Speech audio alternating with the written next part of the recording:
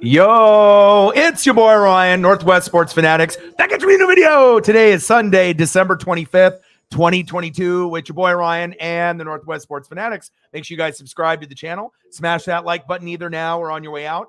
Donate to your boy if you can. Cash App, $ ORIONNWSF, or the YouTube Super Chat right here. Merry Christmas 2022. We got the Tampa Bay Buccaneers, my team, on the road, not looking too good, going against the Arizona Cardinals. Live play-by-play and reactions with your boy Ryan and the Northwest Sports Fanatics. Hope everyone had a Merry Christmas with family and friends. And what a better way to cap it off. I wish Kyler Murray was playing against Tom Brady so this game would be a little bit more competitive.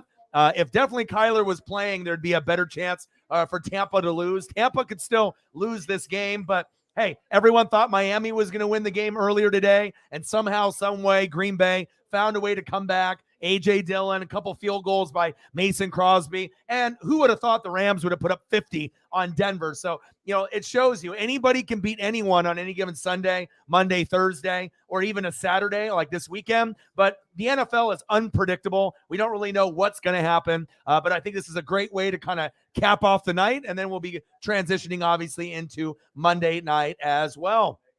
Let's go, baby. I'm ready. Tampa Bay Bucks, Arizona Cardinals. Let's get it. Should be a good one.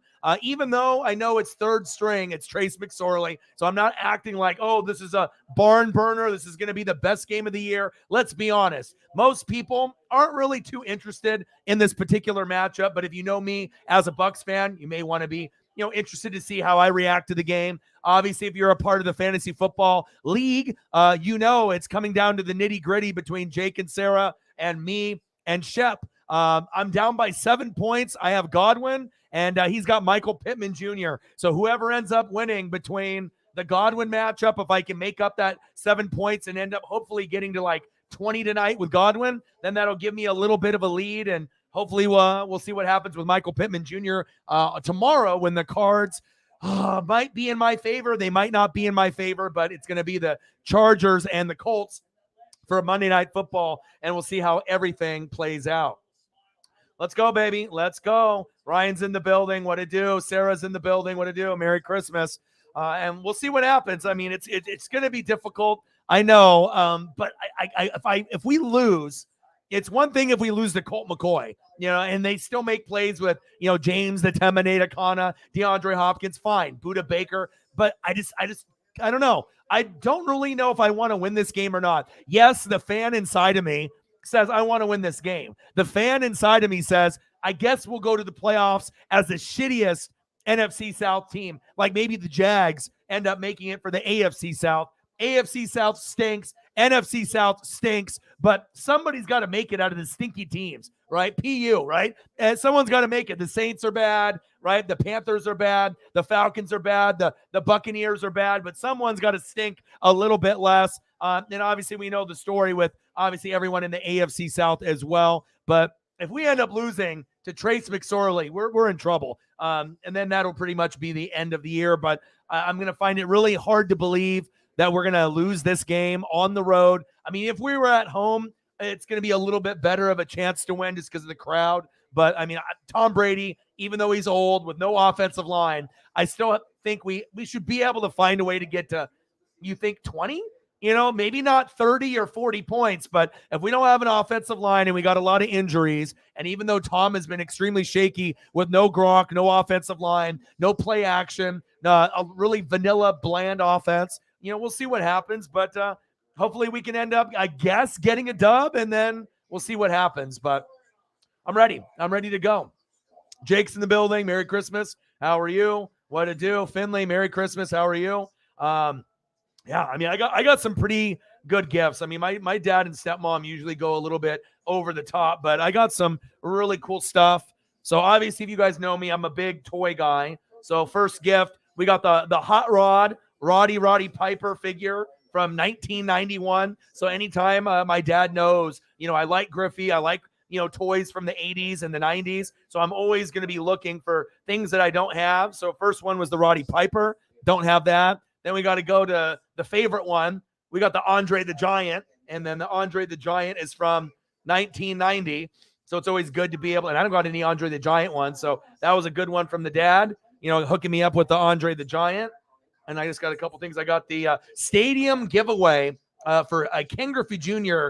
Louisville Slugger bat.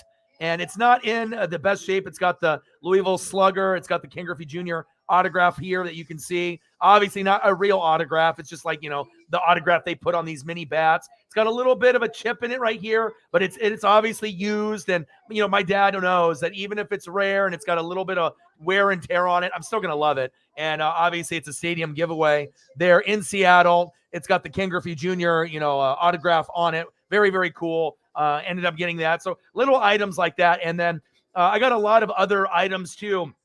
Tampa Bay stuff, Oregon Duck stuff. I got, coffee mugs, blankets, decals, keychains. But the big gift that I ended up getting, I got a PSA autographed Ken Griffey Jr. ball. So for my birthday, my dad got me a PSA autograph photo. I met Griffey in 89, when I was 7. So I already got the autograph on the rookie card and the pictures and whatnot. But now he's starting to get me PSA stuff autographed. And I actually got an American League ball from back in the day. It's got the dirt on it and everything. And it's got the Ken Griffey Jr. And it comes with the PSA sticker with the little certificate as well. That's in the other room. I'll go grab that at some point so you guys can take a quick peek at it. But yeah, very cool. I wasn't really expecting, all that. And I usually don't need really too much as far as gifts. But, my dad kind of knows, okay, if it's like Blazers, Ducks, Mariners, Tampa Bay Buccaneers, any of the main teams, Bucks, Ducks, Mariners, Blazers, especially Griffey, and then also 80s toys, whether it's like Ghostbusters or Ninja Turtles, Transformers, G.I. Joes, but usually he'll go more towards like the wrestling figures, something old school. And it doesn't even matter that they're loose or they're worn or they're played with. Sometimes they're just cool to be able to have and something that you can just kind of play around with. And like I said, I can just put it here on the desk and have Andre the Giant just sitting here right in front of me looking at me like he's going to body slam me, and the nice old Roddy Piper. I also got the Bushwhackers, Luke and Butch, as well, and a few other things. But the big one was the Ken Griffey Jr. autograph ball, which was something I was not expecting. But, yeah, it was a good Christmas, had a good meal, definitely got back in time, did laundry, did some dishes, and then got prepped, and here we are. So hopefully we end up having a pretty good game. I think it should be, I don't know. I mean, like I said, if Tampa's defense shows up, it could be a rout. But, knowing my team and the inconsistencies on offense and defense, even going against, a Trace McSorley, there is a chance that we could lose. Trust me. I mean, I've seen it all. So that's big facts. Let me keep scrolling down here. Wasn't that crazy, though? I mean, I don't think with the Dolphins being up at halftime by like 7, I don't think anyone really thought that Green Bay was going to come back. But, even though we know Miami is a pretty good team normally on offense, maybe the 4th or 5th best team, one thing that's in common with all the AFC teams, the Dolphins don't really have a defense. The Bills don't really have a defense. The Chiefs and the Bengals don't really have a defense. Yeah, they have defenses, but they're not as good as like the Eagles defense or the Cowboys defense. Definitely the defense is on the NFC side for at least a couple teams. The Eagles, the Cowboys, the Niners. Those teams have balance. Over in the AFC, Buffalo's got like a partial defense. Kansas City, partial defense. Bengals, partial defense. Dolphins, partial defense. So pretty much in the AFC, it's really going to come down to who's going to outscore the other person. And if you have home field, that's going to make a big difference on trying to get to the Super Bowl. On the NFC side, yeah, we know the Minnesota Vikings are winning all these like one-score games, but I'm not really sure if anyone believes in them come playoff time. Could they end up going all the way to the NFC Championship game and knocking off a couple teams along the way? Of course, right? But I like teams that have balance. So, obviously the Eagles, the Niners, Cowboys. Those are kind of the pecking order. And then after the Cowboys, you'll put the Vikings just based off record and respect. But, when we go to the playoffs, you're going to need to be able to run the ball. You're going to be able to need to stop the run. You're going to have to play good defense, O-line, D-line, defense, coaching, play calling. That's really what it's going to come down to. Lots of people are picking Tampa to win today. We'll see what happens. Absolutely. Ryan says, wow, I got a small bag. That's all you got? You must have gotten a little bit more than that. My dad is a big collector, though, too. So, usually, like even like for my girlfriend and my girlfriend's daughter, shit, they got probably more gifts in this couple boxes that are in the living room. But usually the gifts my dad gets, he usually is pretty careful on looking on eBay or garage sales, and he's a collector like me, so he knows to look. And a lot of times it's not necessarily the amount, it's just trying to find something that he knows that I would like. So let's go over some of the starting lineups here that we have today. Starting off with head coach for my Tampa Bay Buccaneers. We are waiting for him to leave. Hasn't really been the same as Bruce Arians, but it is what it is. You have to understand, with no offensive line and no Gronk, this wasn't going to be an easy breezy cover girl. I knew it was going to be a long, long road. Byron Leftwich, you might get a job as a head coach.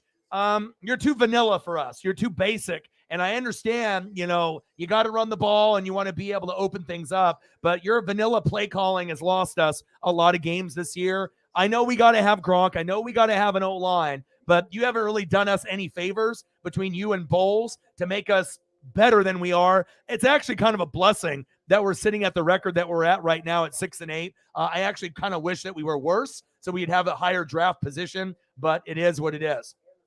Tom Brady, TB12 at QB.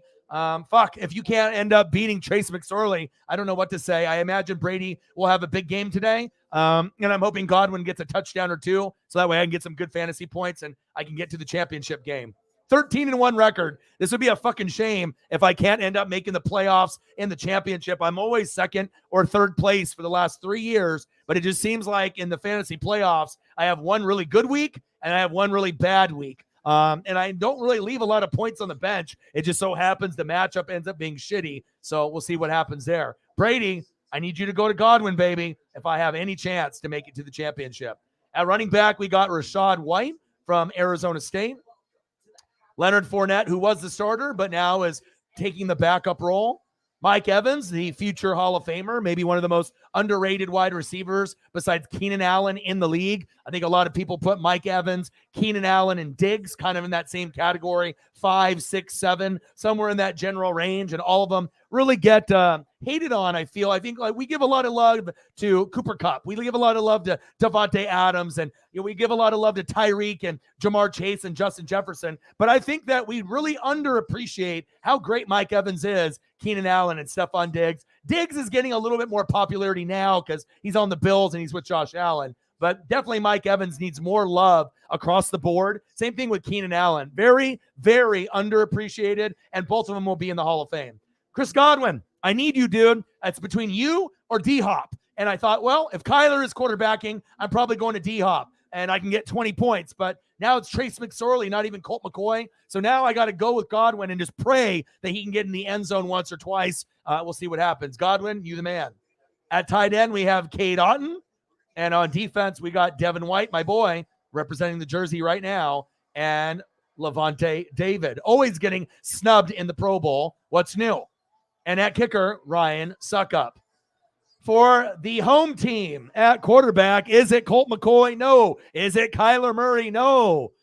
Hello, it is Trace McSorley. I don't imagine he's going to be able to do too much out there, but again, this is the Buccaneers, and we are very inconsistent, so who knows? Maybe Trace McSorley has the game of his life. It's tough to tell, but if I had to put money on it, I would assume Tampa's going to find a way to win this game. James the Terminator Kana, if he ends up running well, then the game will be a little bit closer. Obviously, the defense is going to have to come up big, but really it's going to come down to James the Terminator Kana, Keontae Ingram, the backup from USC, and we know we're going to get a lot of DeAndre Hopkins. I assume there'll be probably 11 to 13 targets going his way. We got A.J. Green, not really the player he used to be in Cincinnati. Hollywood Brown coming back from the injury. Tight end Trey McBride from Colorado State. And then on defense, we got J.J. Swat, a.k.a. J.J. Watt. Buda Baker, one of my favorites in the league. He always hustles, never takes plays off. That's exactly what you want to show and set an example for the rest of your teammates. At kicker, we have Matt Prater. And at head coach, who will be fired sooner than later, Cliff Kingsbury. Let's go, baby. Let's go. Merry Christmas, y'all. Yeah, and that's, but if your kids, normally with Christmas, I'm not really I don't really care, honestly, if I end up getting a lot of stuff or little stuff, to be honest. Like I said, I would rather give than receive, personally, but it is what it is. I don't have any kids of my own. So obviously if I had kids of my own, it would be a different story. But I mean, only kid I have is Paisley, and that's my Paisley pup. So, oh man, trust me. I had Josh Jacobs yesterday, so I already know what you're talking about, brother. Odin's son in the building. How are you? What's good? Mike in the building. What to do? How are you guys? Shep in the building. How are you? I noticed that you didn't go Alan the Lizard Lazard, so you're going to go with Pittman. So I got to be able to put up like 18 to 20 points because I'm already 7 points behind. Let's say Pittman gets 10. That's 17 right there. That's aggressive. So, I mean, it definitely is in your favor to win and probably play Jake in the championship. And like I said, I kind of called that. Me and Sarah had the 2 best records all year, but the playoffs is a whole nother animal. And unless I have a huge game out of Godwin, it might be over for me. So I just have to pray. Unless Michael Pittman shits the bed and it only gives you like 5 points and you combine for 12 and then I get 15 or something like that. But I don't really see that happening. I assume Pittman will at minimum get somewhere between 6 and 10 points. And then on the high point, Pittman could definitely get 18 to 20, regardless of who the quarterback is. Good to see you in the room. Happy holidays. Merry Christmas. Let's go.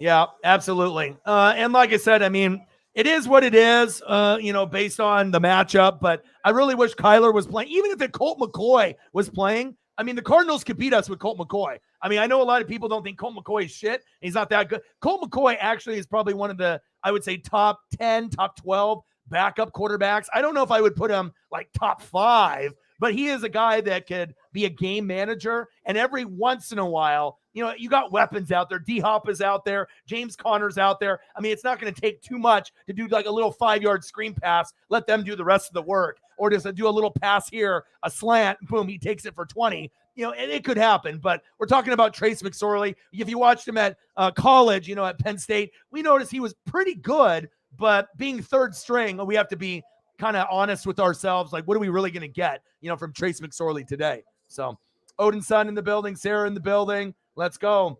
Merry Christmas, y'all. Let's get it, baby. Oh, man. Long day. Like I said, I was lucky enough to get back, woke up early, hung out with, the dad and my stepmom and my stepsister and her husband and their daughter, Avery. Got a chance to do the gifts. And then I got a lot of leftovers, a lot of good food, chicken and ham and rolls and stuffing and all kinds of pie. I mean, I haven't really got a chance to get into everything just yet, but yeah, I'm ready. Like after this game is over, we're going to go after. I'll definitely go after a little bit more gummies and we'll get into it. But I don't know if you got to see Odin's son. So got a couple things that I have that I can put on my desk. So first gift, which is not an expensive gift whatsoever, but my dad knows me and knows that I love wrestling figures. And even if they're loose and it's not in the package and it's not brand new, I'm okay with that. I actually have a shoebox, that's probably full of like 30 to 40 loose figures worth $200-300, and I usually get a few loose ones for Christmas or for my birthday, just stuff that I can look at. And then obviously I will always have the chance to get ones with the cardboard backing. Obviously those cost more, but just something as kind of like a, stocking stuffer or just like a smaller gift. But definitely got the Roddy Piper. Never owned a Piper in my life before. So pretty cool. 1991 WWF. So I was very excited about that. And then, yeah, Andre the Giant. You kidding me? I don't even have an Andre. I don't know why my dad got me Andre.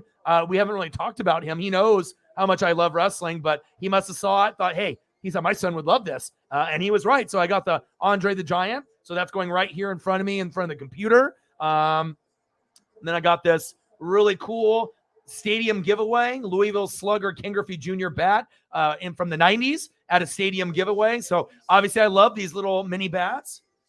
Like I said, I have some Portland Beaver ones and some Ichiro ones. And even those little items like that don't cost a whole lot of money. It's not really about the money value. It's just those little knickknacks that I love. And then the best thing that I ended up getting, I got a signed Ken Griffey Jr. baseball PSA. So that's pretty cool that I got. And, it's got the certificate with it and everything else. So everything is good. All right, baby. We got the Tampa Bay Buccaneers, Arizona Cardinals live, play-by-play and reactions with your boy Ryan and the Northwest Sports Fanatics. Kickoff will be here in just a minute.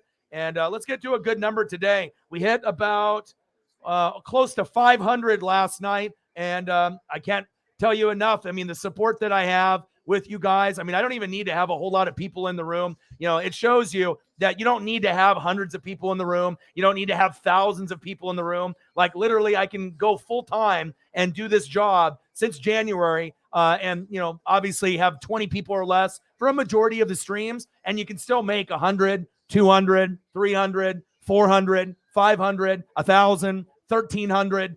You guys are the best. Shout out to you. And we got our first dono already in the building. $20 dono from my boy Odin's son, one of the OGs. What a do, brother.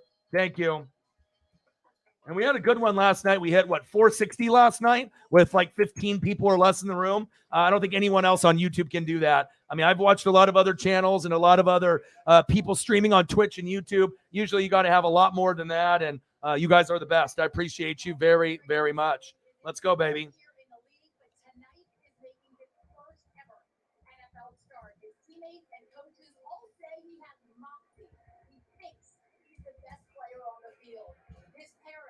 All right, Odin's son, let me know what you want to see for photos, and I got you.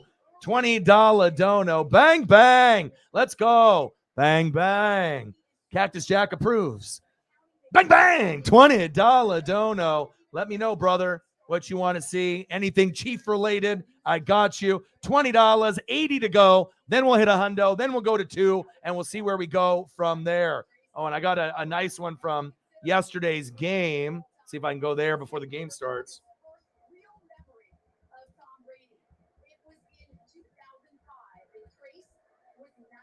Here we go. Let's go, baby. Appreciate you, Odin's son. Happy holidays. Merry Christmas. And I appreciate y'all. Let's go, baby. Woo! Let's get it. Let's get it.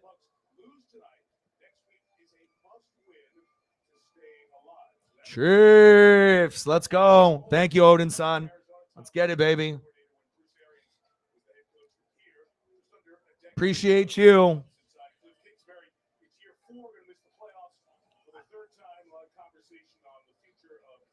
Chiefs. All right, we're about to get to kickoff, and I'll get you a few more photos as we go. And here we go. Tampa Bay 0, Arizona Cardinals 0. And here we go. Here's Brady. I don't know what the hell we're going to see today, but I'm not sure if it can get any worse than it already is.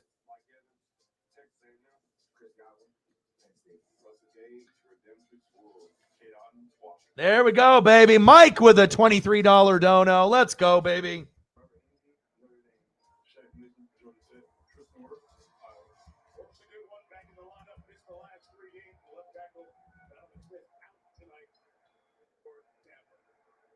All right, come on, baby. Brady.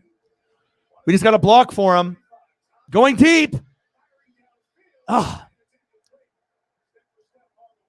Flag on the play.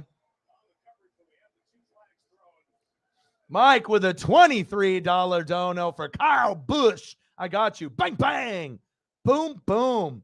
Bang, bang. Great start for you guys. Thank you so much. Appreciate you. We're already getting close to halfway to the original goal, and we're only a couple minutes in. You're awesome. Thank you. Appreciate you.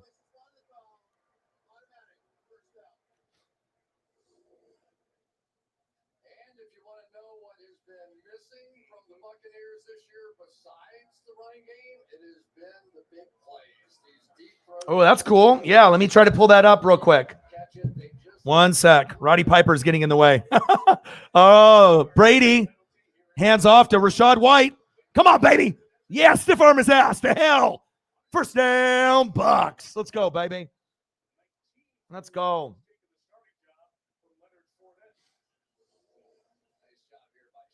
Absolutely, man. Let's see. I got to go to, where are you?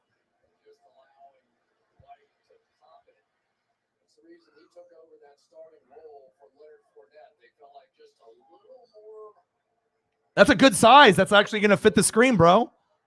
That dimensions actually works. Nice job. I got you. Brady, hands off to Rachaad White. Short game. First down and 10. I need a big day out of Godwin. Please, sports gods. I mean, I'm 13-1 in fantasy. I put in over, I don't know how many hours this season, hundreds of hours, with the fantasy app. I don't want to have my season end. Please, let's get some points to Godwin, baby. And I got this photo here. Odin's son just set this. Woo! That's fire. Okay. There we go. Odin's son, my boy. That's fire, bro. I like that. We'll show that a few more times throughout the stream. Brady, play action fake. Fuck. Pass was high. Intended tight end Kate Otten, I believe. Yep, it was Kate Otten was the intended tight end. They're very bad at covering tight ends, so don't be surprised if Kate Otten gets a red zone look or a touchdown today. So I don't need 3 TDs with Godwin, but I mean, if I can end up getting a lot of yards, over 100 yards, if possible, and like 1 or 2, or at least like 80 yards and 1 or 2 would be insane. But I can't, we already know Brady isn't throwing for 5 touchdown passes tonight. At least we don't think so. All right, here we go. 3rd down and 3. Brady, complete, and that's not Godwin. Come on. That's a Tech 9 vid. Oh, nice. All right, field goal attempt. Wow, they doubled Godwin. They should have had a better throw there. That was an easy touchdown.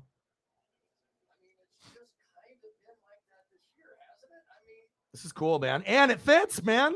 The dimensions, it's perfect. Like I said, there's about 3 or 4 different sizes that work. But wow, awesome. All right, come on, suck up. Let's go. Kick is up, and it's good. 3-0 Bucks.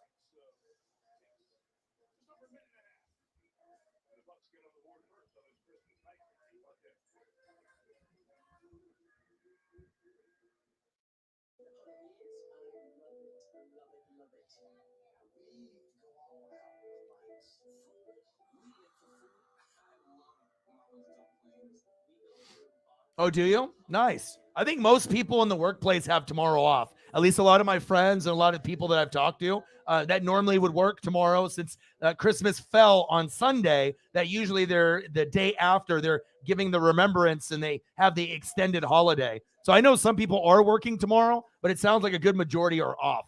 So Sarah with a tenner, appreciate you. Let me know what you want to see for photos for the people that donated, and I got you. Bang, bang, boom, boom. Bang, bang. Thank you so much. Appreciate you. Let's go. Yeah. And obviously the bowl games get started up. Is there a bowl game tomorrow? I know things start to kind of catch up here after, we get past Christmas time. So.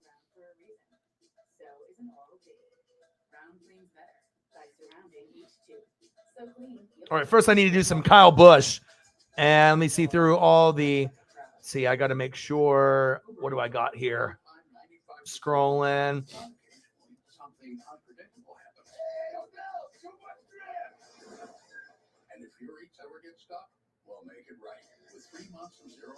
All right, so Odin's son, anything else that you specifically want to see? Mike wants some Kyle Busch, I believe. Sarah, just type it in the chat. Let me know. And you want some George Kittle? Okay.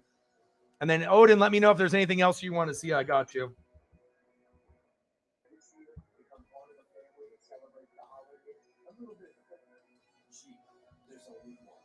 Purchase and take delivery by December 31st of a Jeep plug-in hybrid electric SUV. You may qualify for up to $7,500 federal tax credit.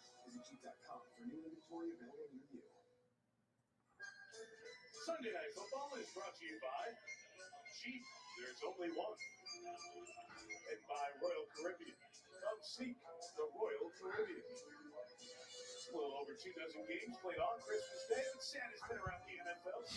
Iconic shots over the years, and our Hall of Fame director, Kickoff, getting several shots of the Santas and Mrs. Claus. Nice job, Santas. Good job last night. Have a beverage and enjoy. Not so much here. In that kind of season here in Arizona, 4-10. Cardinals eliminated from postseason contention. We're excited to see Trace McSorley as their quarterback. Jake Camarda. All right, here we go. Camarda. For the Buccaneers kicks it. Pharaoh Cooper. 3-0 Bucks are up. Touchback, and here is that Cardinals offense.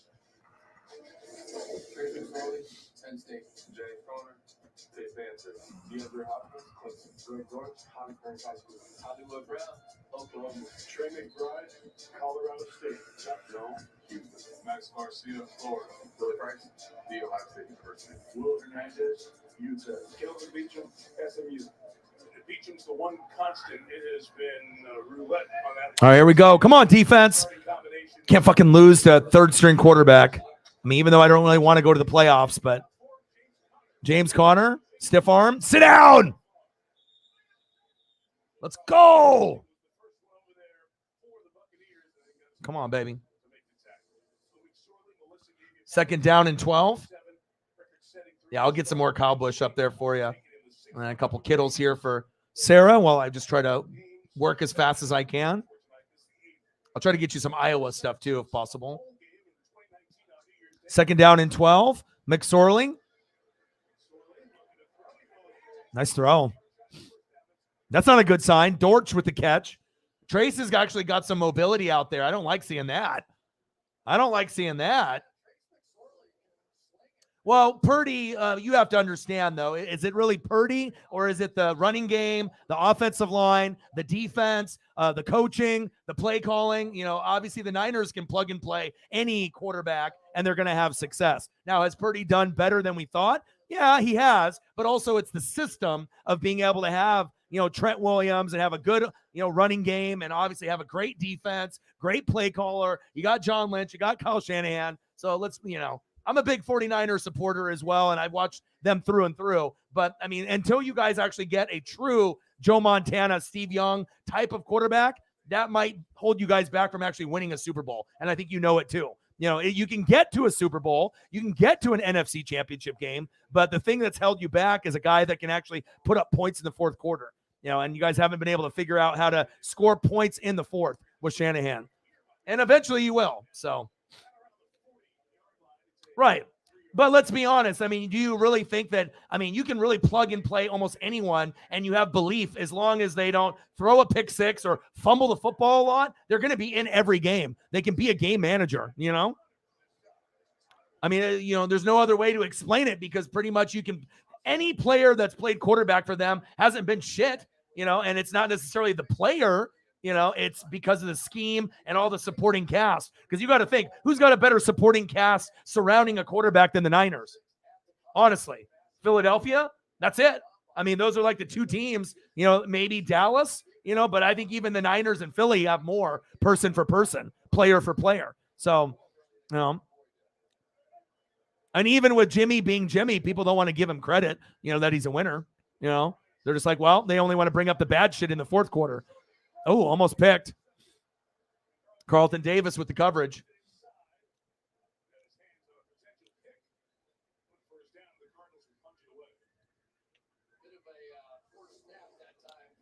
But it does show you and prove to you coaching is everything. You know, look at Baker Mayfield with Sean McVay. You know, if Baker was in a place that didn't have, you know, a good coach, even though the Rams stink, you know what I mean, and they have a lot of injuries, right? Sean McVay is still a good coach. Kyle Shanahan is still a good coach. I mean, as far as young coaches, to me, you know, they're the two best as far as like young minds being able to find advantages to exploit the defense. You know, Kevin O'Connell learned from them. Obviously, you've seen what Mike McDaniel has been able to do. Fake. Oh, my gosh. First down, Cardinals. Wow.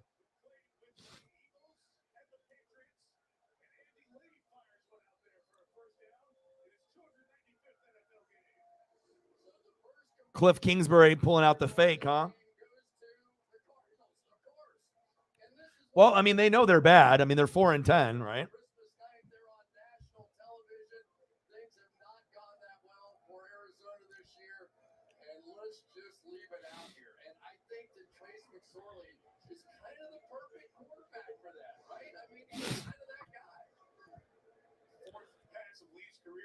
I mean, we do have injuries. We're not full strength on offense and defense.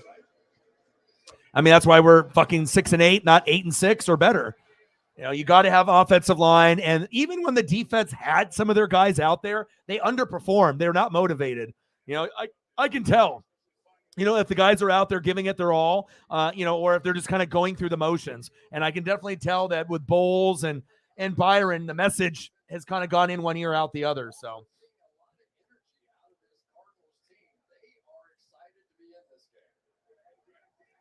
But you know what the narrative is across the country, besides people that watch the Niners on a regular basis. You know what they say? You know, they try to discredit, you know, Jimmy and what he's able to do. I mean, if you look at his win percentage, it's good, you know, and he's good in the first, second, and third quarter, and he's really good in the regular season. But when it gets to like the big games, the Super Bowl, NFC Championship game, you know, sometimes you're just playing a good opponent. But Kyle Shanahan wasn't able to figure out points with Matt Ryan in the fourth, and he hasn't been able to figure it out with Jimmy in the fourth, and that's kind of their bugaboo. But once they are able to get a quarterback, Tom Brady or someone else, that can actually get the points in the fourth, the Niners are going to win a Super Bowl sooner than later. I know they will with Kyle Shanahan. You know, the only thing they're missing is really a better quarterback, you know, someone that is a little bit more reliable than Jimmy. You know what I'm saying? It's not like I think Jimmy's bad at all. You know what I mean? I think a lot of people hate on him unfairly, you know, or they want to hate on him because of his good looks and whatnot. But, you know, it is what it is. But I think that there's a difference between getting to the Super Bowl and winning the Super Bowl. And sometimes you need that guy that has a little bit more talent, like a top 10 quarterback. And if you get a top 10 quarterback, that would probably be the difference, you know, whenever it is when the Niners end up winning the Super Bowl. So that's my opinion.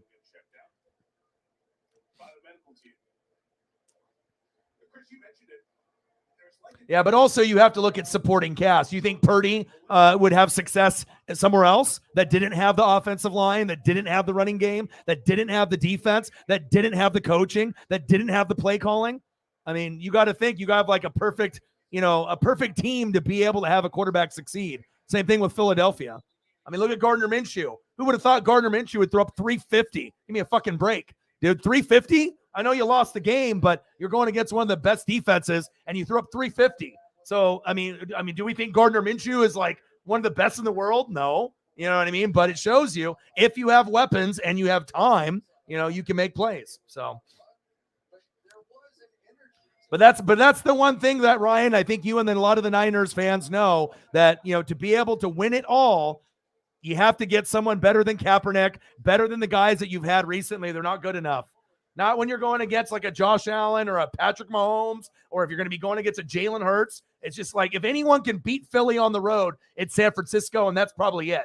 I don't think Dallas can win on the road, but San Francisco could do it. But the difference is can you actually win it all with like a Brock Purdy or a Jimmy G? And I don't think you can. Unfortunately, I think you're good enough to get to the NFC Championship game. You're good enough to surprise people and even beat Philly on the road. You might be the only team that could do it, even though they're the better team as of right now. But I don't think, you know, you're going to have a little bit more. And I know, you know, O-line, D-line, defense, play calling, you know, wins championships. But you also got to be able to do something in the fourth quarter too. So.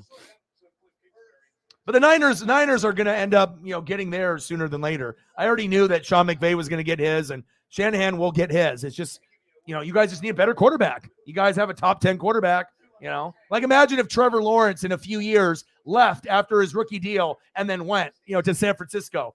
What do you think is going to happen then? You know, if Trevor Lawrence is on San Fran, you think he's going to be better than what you guys have now? You know, it would be much better. You know, especially with all the weapons you have, it would take what your stock is and raise it about 3 or 4 levels.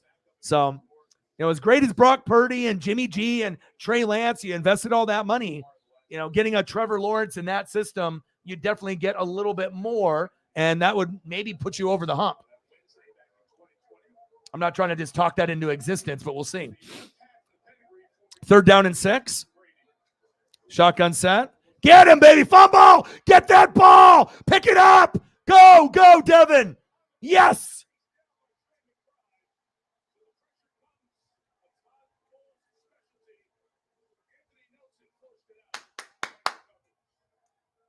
Let's go. Devin White. Let's go. Hell yeah. Boom, baby. Where has this been all year? Too bad Devin, well, at least he normally you fall on the ground. That's what they teach you. Because if you scoop it, you usually drop it. But thank God he actually scooped right there. Nice job. I wore the jersey for a reason. Let's get it, baby. Let's go. Let's go. Caitlin in the building. How are you? All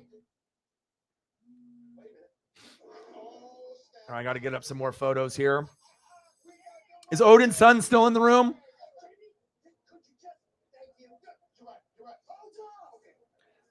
Yeah, Herbert would be a great for you guys to, Herbert, someone that was a pocket quarterback. I think Trevor Lawrence would be great. Herbert would be great. Those type of guys, guys that have that skill set, but then also can get better because you got to think with all the weapons you have. If you got the ability out of a Herbert or a Trevor Lawrence where you could throw 3 or 4 touchdown passes, but then on top of that, you can also get maybe a couple running.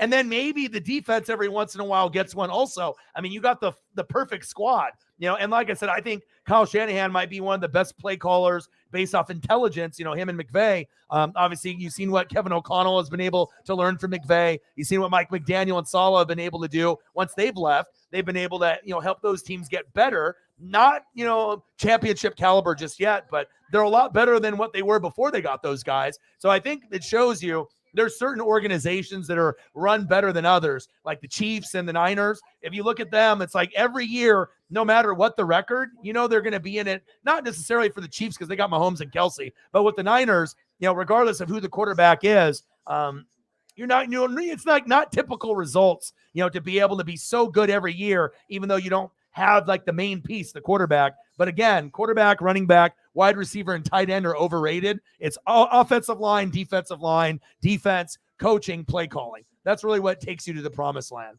That's big facts. You're not working tomorrow. What do you want to see for photos? I'm going to try to do some more here. So let me try to get a few more.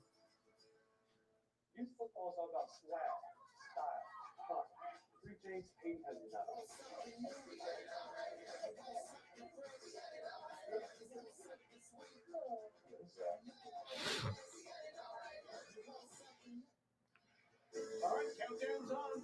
Miley's New Year's Eve party. This year, Dolly Parton joins the fun. Celebration you don't want to miss. Live New Year's Eve on NBC and streaming on Kickoff. A rare one for the Buccaneers defensive lane. Brady gets it at the 43. All right, come on, baby. Oh, flag on the play.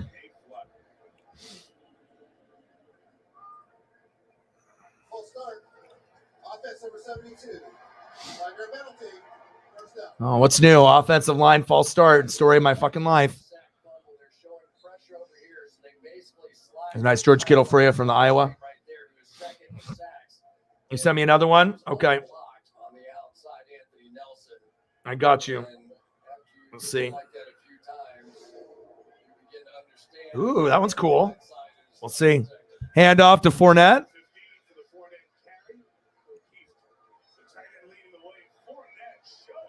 Come on, baby. Take the pile, motherfucker. Let's go.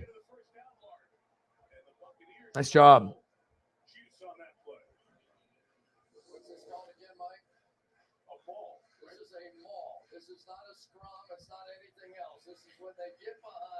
This one doesn't look like it'll fit the screen, but I can still use it, though, for you.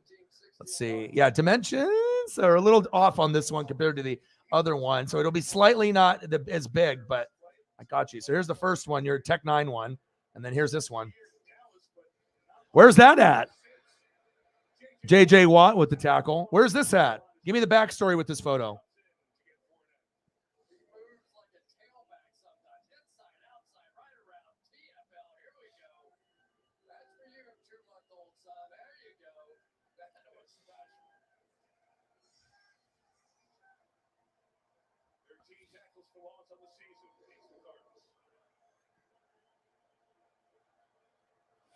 All right, 3rd down and 1. Hey, let's go to fucking Chris Godwin, huh? How about that? O-Dog needs some fantasy points, don't you think? Fournette, short. Fucking A, dude. Kidding me?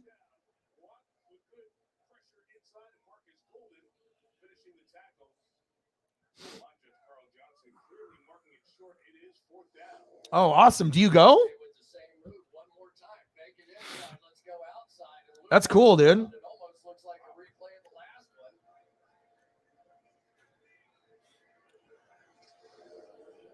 Are we going for it?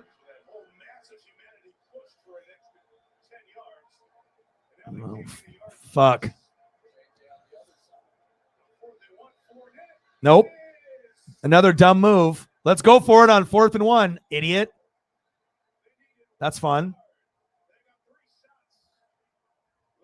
Life of being a Tampa Bay Buccaneer fan. Right there, right? Great decision making. Hey, good job, dude. Good job, Todd. Hey, Byron, good job, bro.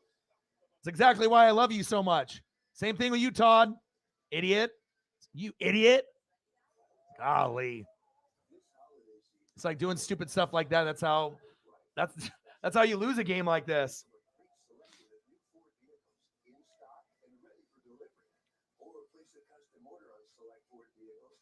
Albany, Saratoga Speedway, Malta. If you any of you watch Dirt, I mean, every once in a while, I'll be honest. Like if I'm like stoned once in a while, and like I'm flipping through the channels, they'll have like Baja stuff, or they have like dirt track stuff. Every once in a while, I'll watch like motorcycles or different types of things, with like events, or if they show stuff like that's overseas somewhere, like I don't know, Europe or something. A lot of that stuff is kind of interesting to me, but usually it's not something that I'm gonna watch like on a regular basis. But every once in a while, I'll watch something like that, but I'm not really sure if we have anything like that here.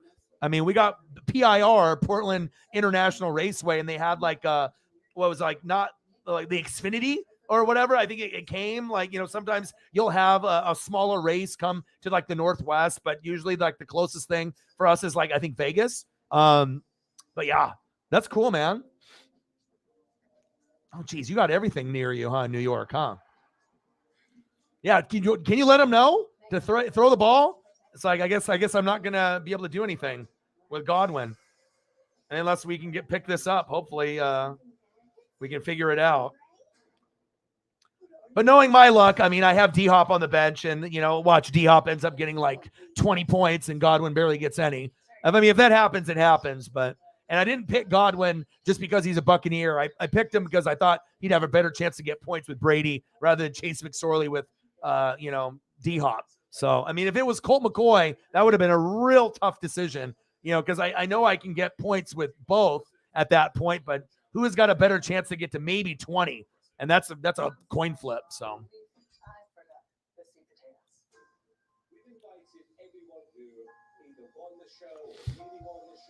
4 hours from Watkins Glen. Oh, nice.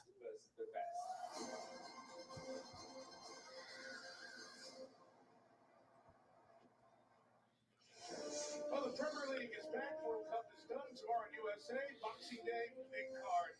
Best players, biggest clubs. Brentford hosting Harry Kane, Tottenham. Our team's over there. Rebecca Love, the Robbies, all over there. You see it on USA. Terrific soccer excitement throughout the world, and now this league on the planet gets going. 3-0 Bucks. James Conner. Short gain. Flag on the play.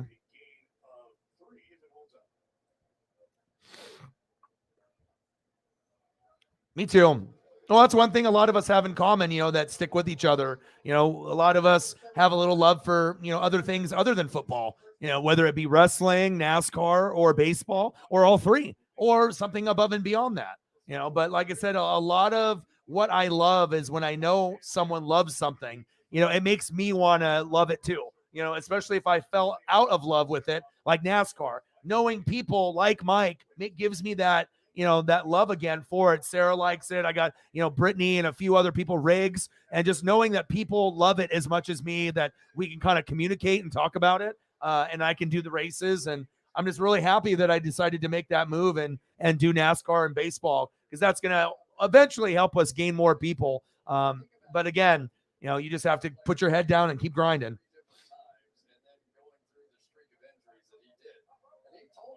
Oh, wow. Do you have a particular NASCAR driver, even though you don't really care about it or watch it? Do you have a driver that you like? I'm a Dale Earnhardt guy. So I like Chase Elliott, but I like the old school. You know, I respect what Jimmy and Jeff did, but I've never been a big fan of them. I was always like, I liked like Dale Jr., Michael Waltrip. I like kind of Tony Stewart because he was kind of a shit-talking guy. You know what I mean? But I liked his Home Depot car, but it was mostly Dale. That was my guy, you know, in the Good Wrench 3. You know, it's the Intimidator. That will always be my number one. 3rd down and 17. Plus, you got to have other filler content after football's over. McSorley, check down on 3rd and 17. Sean Murphy bunting with the tackle.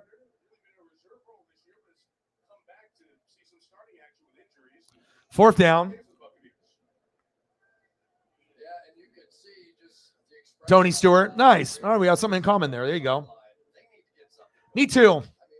I've never been. And Daytona, Talladega, there's a few that I would have to try to do for sure. Matt in the building. Merry Christmas, man.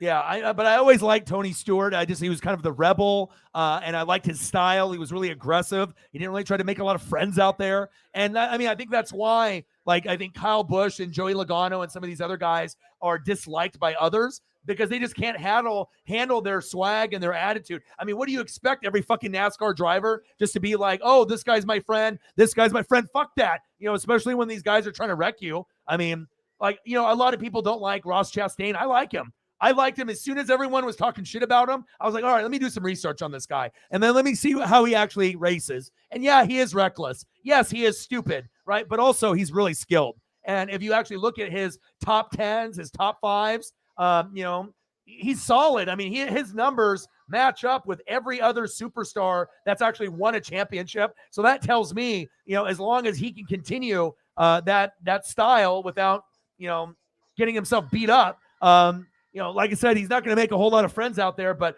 I would not be shocked if Ross Chastain, public enemy number 1, has a championship in the next 5 to 10 years, or maybe more than one. I mean, because we already know that you got obviously Chase Elliott, you got Kyle Larson, you know, those guys are there, and then Kyle Busch and Joey Logano have won recently, so we know that those guys can also do it. But who's the other guy? You know, besides like the Denny Hamlins and the old school guys, who's the new guy that maybe could give those other 4 a shot, you know, for the title? And that's Ross. I don't know if you guys agree. I mean, you guys probably watch quite a bit too, but to me, I see potential. I see a championship in his future. I mean, he's ballsy as hell, and I just want him to own it a little bit more. You know what I mean? And just be like, you know what, I fucking wrecked you, instead of just beating around the bush, because they already know that you wrecked him on purpose instead of just trying to play nice to the camera. But yeah, but I'm back into it, and I love it. So it'll be a lot of fun. Ooh, Monster Jam. Moto. Jet Moto. Supercross.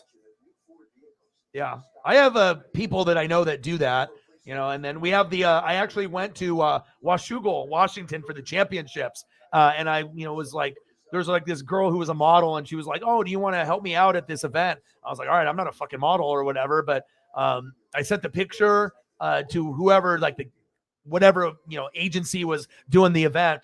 And then I got to ride around in brand new trucks, like Toyota Tundras. And I just like mobbed people up in a circle. They paid me $25 an hour. I got into the event for free. Got to be able to see the stuff. And then, you know, just going up and just giving people rides that were drunk, you know, hey, hop in the back, and then, you know, get them to the top of the hill, go back in a circle, chill for a little bit, watch a little bit, do another circle lap. It was cool. You know what I mean? I got to drive a brand new truck, pick up some drunk people. You know, lots of people were there. It's a really cool event. If you've never, I mean, obviously a lot of y'all have not been to the Northwest, but it's a pretty sweet event. I'm not sure what it ranks as far as like national event, like how high it is, like the number 1 or like the number 2 event, but I know they do championships there. So, and that was a few years back, but anyone that knows like motocross, I mean, that's one of the big ones there.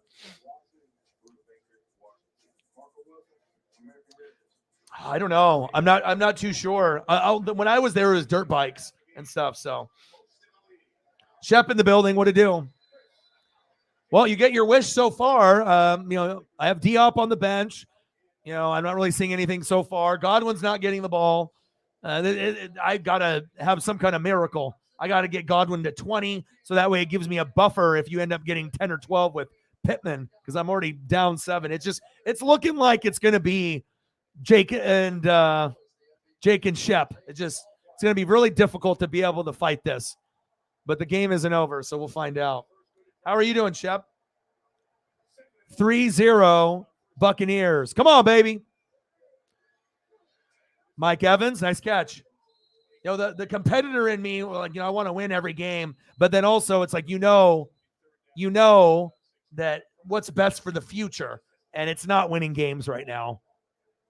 But if you look at all the NFC teams, who's going to be the most fun to watch? Even if you hate us, right? Who's going to be most fun to watch right now? Tampa, the Saints, the Panthers, or the Falcons? I think it's pretty clear. Even if you hate me, you hate my guts, you hate Tampa, you hate Brady, whether you want to admit it or not, if we get like Bucs Seattle, Bucs Giants, Bucs Washington, that's going to be better than any of the other NFC South teams, in my opinion, because I just don't think that the other teams are going to be able to.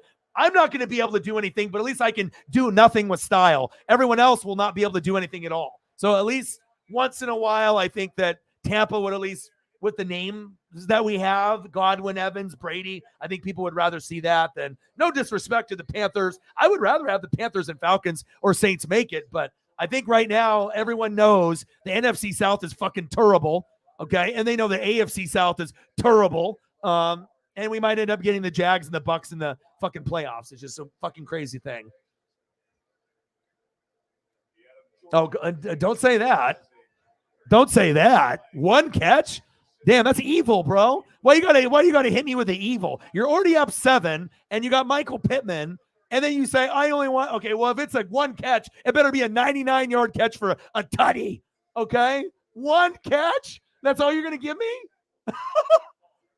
I get it, though. I'm 13-1, man. Anytime you can beat someone that's number 1, but I feel good because if I lose to you, I wasn't braggy all year.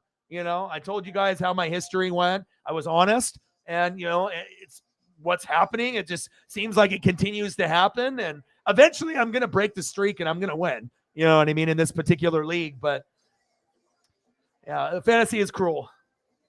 Fantasy is cruel. But then, Shep, you just can't beat me and then lose to Jake by 80. You know what I mean? If you're going to beat me, you got to be able to go at him. You can't just get squashed. You got to go out there and get it. It could be. It could be. I mean, Green Bay has a couple tough games. They're starting to get a little bit hotter. There is a chance that they could get in. Carolina could get in as well. I mean, all the teams are fucking terrible. That are in the middle of the pack, or even if you're like a fringe playoff team. I don't know if any of those fringe playoff teams could really beat anybody in the first round. But when you got teams like Seattle and Washington and the Giants, we've seen them play really good, but we've also seen them play kind of bad. So, if you play like one of those 3 teams, yeah, maybe. But if you're going against, obviously, Eagles, right, Niners, Cowboys, Vikings, good night. I mean, you can try, and some teams might be able to hang around, but, we'll see. We will see. Navy Federal Credit Union. Our members are the mission. Yeah. Facing me ended up working out for you, so.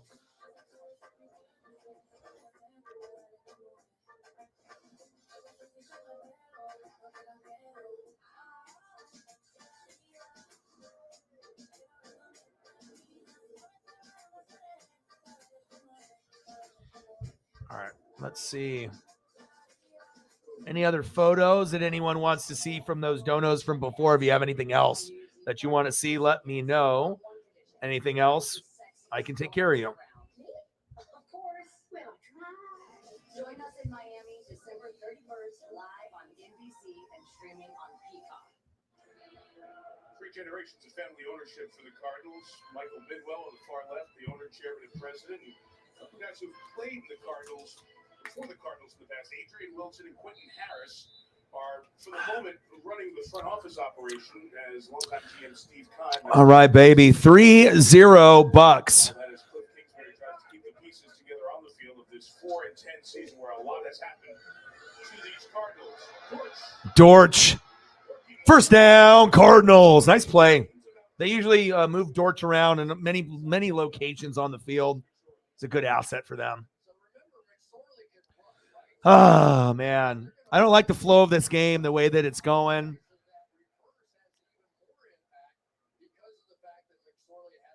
I don't know. I don't know how I'm feeling about this. McSorley, he's going deep. He's got a man, but threw it out of bounds because you're third string. D-Hop was the intended receiver.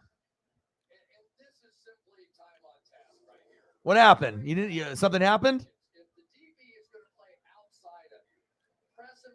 What happened, bro?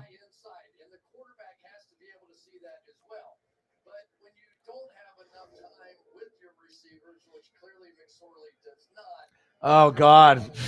I got a couple friends that are Bronco fans. It's like I don't even need to really say anything. There's nothing I need to say that they already don't know times a billion. Just on to next year. McSorley, pass incomplete. Steven Anderson, the intended tight end.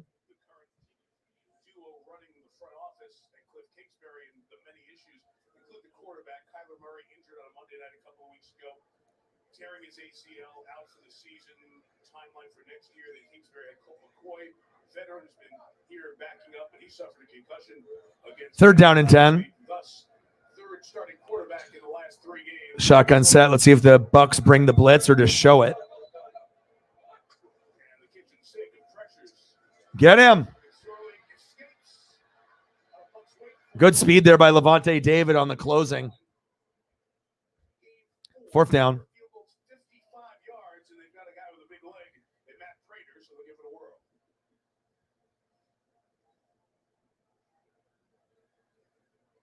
Oh, I'm sorry to hear that, bro.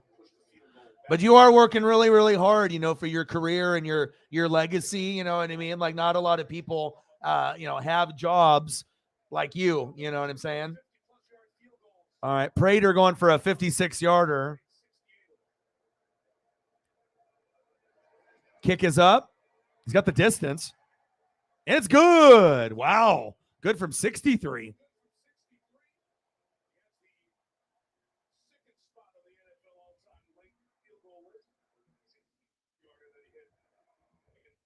Tied up.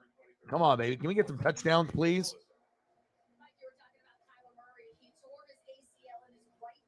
What you want me to do? You want me to throw up some photos for you? What can I do to cheer you up, bro? Obviously, seeing your family, 2 years, that's got to be tough. Because I'll tell you, when COVID hit, I usually see my dad, for every Thanksgiving and Christmas and Easter, like for my whole life. Like I've never missed it. You know what I mean? I'm 40. It's like always. You know what I'm saying? And like, when COVID hit, I wasn't able to do that. And it was just weird, dude. Like I was like, what is going on here? And it's like, you miss the food, you miss the family, the ribbing of the jokes and just, catching up. And then obviously if you have pets, so I get it, dude. You know what I mean? There's, you want to be able to have that reconnection because sometimes you don't get to, hang out with those same people all the time throughout the year. But hopefully you'll be able to get a vacation in, or you'll be able to get closer to home, and then you'll be able to reconnect, and it'll end up getting a little bit better. But obviously you're a grinder, so you're always on the road, man. Always doing good things for other people. It's very commendable, my boy. It's all good, bro. That's what we're here for, though. When things are good, we say it. When things are bad, we say it. We don't hold that shit in like other people do. You hold the shit in, and then you feel like shit, but don't say it and pretend that everything's okay. I mean, it's just going to eat you up inside. It's like always better to be just honest, with yourself and just get it out there. And, if you're in a place where you feel comfortable and you just let that shit out, we'll be able to do a few things and make things a little bit better, You know what I'm saying? Well, I appreciate you are a part of my Christmas, so you make my Christmas great. So, me losing to you in fantasy, not so much, but, overall, I love being able to have you here more often, either before you get to go to work, and I know everyone else in the room loves having you in here too. So even if your Christmas may be a little shitty to us, you make the Christmas vibe and you make every stream better. So, it may not be a 10 out of 10 today, but you always make our streams 10 out of 10, bro. That's big facts. End of the first quarter, 3-3, the tale of the two Bootio teams that are slightly not as bad as Denver. 3-3, Bucks and Arizona. My God, what are we doing? Nothing like, just getting so excited watching your shit-ass team play on a holiday, knowing that it's for really, I can't really say it's for nothing, because obviously we're kind of sitting in the driver's seat of possibly maybe making a playoff position, but I hope we don't.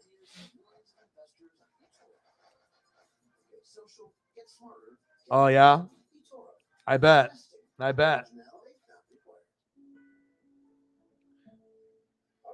All right, let's cheer up some Shep here. Let's get some Shep some love.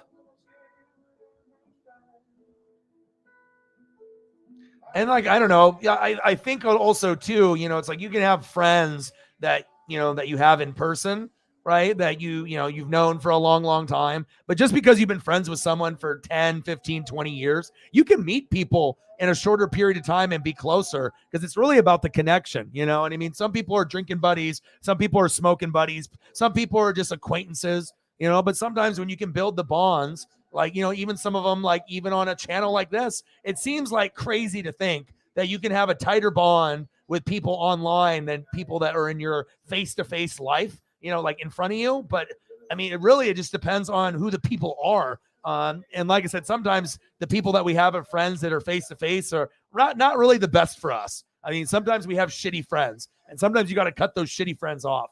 And sometimes you make new friends. And, I feel that we have a really good thing here, man.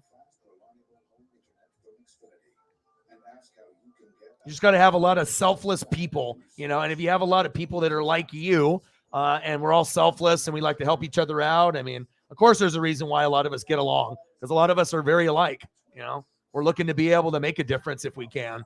We're not going to be selfish. We're not going to, try to just get anything for ourselves. It's always other people first before ourselves.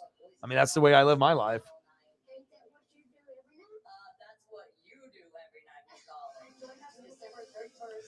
Miss Dolly Parton, and Miley Cyrus.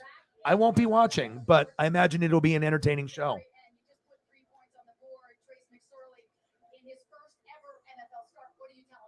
Yeah, just to settle in. We had a couple days, got to settle in and play his game. Talk about settling in. J.J. Watt, he's fired up on the sideline. He's fired up in the game. What are you seeing from him? He's been awesome all year, regardless of score or record. He's played his heart out and got a great leader for us. Thank you. There we go. You got to get a little bit of joy in your life. Sometimes you got to recognize the greatness. Hand off to Leonard Fournette. Pop Warner run for a few yards. Come on, Lenny. You went from playoff Lenny to Lombardi Lenny to leftovers Lenny. Come on, man.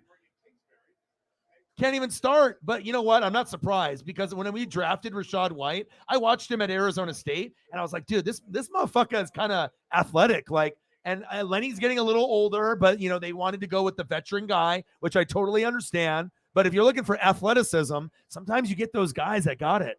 They got that burst or that juke or that lateral movement. And Rachaad White's got it. 3rd down and 2. Go to Godwin. There we go.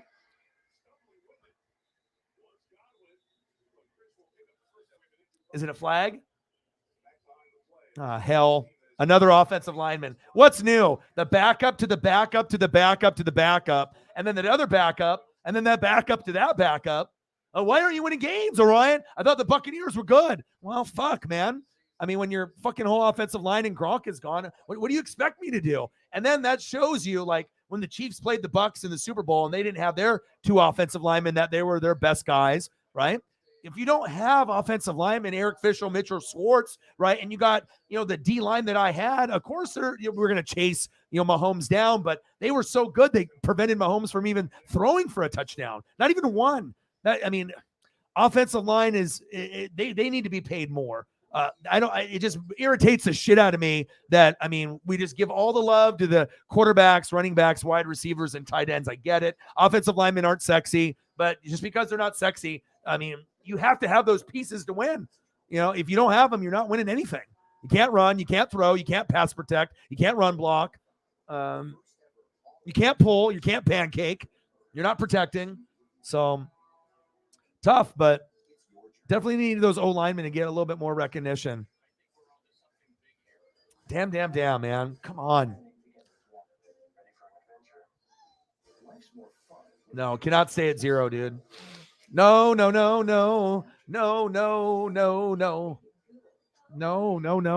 0? We're playing in the fantasy playoffs, right? 0? So you're up 7, and then Michael Pittman's going to get, so what, you have to beat me by like 20? To be like, oh, I beat him by 20. Is that what it is? Is that what it is?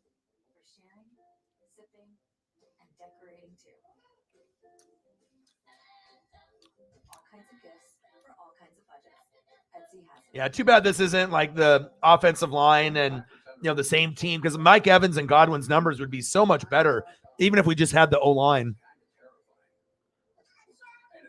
Aaron Donald.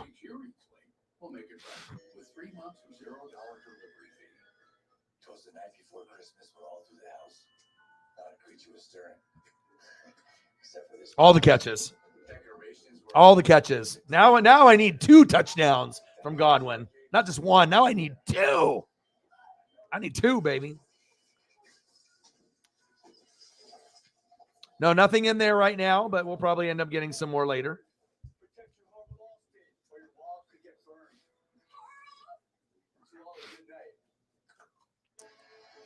I did not.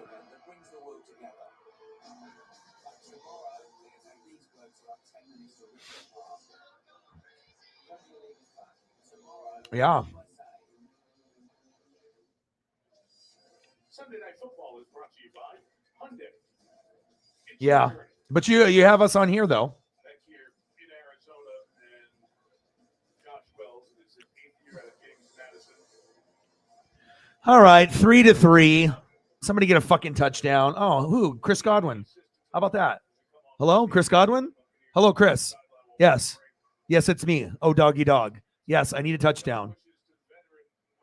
Okay. All right, bye.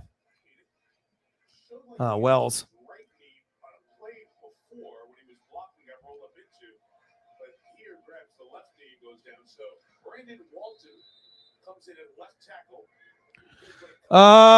First down and 10. Brady. Going long. Going deep. Scotty Miller, the intended receiver. Incomplete.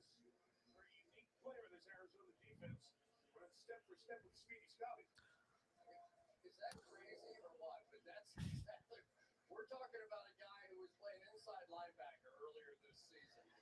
Right there in Isaiah Simmons. And this guy runs sub 4.5 right there with one of the fastest players in all of football, and Scotty Miller. And they sort of stride for stride. And they are developing sort of a new position, really, for Isaiah Simmons. I think it's taking to it. Come on, baby. Second down and 10. Some kind of two-handed pass, awkward shit from Brady to Lombardi Lenny. Stiff arm that fool. There we go. Rumbling and a bumbling. Leonard Fournette. Move the chains. First down, Tampa. Come on, baby. I just want to be able to be competitive. Like, I got to get some yards and stats to make the fucking matchup on Monday. It's super exciting for me. I don't want to be like the game's already lost and like Godwin gets less than 7. I got to get more than that. Come on, man. Come on, man. There we go, Lenny. Come on, baby. Handoff. That is not Chris Godwin. Lombardi Lenny running for a couple. Come on, baby. Oh, the tutties. 2 tutties for Godwin. 2 tuds. 2 tutties. I need the tutties. I need them. I need them. We want this to be competitive, man. I don't want to just lose now. Shotgun set. Come on, baby. Break that tackle. Use the steroids. PEDs. Come on. Come on. Let's go. Oh, baby. Godwin. Godwin. Godwin. Godwin. Godwin. Woohoo!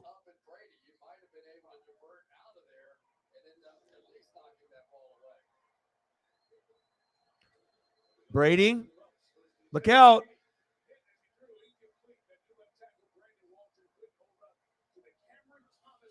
Pass incomplete by Brady. Cameron Thomas going to go working this time against Walton, and he is J.J. Watt Jr., no question. He was a little bit in awe coming here.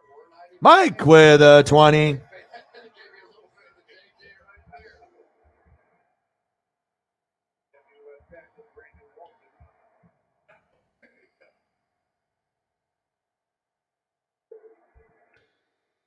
Fournette, short gain on second down and 10. Mike with a $20 dono. Caitlin's still in the building. Hello, Caitlin. Are you in the building? If Caitlin's in the building, we get some photos up. Bang, bang. And if not, then I can throw up some other stuff for you, Mike. We'll see.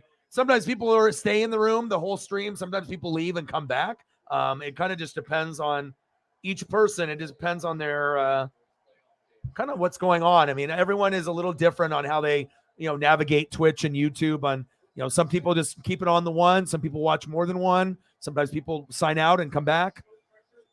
Godwin, get that first down. 3rd and 6. Give me that first down. First down, Godwin, baby. Chris, Godwin. O-Dog, Godwin, O-Dog. Brady, O-Dog. Throw it to Godwin. Okay.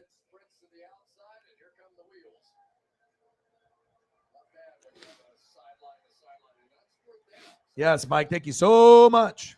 If Caitlin's here, I'm not sure if she's still here or not. We'll get some photos for her for the $20 dono. If she's not, then we'll figure something else out here on the commercial break. Or maybe we'll just throw up like 25 photos of Godwin back to back to back just for Shepard.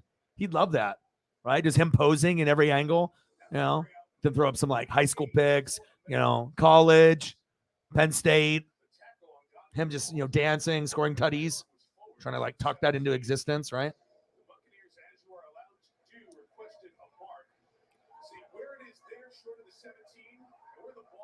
What the fuck is that? There's no way in hell that the spot is that far back. What the fuck is that? Where is the spot?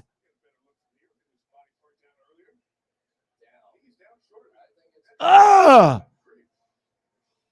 Now where was the spot though? Probably short. He didn't get that. Are they thinking that he got it? Is that what they're thinking? Well, QB sneak it with Brady. All he's got to do is just flop over like Big Bird. First down.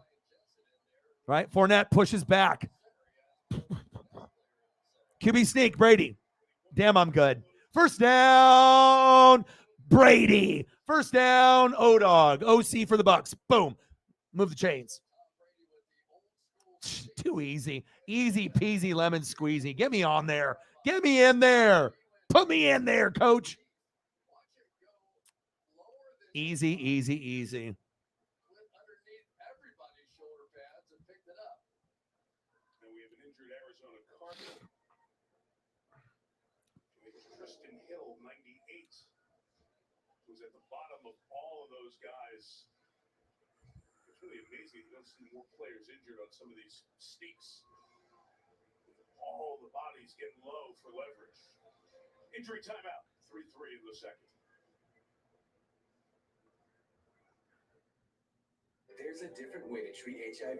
It's every other month injectable Cabenuva for adults who are undetectable. All right, should we get some photos up? I'm not sure if Caitlin is in the room still or if she's going to come back. Normally, if she's in the room, she'll type. So she might, have walked away or signed out and maybe come back.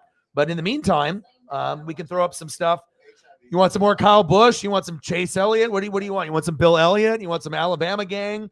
I'll try to make sure that we try to get something in here while we have the time.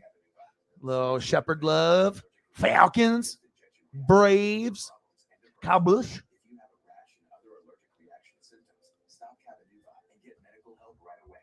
Tell your doctor if you have liver problems or mental health concerns. Some of the most common side effects include injection site reactions, fever, and tiredness. If you switch to Cabenuva, attend all treatment appointments. Every other month, and I'm good to go. Ask your doctor about every other month Cabenuva. I'm a Vegas hotel. I know what you're thinking. It's cool. I don't want anything long term either. Just a few nights of fun. I'm looking for someone who will let loose, dress up a little, see a show, order the steak and the lobster. Some people say I'm excessive, but who cares? I just want to enjoy some late nights and some very late checkouts. Think you can keep up? When we talk about miles, we tend to think about distance. But what if instead of thinking about the miles that keep us apart, we think about the miles that bring us together?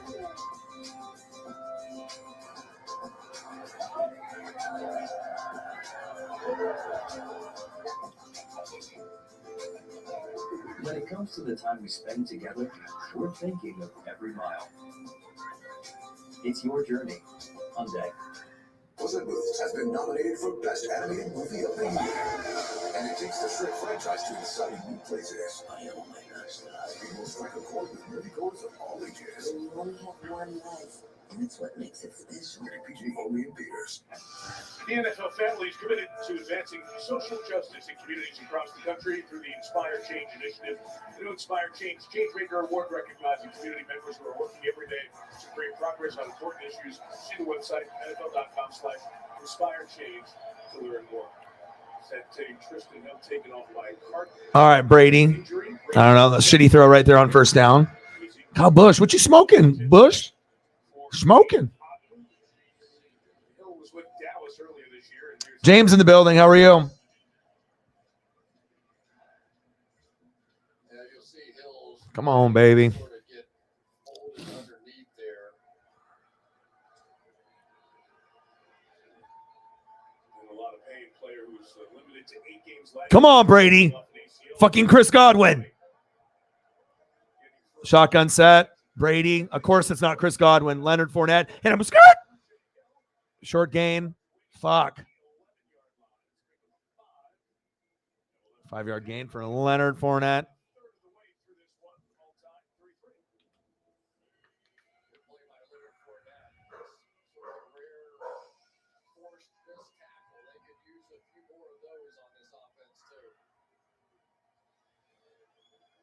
Oh, thank you, Odin, son, with a 30, baby. Come on, baby. Come on. Godwin. Ready, set, hut, Godwin. Hut, Godwin. Brady fumbled it. Fuck. Godwin. And Julio scores, of course. Fuck. Flag on the play.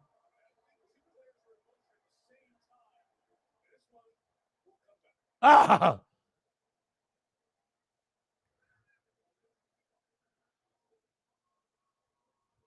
Odin, son. Thank you, my brother. Oh, all kinds of illegal shifts.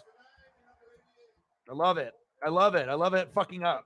I love fucking up in football. It's like the thing you look forward to the most, you know? Make a cool play. Oh, yeah, it's a flag. It's coming back. We're stupid.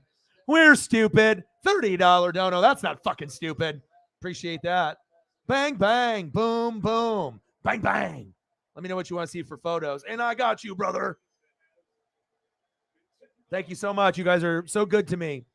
3rd down and 9. Okay, Tom, here's the play call. Fuck Giselle. Go to Godwin. Let's go. You got a new girlfriend now. Put on your big boy pants. Godwin. Fuck. 1st down. K-Dot and another flag. Ah. I love this.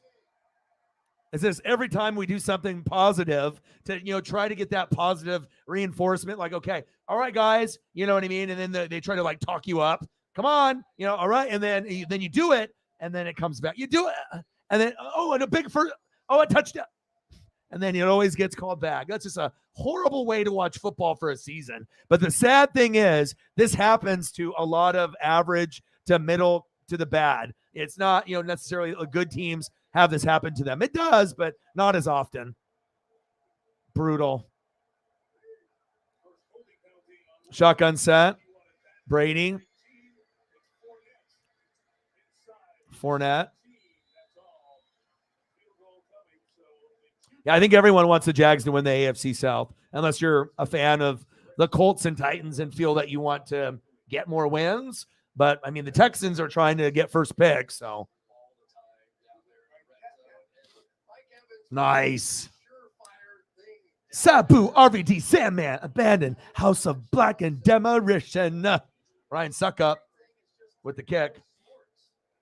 Jacksonville is starting to get good. They have a lot of talent. So, I mean, they're a team that could beat another team in the AFC. Jacksonville, they're a little bit scarier than some of the teams in the NFC, like maybe Washington or the Giants. I think the Jags are a little bit more dangerous, especially if Lawrence is playing well. Kick is up, and it's good. Oh, that's an amazing game. 6-3. Not enough points with Godwin. The hell is going on here?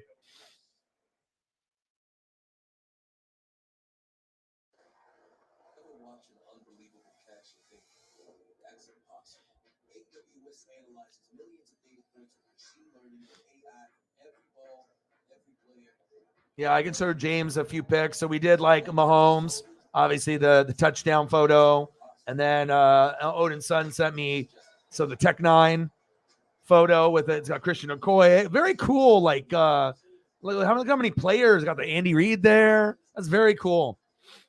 I like all the little subtle details with the players, and that's what it's about. It's all about the details, baby.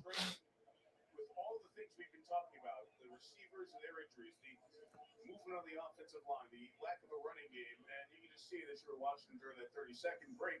Just on his face, it's the face we've seen all year. What is going on? Well, let's go back just a little bit, okay? When they were, he said, "Get to work, O-Dog." I got a fucking request. A few of them. I got you. They have explosive ways to make offense down the field. They don't really have that great speed element that Tom Brady believes in right now.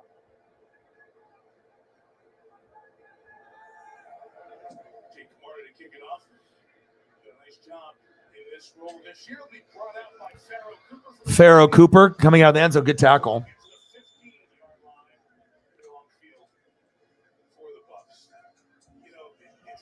Offensive line. He's like, fucking A, man. What do I need to do for you guys to block? Bitches. Fucking Sabu, brother.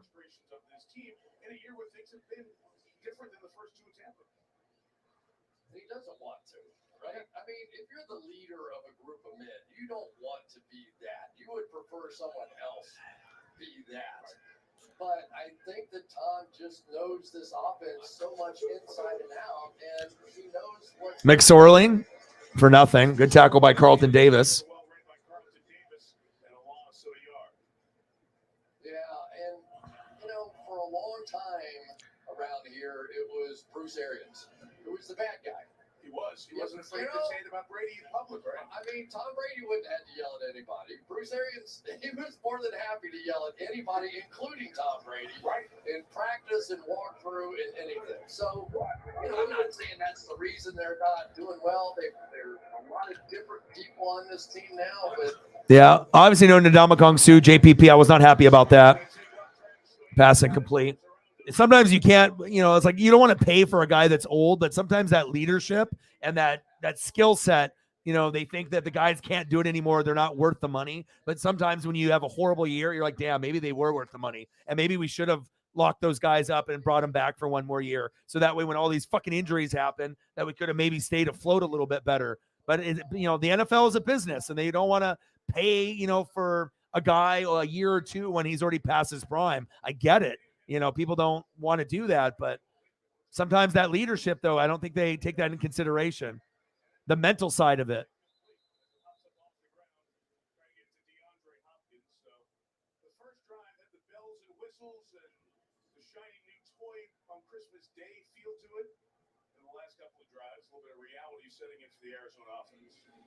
Yeah, and for McSorley, he's just 6-3 Tampa. Get some photos up for Odin's son with his dono. anticipated. Believe me, DeAndre Hopkins is going to be open on that play. Just throw it. Andy Lee kicks to Devin Tompkins. Hang time here. The kick is 39. Fair catch, a little pressure put on. The gunner make it difficult for. All right, commercial. So I should have a couple minutes here. Merry Christmas, huh? All right now.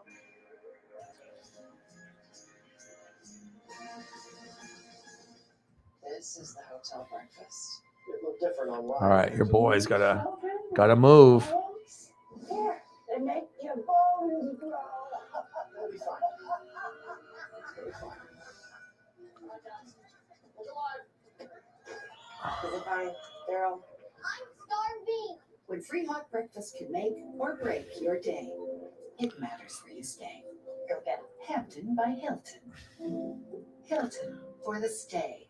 Take a picture. Oh shit! I found a thing of Blue Meanie, bro. I have to put it up. I just went past it and I was like, oh, this is impossible for me not to, bro. You know, BWO, Blue Meanie. What you know about the BWO? Oral treatment for COVID-19. Could it be right for you? If you have a high risk factor, like being over 65, heart disease, diabetes, asthma, or smoking, and you test positive, don't wait. Ask your provider about oral treatment right now. Okay, let's see. There's never been a better time to get away. With a great deal on the Hyundai you've always wanted. And up to 3 years complimentary maintenance. Journey. Own every mile in the Hyundai sales event. Hurry in to get our best deals of the season. Get in and get away. Get 0% APR, 0 payments for 90 days, and up to 1,000 bonus cash on select vehicles. Hurry, the Hyundai Getaway sales event ends January 3rd.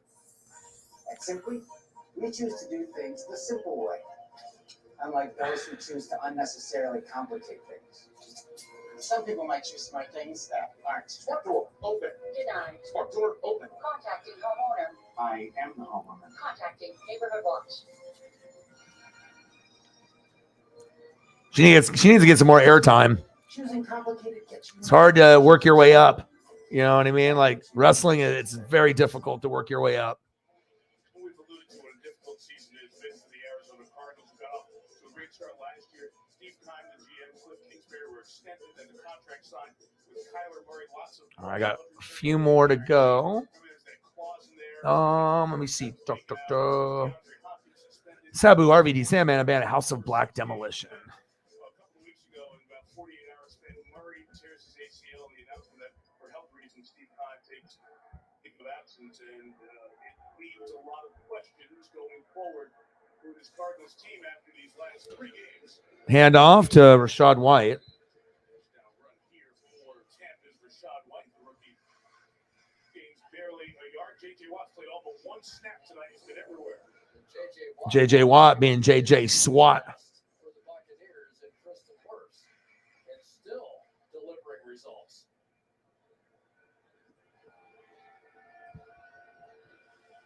We should have had a kid a long time ago. This is impressive. Trouble is, got him fired up. Yeah, he said he's a tremendous. Who you like better, House of Black or Viking Raiders, Odin's son? Rashad White, get the fuck out of his way. There we go. He's trying to get the first down. Get out of his way. Come on, baby. All right, 3rd down and 2. 3rd down and 1. Come on, baby. Let's go.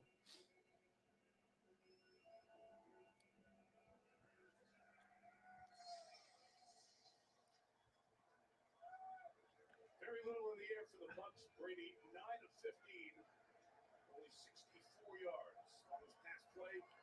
Oh, I got some other BWO shit I got to pull up, bro. We got to talk about Stevie Richards, Big Stevie Cool, and Blue Meanie. Come on, man. It's like the LWO, the Latino World Order. That shit was fucking fire. Godwin. First down, Buccaneers. Chris Godwin knows I need those fantasy points, and he delivers. Keep it going. Keep it going, my man. BWO.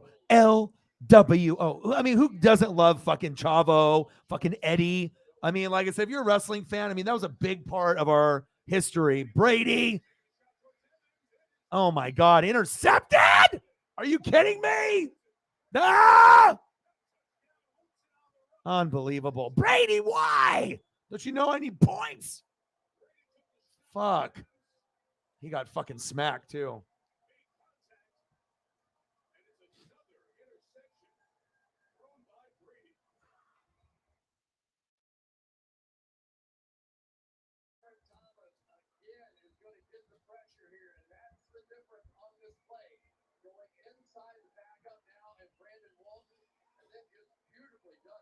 Wilson comes back at it. Down to the neck injury last week. Great adjustment, great sight on the ball. Somehow makes the play with the presence of mind to get up and go get it. The pressure really set that up, and then Marco Wilson delivered on it. Isaiah Simmons on the sideline there being looked at by the Cardinals athletic training staff. Bro, this is about to blow your fucking mind, bro. After that pick, Brady usually takes good care of the ball. Up late. Last 6 games. Let's fucking go, baby. EC dub. EC dub. EC dub. EC dub. Let's go. Bro, going back to that time period in my life, there's not a dollar amount you can put to go in a time machine to go back to watch Monday Night Wars and ECW, all three in their prime at the same time, like 95 to 99. I'm not sure if there was anything better than that, like 5-year period. It was at the peak that it ever was going to ever be at with the legends that we had. And even like the mid-card to lower card guys were better than they are now. Like, you know what I mean? They're just way more established legends that we just had at that one time. And then what we're left with now is you got some, you know, Hall of Famers and greats, but it just wasn't the same. I mean, you had so much talent that even if you had guys around now like La Parka and Psychosis and, you know, those other options, like how much better wrestling would be. I mean, I think we were really spoiled in that period. We didn't really realize what we were watching until after we watched it and time passed. You're like, wow, it's never going to be this good ever again. James Conner on 2nd down and 3.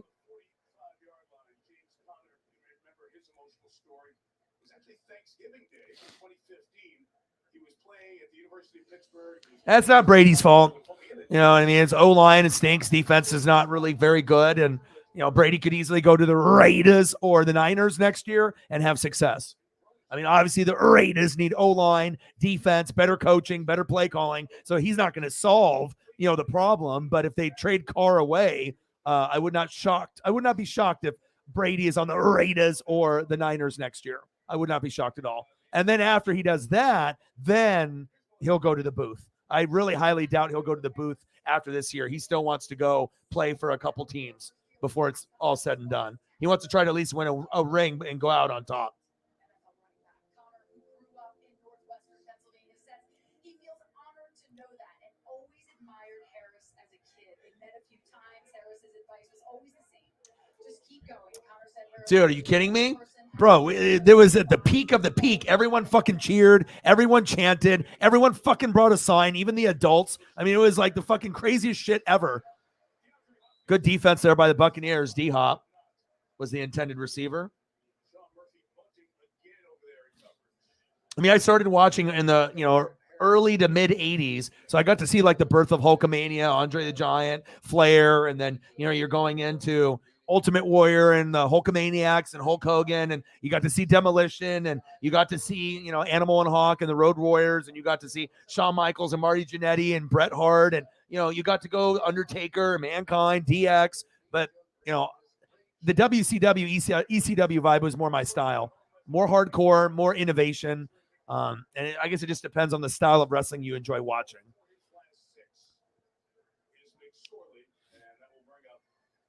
Like, I remember watching it back in the day. They would have like Brutus the Barber Beefcake versus John Smith. And then we would just have to watch this like jobber go against like a superstar. And that was like one of the main events when we were like little, like, God, they would not be able to get away with that nowadays.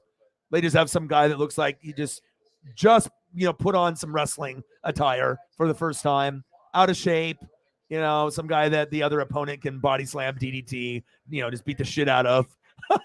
And then it would be like a 3-minute match. And then we have to be all surprised that, Brutus the Barber Beefcake won or Honky Tonk Man. Yeah, of course they won. They went against John Smith. John Smith wasn't going to fucking win. Man, so many matches like that. Oh, yeah. Filthy Animal. Oh, yeah. Berlin, a.k.a. Alex Wright, dude. Yeah, me and Preston even talk about Alex Wright to this day. Oh, yeah. Tatanka, another old school one. Yeah. Yeah. It's either you were there watched in that time period or you didn't. You either were a part of the vibe or you weren't. So. Now everyone can get peace of mind from ADT with the help of Google.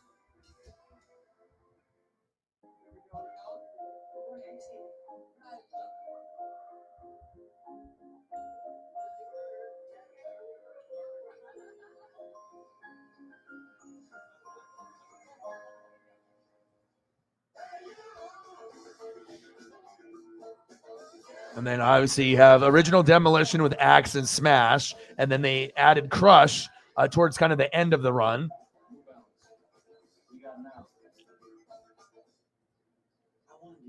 Obviously outfits were the thing. And I have an epic one with Mr. Perfect. Feel 80,000 fans on my shoulders as I carry them to victory. Nothing major. Yeah, did you hear about Coco Beware? He's in the fucking hospital, I think. A lot of these guys, they're getting up in age a little bit, and some of them, have been living a healthy life since post wrestling, and some of them have not. But I don't know. I imagine he's still alive. Otherwise, we would have heard about his passing. But I think something recently happened. I saw him something about his name. I hope he's okay. But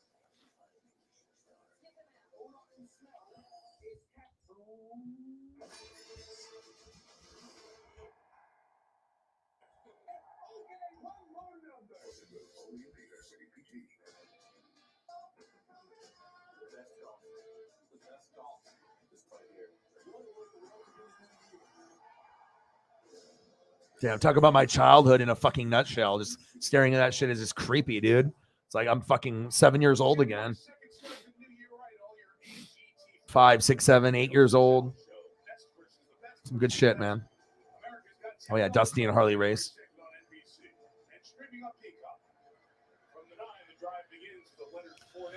Oh, Leonard Fournette. How about we go to my dude? Because I need some points, baby. 6'3". Let's get some fucking touchdowns, please. Oh yeah, Andre and Hulk Hogan. You came in here late, James. I'm a collector and my dad's a collector. So I actually got, for the first time, a Andre the Giant. My dad got me for Christmas. So he knows I like old school toys that are from like the 80s or the early 90s. And he hooked me up with Andre the Giant. It's funny that you brought that up. Now, it was all about Hulk Hogan, too. Hogan's always going to be one of my favorites. I grew up in the Hulkamania era, but I actually liked NWO Hogan more because I like evil, the heel more, just like in a lot of things. And I also got a old school Roddy Piper from the 80s, which is 80s, early 90s. Very cool. I think one's 90 and the other one's 91.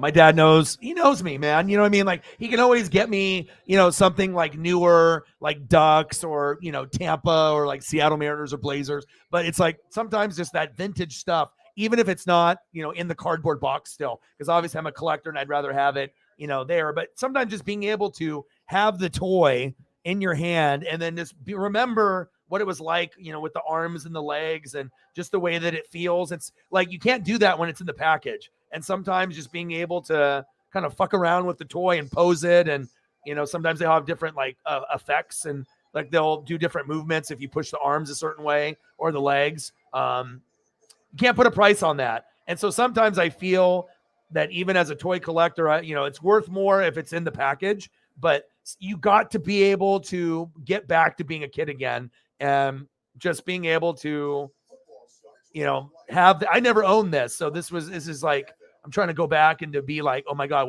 what would this be like at 7 years old?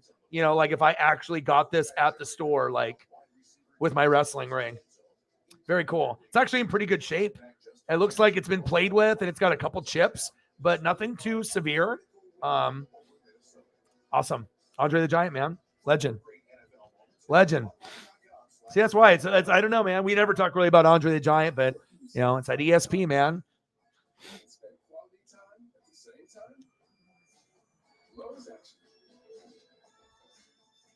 This holiday season, experience the magic of Winterfest. To be clear, we have never Best match. I know a lot of us in the room have gone and seen some pretty good stuff. I mean, I got to see Rock and Stone Cold in their prime in Seattle. That was fucking crazy. Seeing Rock and Stone Cold in the prime is, as far as like athleticism and like microphone skills, I mean, there was nobody better in wrestling at that time. Besides, I mean, they were the best, and it wasn't even close. I mean, WCW had their guys too with like NWO, but other than them, I mean, that was something else.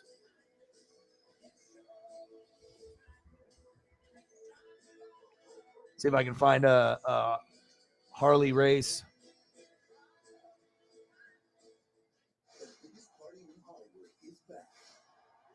Merry Christmas. Have a good one.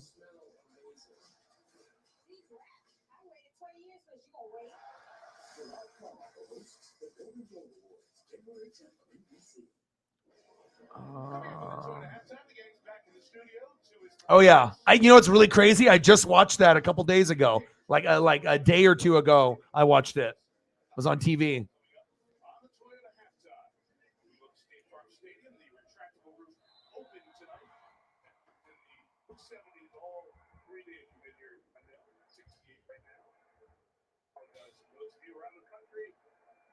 All right, come on, baby. Brady, hand off to Leonard Fournette. First down and 10, short gain.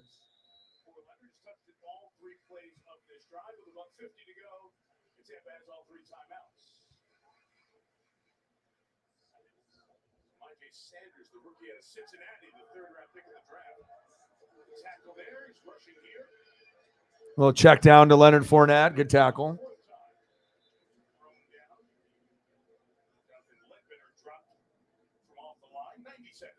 Oh, let's go. Oh, baby.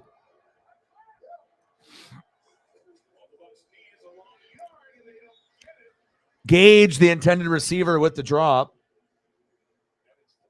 I haven't seen that movie with Andre in years, bro. Like it came on and I was like, oh yeah, I'm going to watch this. Like every once in a while, there'll be movies from the 80s and 90s that just put me at a complete standstill. Like, okay, like when they do a Star Wars marathon, or if they do like a Harry Potter marathon, or if they do a Lord of the Rings marathon, chances are that I might tune in and click on the button to see like, okay, which one is it? And, how often have I seen it? And is it worth me watching? Any of those like that have a lot to offer, like many, many different movies or options. But when it's an old school one like that, man, it's almost hard not to like tune in, especially if you haven't seen it in a while.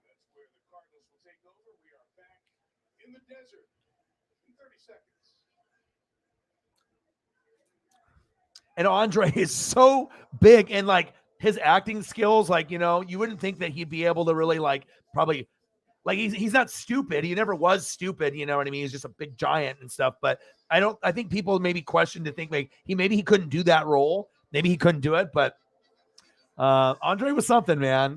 Like I said, I really enjoyed his career, and I don't know, man. It's like I've never asked my dad knows, like, Andre was like the guy before Hogan, and that was like the first big guy that was like the first big superstar. But I'm really like happy that he decided to, and like I know that my dad's gonna be selective and stuff. He got me a couple bushwhackers as well. So I got bushwhackers a couple years ago, and I got another set of bushwhackers, and then Luke and Butch, and then the Roddy Piper and the Andre, man. It's cool stuff. I was actually looking at Ghostbuster toys. I was talking with my friend like super late at night. It was like midnight. I was like, "What's up, Merry Christmas, bro?" Like, and I was like my road trip buddy Justin. I was like, "Bro," I was like, "Did you have those Ghostbusters toys from the '80s?" And we were talking about it. And I actually went to a lot, and I totally forgot that I had the football one, and it like brought back this flood of memories. So I'm probably gonna at some point try to get, a lot of the Ghostbuster toys, which were very cool. You squeeze the leg or the arm, and then it does like another movement, like the eyes pop out, the jaw drops down, and it comes with like the rubber ghost. And then they have like the villains and stuff. And I remember the football guy, you bend the football guy over in like a three stance position, and then you push his head down, and then his back opens up, and it's like an alien inside the football player that like has a head, like alien type character. But I like totally forgot I didn't have that shit. And I was like, man, I need to get some of those figures back to be able to go and feel them and like remember like, oh my God, this is what it was when I was like 4, 5. Like I totally remember playing with those. Like, need that. Undertaker Farouk. Ooh, Papa Shango.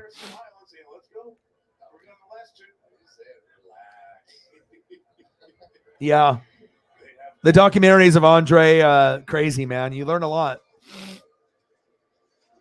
Screen pass to Connor. Out of bounds at the 44. So Prater has the range to make it from 60, although he didn't make it that far going this direction. They have to get to the 43, so they need 13 more yards. Mike, a while ago, because I haven't checked, $31. And he says, you guys fucking choose. But he didn't say fucking. He said, let them choose. I just added that for you guys. Now it's on you.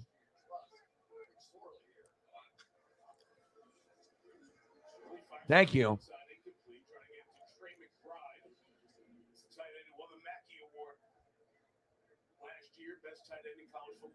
Thank you, Mike. I appreciate you tremendously. More than words can express.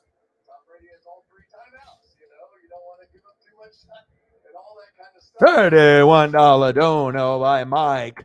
A big Dusty Rhodes fan, a big NASCAR fan, and a big supporter to the channel. We love you. We appreciate you. Thank you, brother.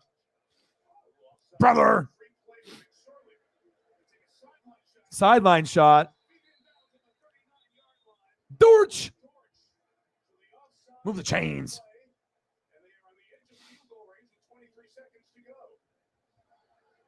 Bang, bang, bang. Boom, boom, boom. Bang, bang.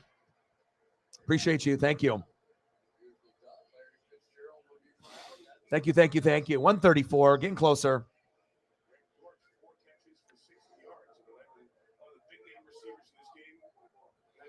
All right, come on, defense. 23 seconds left.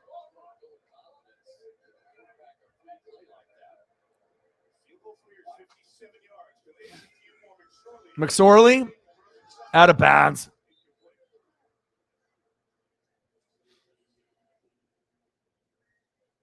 Second and 10, 19 seconds till halftime. They're going for a little bit of a double move on the outside, but this safety being over the top really prevented that play. I'll never, get to a point where if I end up getting collectibles, for a gift, and I'll never get tired of that. I just love being able to preserve the old stuff, because stuff changes over the years, and you want to make sure you have that old stuff. Not only is it worth money, but just to be able to have those things still like in existence. You know what I mean? Instead of them going to landfill or getting fucking destroyed or arms and legs ripped off. I mean, we got to still have some of this vintage stuff.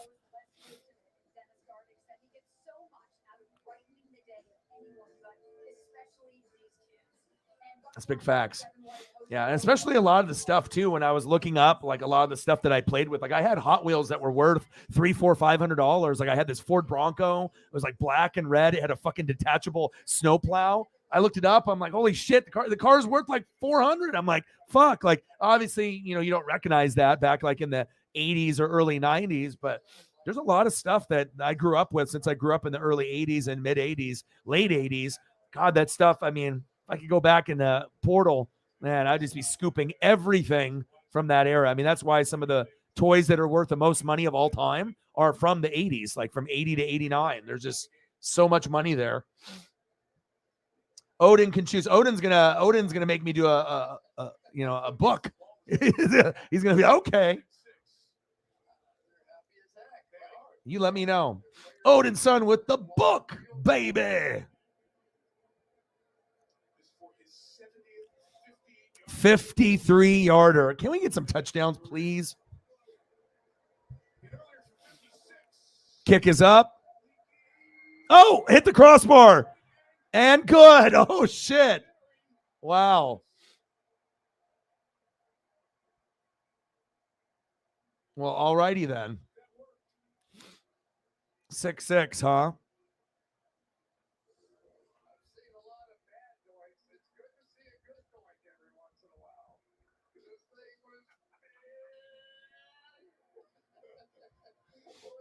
Yeah, you think? Of course it is. You already knew that the Rams game and this game were going to be terrible. I mean, like I said, just because I'm a Bucs fan, I'm not a fucking idiot. I think everyone knows that.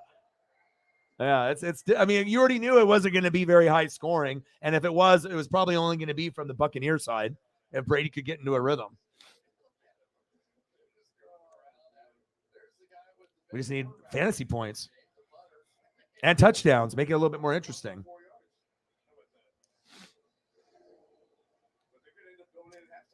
Oh yeah, I got some for you, man. There is a lot of hope around the NFC South right now. Charlotte to New Orleans. And with the stakes for next week with Carolina playing the Buccaneers. Carolina in a situation if the Bucs lose tonight to have the division title on the line. Taken out at the 1. 4 seconds left.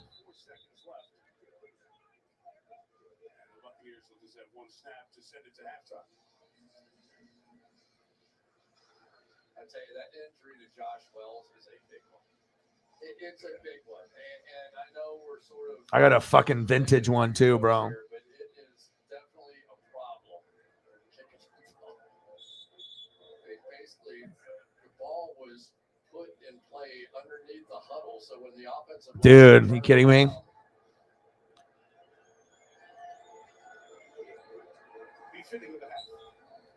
All right, kneel down. It's halftime. All right, let's do some pictures. So let me know, and I'll go down that path. And we got, $31 dono. If we get any more, then we can keep going. But we got plenty of pictures to do through halftime. So I'll be busy. We'll keep it moving. We're tied up 6-6. Boring ass game. But guess what? It's Christmas. Hang out with your boy. Look at some fucking wrestling pictures instead. Have a good time. Spend it with the fam. That's what we do here.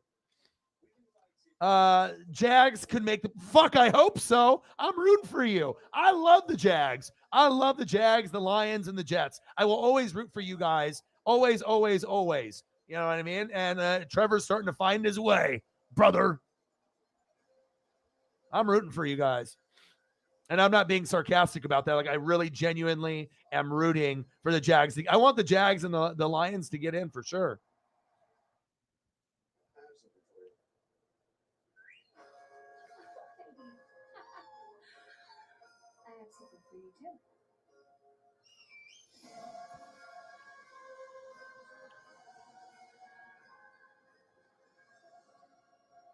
Just announced in time for the holiday.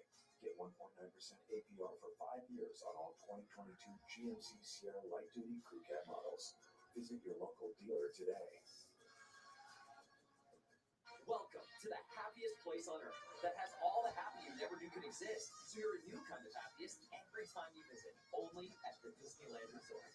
Now visit the Disneyland Resort for as low as $104 per person. Visit Disneyland.com for important details. There's never been a better time to get away. With a great deal on the Hyundai you've always wanted. With America's best warranty and up to 3 years complimentary maintenance. It's your journey. Own every mile at the Hyundai Getaway Sales Event. Hurry in to get our best deals of the season. Get in and get away. Get 0% APR, 0 payments for 90 days, and up to $1,000 bonus cash on select models. Hurry, the Hyundai Getaway Sales Event. Oh, 2004. Bad news. I never graduated from med school. But the good news is, it's the Xfinity Hello 2023 sale. Now hurry, and you can get Xfinity Internet for $19.99. Oh, Dusty Rhodes and Terry Funk? You add Xfinity Mobile. Ooh. Best price for 2 lines of the line. Ooh, Sabu? ICP? For a limited time, get $500. Oh, wow. I don't want to miss that. Yeah, dude. Heck yeah. Get to the Xfinity Hello 2023 I mean, like I said, I don't really discriminate on the wrestling. If the wrestling is good or hardcore, yeah, I'm probably going to be interested. All right, let me delete some of these other photos, and then we'll make some room for some more. And then tell me where else you want to go. Let me know, and I'll throw up a few more as we go. All right, let me make some more room.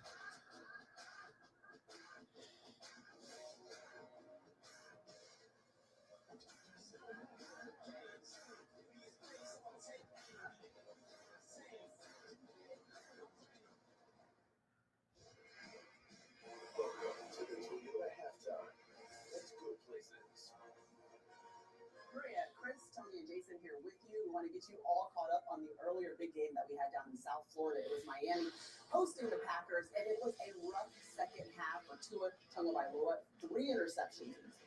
This is the one that started it. Normal RPO, he normally drills this ball right in here, air mails it, and this started things down. He sure did. Tua made a ton of big plays. I mean, I don't want to make the playoffs, so I mean, if we lose, I don't really care. You know what I mean? Like, I'd rather have draft position. It's not like we can do anything if we get to the playoffs. It's not like we're, the Chiefs, the Bills, the Bengals, or the Eagles, or the Niners, or the Cowboys. It's not like we're one of those teams. So. And they're going to New England next week. Got a chance to redeem things. Another one to get Tua going, but run the ball. It's going to be cold weather. All right, where else are we going? Where do you want to go, Odin's son? Their defense showed up at the end of this ball game. They gave up a ton of big passes early on in this game, but they took the ball away late, and those were the difference-making plays. We talked about in the pregame show, Roger showing a little life. There's a little sprinkle there. Yeah, it's Minnesota's defense. We're not very good. This can continue. They'll be able to run the ball and throw the ball and gain some confidence and some more momentum going into Week 18. Packers team started 4-8, 3-game winning streak, and we're talking about playoffs and the Packers. All right. Coming up, an NFL holiday tradition, but first, let's take a look at how the all-new redesigned Toyota Sequoia turned a family into a legend. Okay, it's diamonds. I'm going to go check up on Paisley here. Legend has it. I am getting hungry, but I think I'll just wait till the game is over. They drove cross country just to walk their dog. Apparently, they climbed a mountain. How big was the cheeseburger? Like, are we talking like huge or what? That's what they say.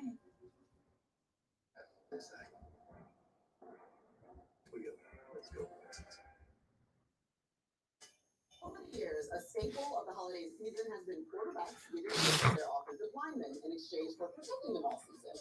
Peter King explored this NFL tradition and spoke with those who know it best. It was the night of Christmas, and all through the league, quarterbacks were at their presence, and linemen waited with intrigue. A Rolex, a Segway, a huge cooler for out back, something nice to say thanks for always preventing a sack. Our favorite NFL tradition. A Nike shoebox? Hell yeah. He loves cheeseburgers. Fuck, I love cheeseburgers. Yeah, I don't think very many of them are left. It's a sad story. Quarterbacks thanking the anonymous 5 guys in front of them for a season of their dirty work.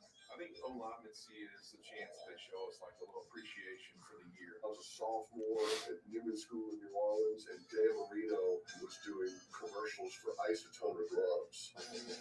I never forget to take care of my blockers. How can I throw fast when I'm laying on my back? If Marino's getting his lineman Isotone gloves, I have to get my lineman Isotone gloves. San Diego quarterback Dan Fouts had an idea back in 1980. Ed White was a sculptor in his spare time. I wanted him to create something so I could give it to my offensive lineman, and this is what he came up with.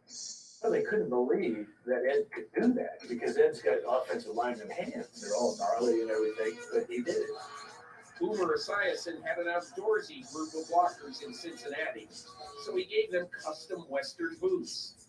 In 1992, Steve Young of the Niners. I'm going to go check up on Paisley here real quick. 1 sec. And I will be back. 1 year, a cashmere overcoat. It's a lot of cashmere, by the way, Peter. Peyton also made the Manning rules. Nice. I'll watch that after the show's over. Talk about All right, Odin, while I'm gone, come up with a couple options that you want to be able to see here, and or anyone that wants to see something, and then I'll get those up before halftime's over. Not only just to say thank you, but to remember this year and to remember how special it is to be a better teammate. When you get to this point of the year, it's been a long season as an O-lineman. You were beat to hell and back, and you get this feeling of, man, this quarterback values me. It's like, man, he actually put some thought into this and what would make you feel special. I think it's a feeling that only inspires the guys that protect you to do it at a higher level. So happy holidays to all, and to all linemen, a generous good night. Great Christmas spirit from Peter King. I'm still waiting on my gifts from the Football Night in America crew. We got the second half coming next. Merry Christmas, everyone. This has been the Toyota halftime. Let's go places. For years, all you've done was to save you. No matter what happens, I will get you home. Bodyguard. She's murdered tonight. Who's going to deliver our baby? Me? Oh, I'm gonna need some help. Quantum Leap returns January 2nd on ABC. Welcome to the Splash Zone. All right, I'm back. Cheeseburger from Carl's Jr. is back. Charbroiled beef, onion rings, and Swiss. Covered in savory A1. Yes, I saw it. Awesome. The A1 double cheeseburger. You know, I love me some Andy Reid. You know what I mean? I'm always following everything what the Chiefs are doing. So, and I've been that way since I was little. So there was just always a few teams I always kept a little bit closer of an eye on. I mean, everyone has their favorites. Like obviously I was like a Joe Montana, Jerry Rice. I like Bo Jackson and Barry Sanders and Dion.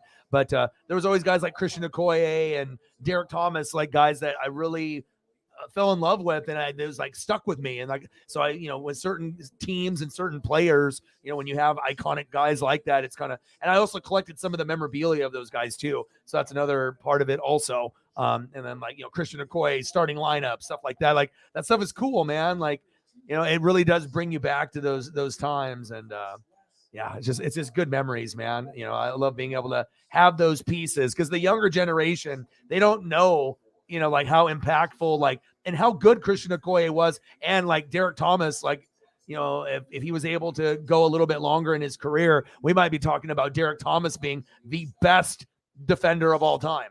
I mean, shit, he was putting up numbers like he was the best of all time. I mean, that's crazy to think of. I mean, yeah, there's like Bruce Smith and Reggie White and, you have all these guys, Lawrence Taylor. We go through all these like legends in our heads, like who's the best or who's the best at their position. You know what I mean? But I don't think really Chiefs fans knew, and smart NFL fans that watched at the time knew, or if you even watched that Seattle game with the Dave Craig, but I think a lot of people just don't have, they don't know. So Merry Christmas. I hope you have a good one. Hope you and your son are feeling a little bit better.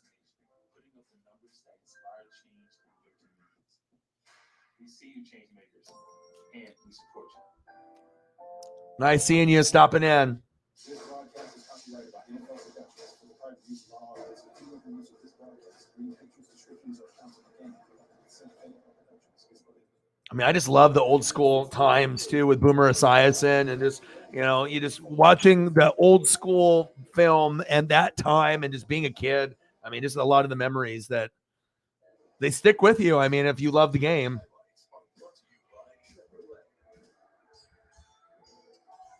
Yeah, Richard Dent, Mike Singletary, 85 Bears.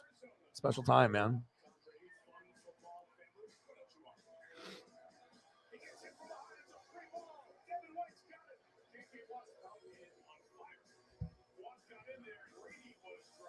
I just went to give Paisley like 100 kisses. She's just snugging, waiting for me to get done. And then we're going to spend the rest of the night together, and we're going to snack together, and we're going to watch TV together and snuggle up together.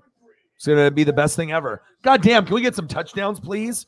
I mean, and shout out to you guys for loving me enough to actually come here on Christmas, right? When you guys could just be doing whatever the hell you want. You could be watching A Christmas Story for the 4th time today. But no, you decide that I've seen The Christmas Story already 3 times a day. I'm going to watch this horrible football game just because I like to hang out with this doggy dog.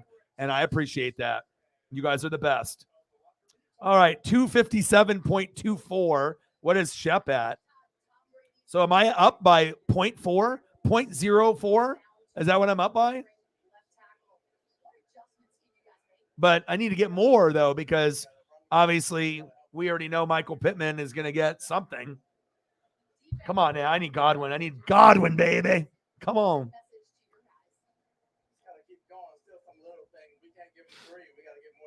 Good to hear.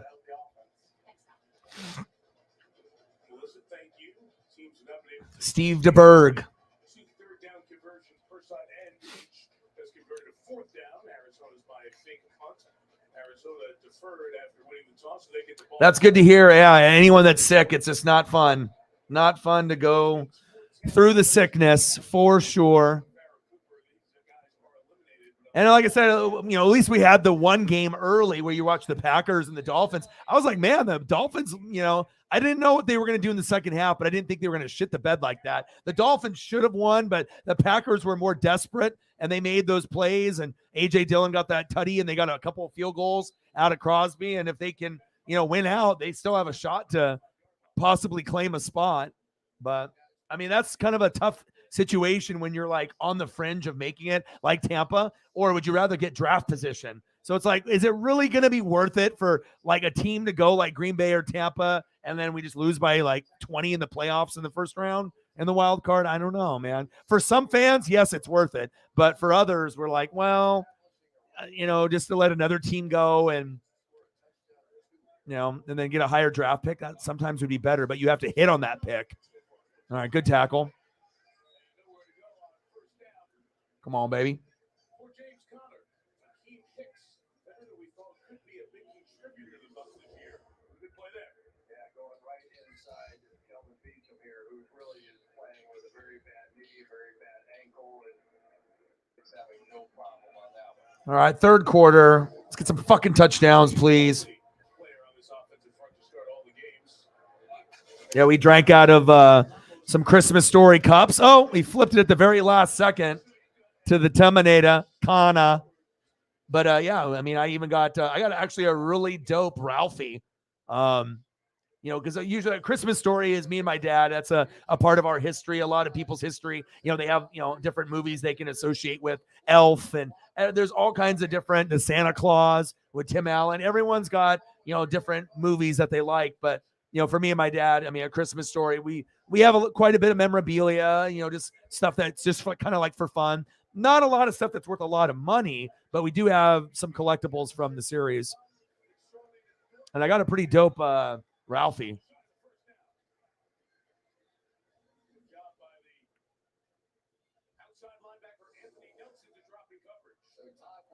Good defense, finally.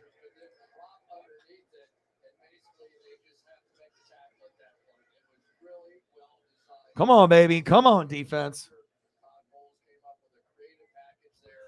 4th down and 2.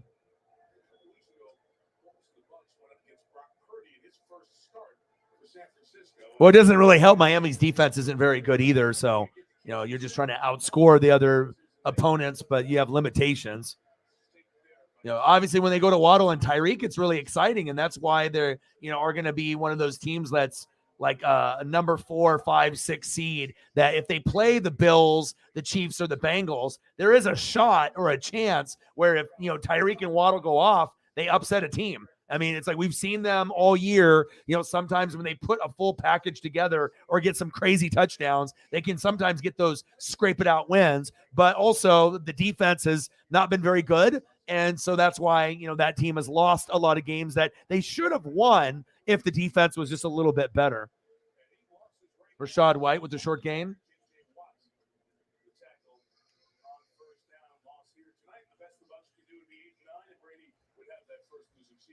And what we're seeing is that almost all the yards that Tom Brady got in that first half are sort of yards after the catch. He has really sped up the process. Under 2 seconds per throw. That's the kind of issues they're having in protection right now, and that really has not enabled them to get into a normal offense. Shotgun set. Brady. Godwin. I need points, baby. Short gain. Keep going to Godwin. I need Godwin to have like a monster fucking third and fourth quarter. Monster. Yeah, and now you're starting to see the Cardinals gain some confidence down there with Vance Joseph. So now they're starting to take away some of those underneath. Come on, Byron. You know what the plays are? Don't give them the It's the ones I told you to run. backs come out. Engage them with your linebackers right away. They're going to try and force Tom Brady to beat him down the field. Third down and 2. Shotgun set. Brady. Fuck, why are you throwing it so high to Godwin? Damn.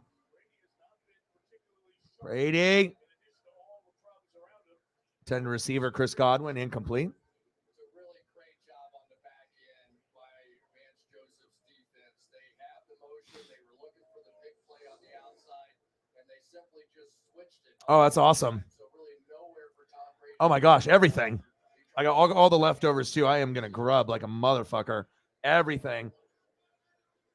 My dad even got and normally we're not gonna eat like, you know how a lot of people don't like fruitcake, right? You know, some people like joke about it, or they'll never eat it. You know what I mean? But like my dad got these like fruitcake made by like monks, right? And he's like, we're gonna eat this fruitcake. It's like, it's not something that we normally eat, right? But he's like, we're gonna eat this fruitcake. And I was like, all right, man, let's do it and stuff. And I had some kind of like alcohol, I believe, something. I'm not gonna drink a bunch of alcohol. Like I said, I'm trying to lose weight and I'm trying to be good with all that and everything. But man, I haven't had a fruitcake piece like that in a long time, and it actually was really fucking good. I was actually shocked. I was like, wow. I was like, this is not something I'm going to eat every day. This is something that I'm going to eat like maybe once a year or once every couple years. Yeah, but I was like kind of impressed. I was like, all right, Dad.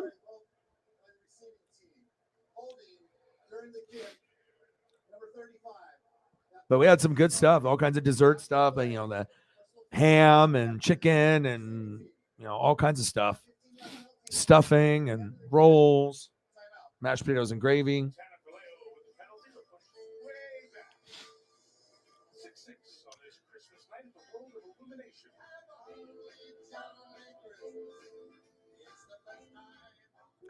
Yeah, but this one, not a lot of people like it. I get it, you know what I mean? But if my dad wants me to eat it with him, I'm not gonna say no. I'm gonna be all right, man, let's eat it. But most people don't like it. But the one that I had, I was like kind of surprised. I was like, wow, this is a little bit better than some of the other ones I've had. I don't hate on things. I try things.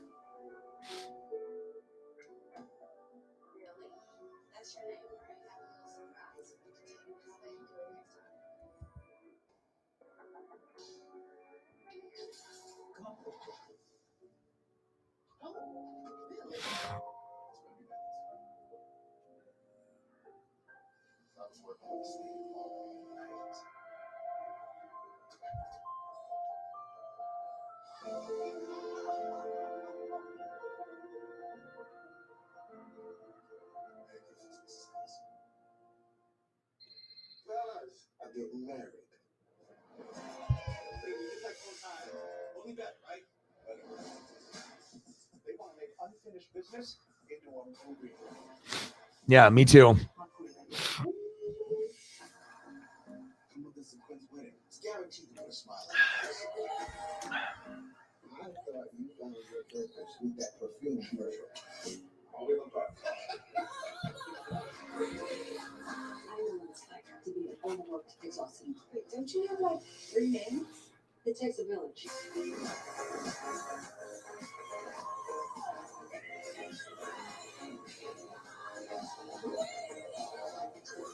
Looking forward to some husband and wife time. Are you two gonna have sex? A really yummy dessert. Ooh, then can I have sex?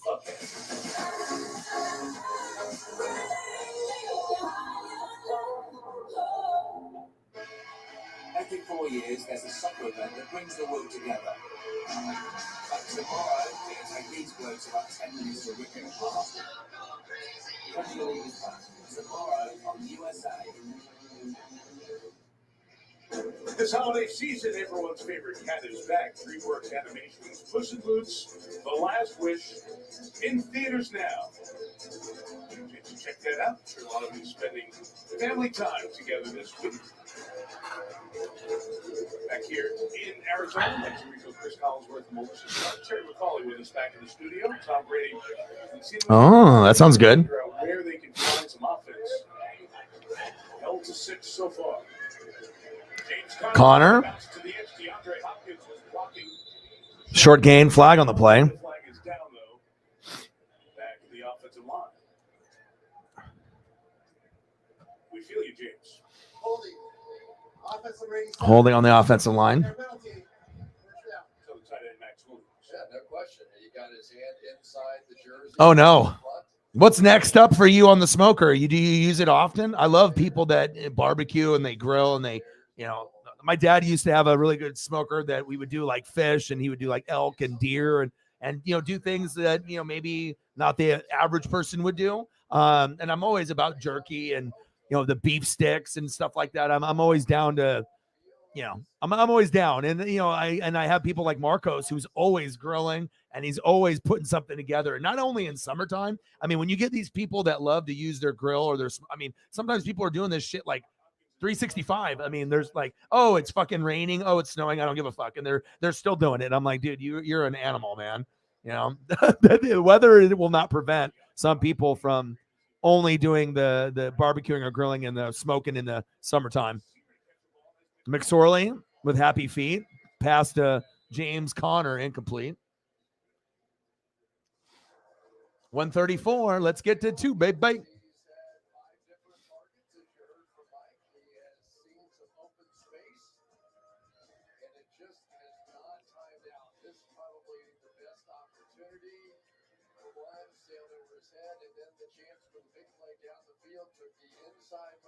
Yeah, but Paisley's looking very, very snuggy. She's ready to hang out with Dad since Dad was gone earlier.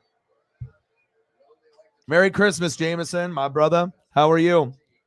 This boring ass game is we're just hanging out. We were looking at wrestling pictures and other stuff. Just hanging out, talking, telling stories, what we ate and what was for food, and if anyone got anything. I got a couple pretty cool stuff, The big thing was the Ken Griffey Jr. ball autograph PSA, which was awesome. It's an American League ball too, like game used with like dirt on it and shit. I was like, oh shit.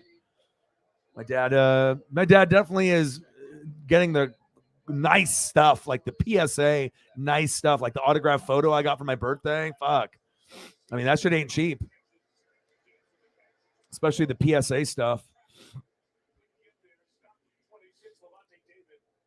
Levante David with the stop. Nice play, baby. Let's go.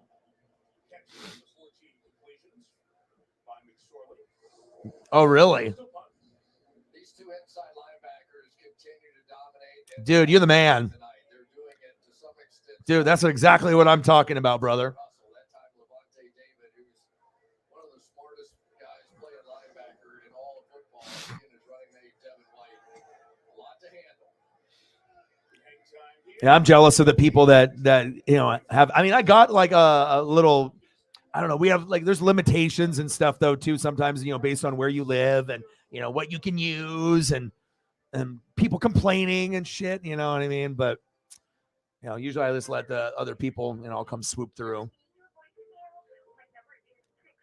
Oh, nice. When? Like, we're talking about soon, or is it in the process right now? That sounds amazing, dude. The phone tells you who called. All right, I need some Godwin points, baby. No, she just shouldn't have got the voicemail. 9 out of 10 times. Yeah, but the meal was good. Lots of, there was a little bit of everything there.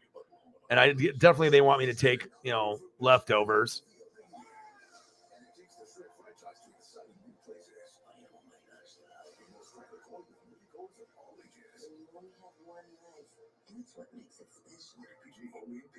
Tis the season to switch to Verizon. It's your last chance to get our best deal of the year. Tis?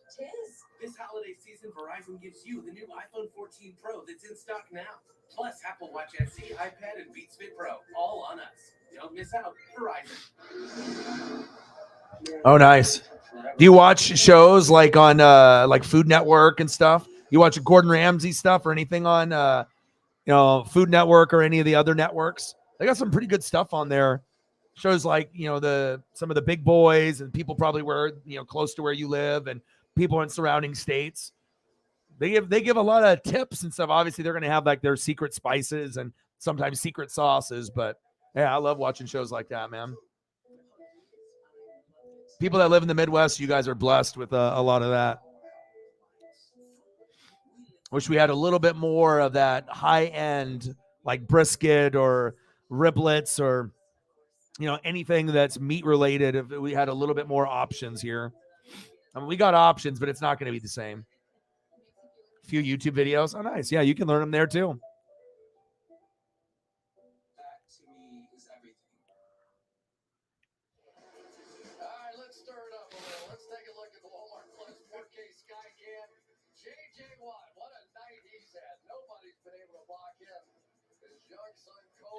Oh, JJ Watt. For the first time in his young life, all of 2 months, and JJ simply has put something on tape to remember for a lifetime. He has been so dynamic. Player of the game so far, right there, JJ Watt. 33 Brady going hand off to Leonard Fournette.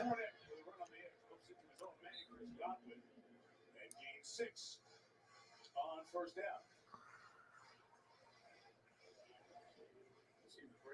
Looking like the Bucs when they jump into a no huddle, something just it needs a shot. This thing needs to be just in some way giving some juice on the offensive side to do something. Right now, they're not finding it. Come on, Chris.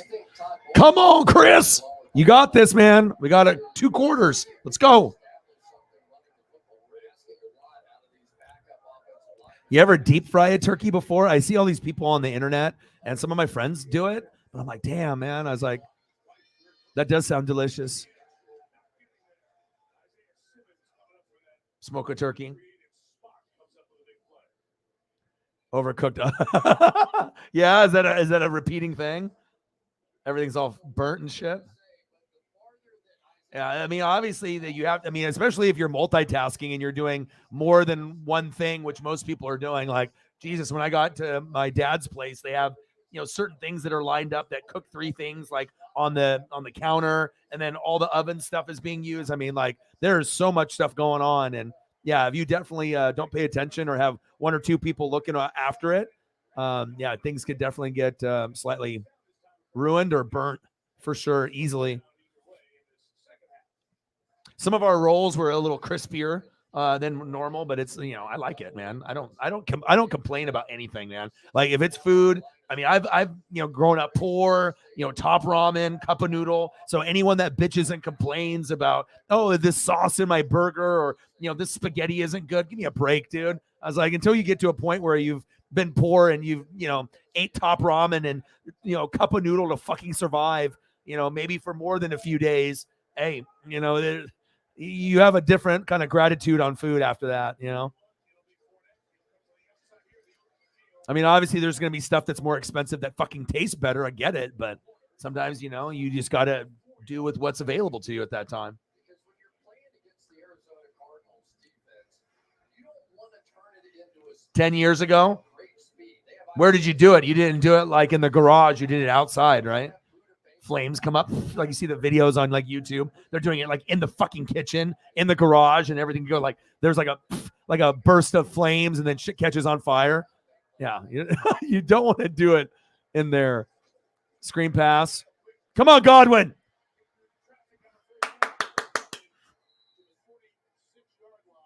Come on. Come on. Oh, I need this.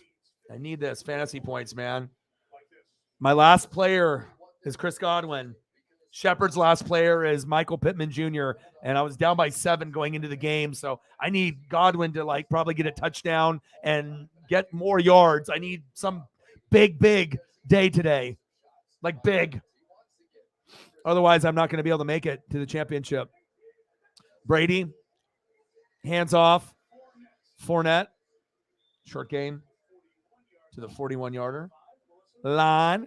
6'6". Tied up. Boring as hell. Some bullshit. No touchdowns. Come on.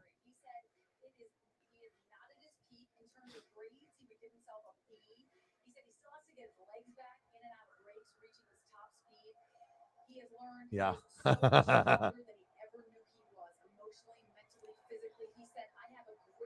Yeah. I don't know. You have a different kind of appreciation for things when, you're just so broke and you have to be able to eat something to survive. And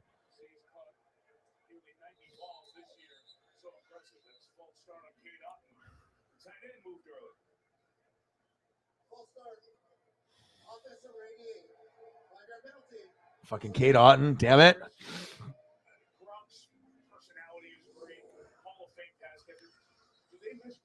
Yeah, it's not fun, but it definitely teaches you a lot about yourself and other people. And, my gratitude and appreciation for, I think, life in general, and, not, wanting to have to complain about shit. Just, sometimes things, it seems fair. Sometimes life is not fucking fair, but it ain't going to get better complaining about it. You just got to take one step forward. No shit that's, bullshit right now will get better. And,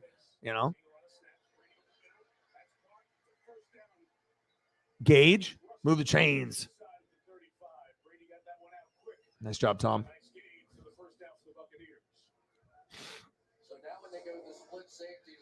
Oh, no. Well, Godwin hasn't got his touchdown yet, so you're just in time. He is starting to get into the flow of the offense, though.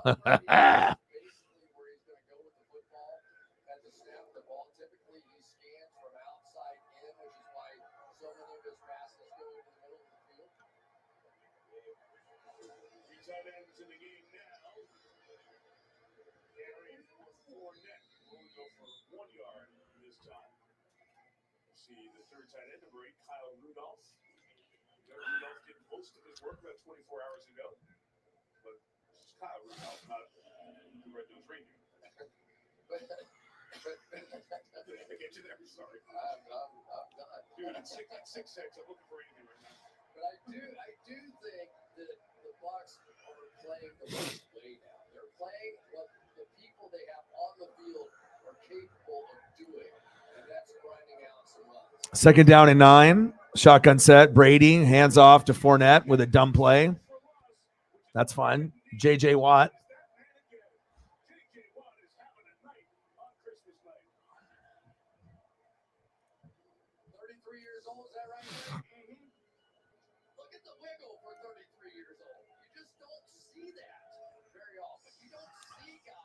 So yeah, man. I mean, like everyone, I think, not everyone, is rich or, middle class. I mean, obviously it's usually, sometimes you can even be middle class or rich or even get poor. It's not like, you're going to be, I'm going to be middle class or rich forever. Sometimes shit hits the fan and maybe jobs get lost or, living situation changes. And, sometimes shit can happen.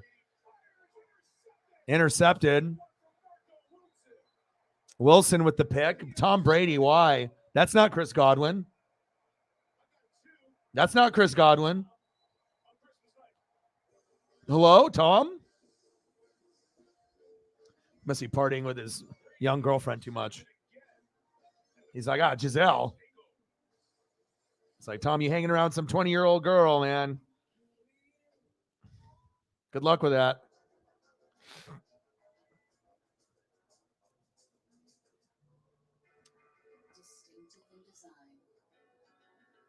Yeah, but I think it just makes you appreciate stuff. You know what I mean? At least it does for me, gratitude-wise and everything. Yeah, speaking of like jerky, I think I'm gonna go grab some. I think I got something to snack on. Only at your Genesis retailer. 95% of Uber Eats orders are on time, but occasionally something unpredictable happens. And if your eats ever get stuck, we'll make it right with 3 months of $0 delivery fee. Hello. I saw you move in and I wanted to welcome you to the neighbourhood with some homemade biscuits. Oh, that's so nice. And a little tip, Geico could help you save on homeowners insurance. Cookies. Biscuits.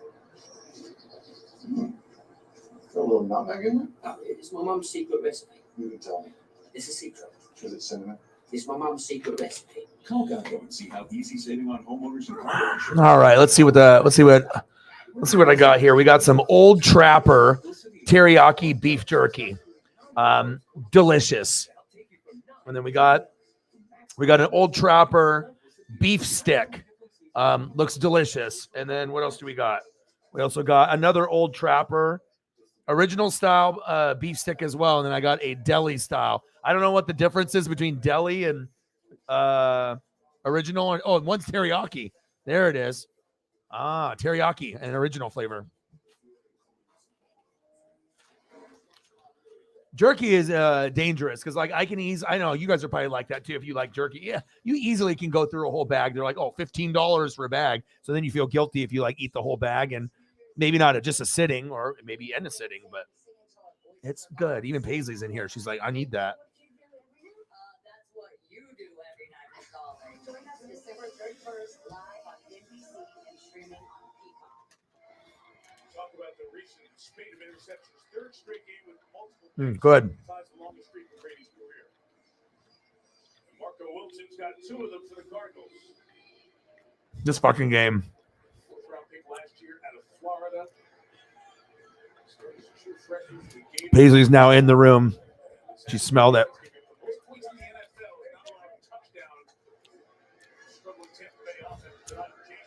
James Conner.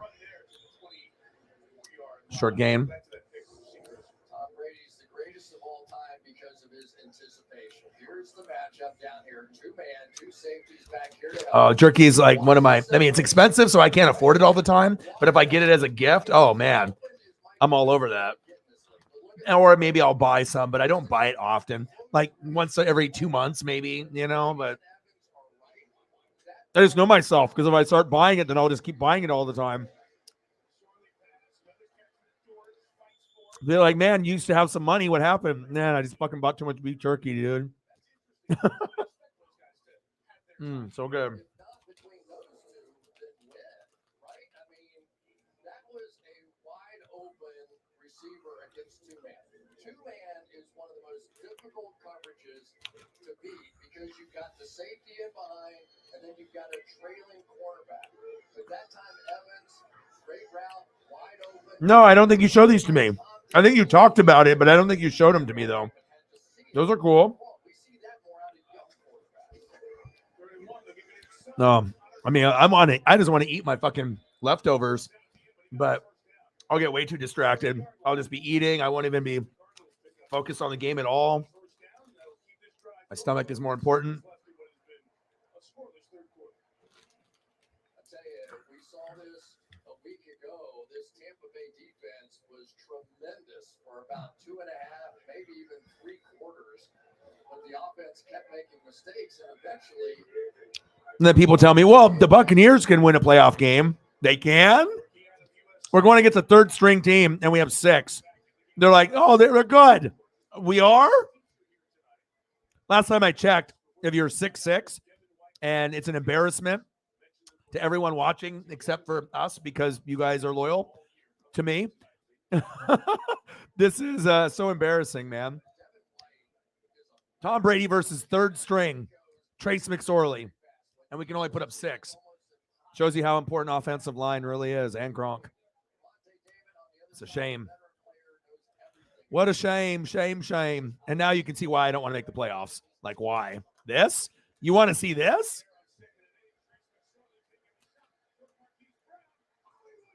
Oh, he got it.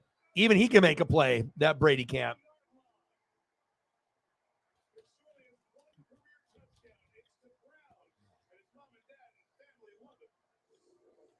Nice job here. You're going to see typically Devin White's the one that blitzes. This time they switch. And Levante David blitzes. But Arizona picked it up perfectly, and there he goes. They make the big deal for Hollywood Brown. And man, does he deliver on that one. Over Mike Edwards to catch it. The gain 47. Direct snap to James Conner coming here. James Conner with a direct snap. Stop it. And it'll send us to the other end for the 4th quarter. A pointless 3rd quarter. 6 after 3. Sunday Night Football continues after these messages.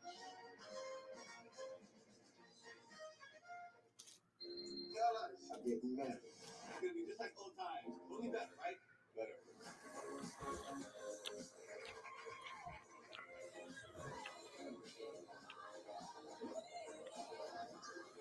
Life doesn't always go the way we expect. But if you're lucky, you end up where we're supposed to. I know what it's like to be a tired, exhausted woman. Don't you have 3 names? It takes a village.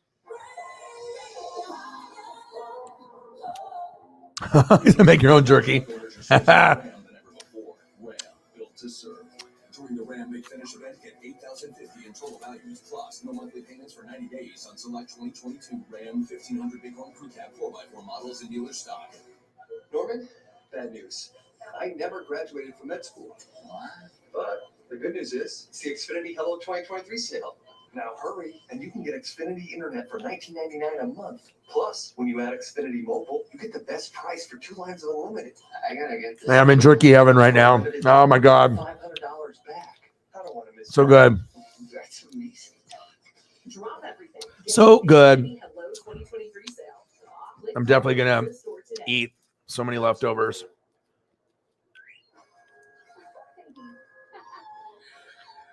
I have something for you too.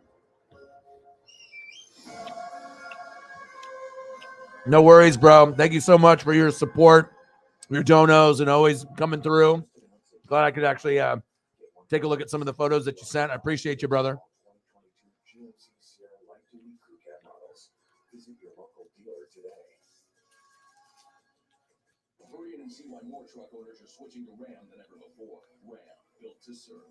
During the Ram Big Finish event, get $8,050 in total values plus no monthly payments for 90 days on select 2022 Ram 1500 Bighorn Crew Cab 4x4 models in dealer stock. The Stadium Sports Bar and Grill, A-Linnaeus venue for sports fans. On this Christmas night, our aerial coverage brought to you by Geico. Off we go to the fourth quarter. Mike Tirico, Chris Collinsworth, Melissa Stark, Terry McCauley back to the End of the third quarter, 6-6. What the hell are we doing? Happy you're spending Christmas with us. 6-6. Ain't bad, but the stakes are really high for Tampa. They are really Yeah. high, and this defense now is going to Oh, have man. Delicious.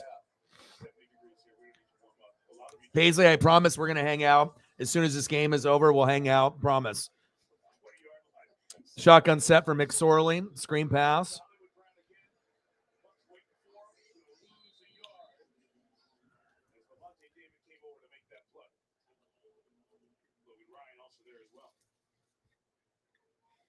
Lante David is certainly doing everything in his power to keep his football team in here. He just reads things so easily, but then the great hustle afterwards to go and make the play. This Tampa defense now understands if they're going to make the play. Mike with a dono. Appreciate you. They cannot look over their shoulder and hope that Tom Brady pieces this stuff together. They're going to have to win defensively. Go ahead, field goal in range here from the Cardinals. So we'll see what McSorley. Get him.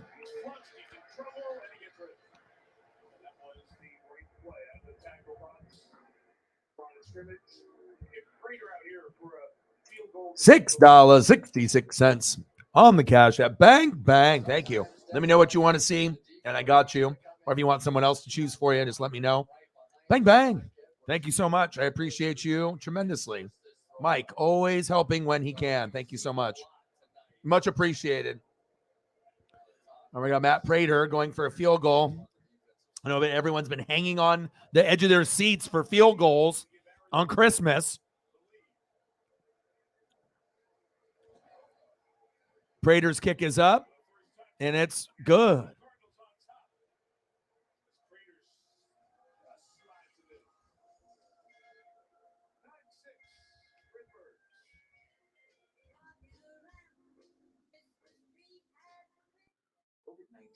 Some people get it, and some people can get it bad. And for those who do, We're almost done, Paisley. I got to get some leftovers. Trust me. such as heart disease, diabetes, being overweight, 141. Let's get to 2. or smoking. I know. And we love having you in here, man. It's always fun because, like I said, whenever we have different personalities, whether it's Cyberpunk or you or Holly, or Mr. Williams or Shepard, I'm always going to get a different a piece of your guys' personality that will come out, and then that'll give us different options for like photos and topics to go over. That's why I like to have a wide variety, you know, throughout the channel, because you just never know. It doesn't matter where they live or how old they are or if they're male or female. It's like we got a really good group, and yeah. God, this game. Hey, there you go. I mean, I just need to get some fantasy points with Chris Godwin, please. But I mean, it's not like it's unbelievable, you know. But again, like I said with Brady, you know, when you're on a team that's not good, even if you're a legend, you know, you're going to fight that adversity too. And he's never had a depleted O-line and no Gronk ever. And I think he's starting to realize, holy shit, this is a lot harder than I thought it was going to be. Like, we know how great you are, but it's a team game. And, you know, sometimes you can bail the team out, but other times you can't, dude. Like, I don't care what fucking plays you call. I don't give a shit what you call on defense. I don't give a fuck what you think you can do. You know, everyone gets to a point where you start to realize that it is a team game and how different the game is, you know, when you don't have an O-line and you don't have your security blanket and Gronk. And that's what you're seeing right here. So.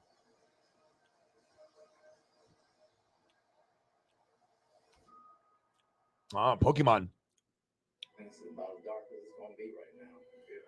What do you play that on? Is that on a gaming system, or is that on a different platform? It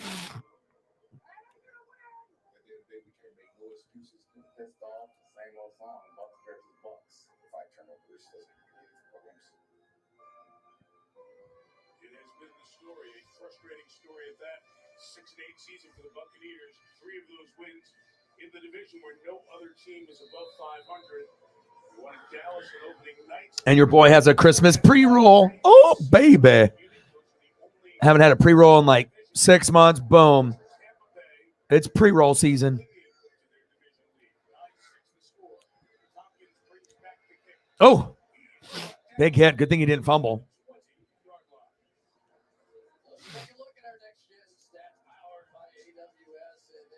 Oh, nice. We have a Switch here. Switch is awesome. You know, I grew up with Nintendo, but also, you know, I did the Sega thing and PlayStation thing, but I have a lot of love for Nintendo. I mean, we already know PlayStation 5, Xbox is going to have the graphics and everything, but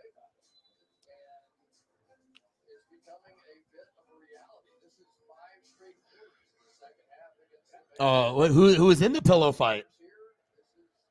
That's the difference.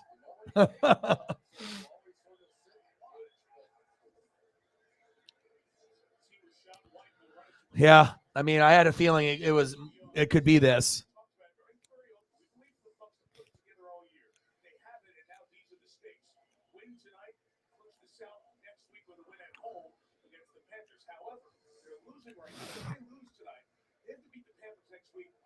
Stay alive.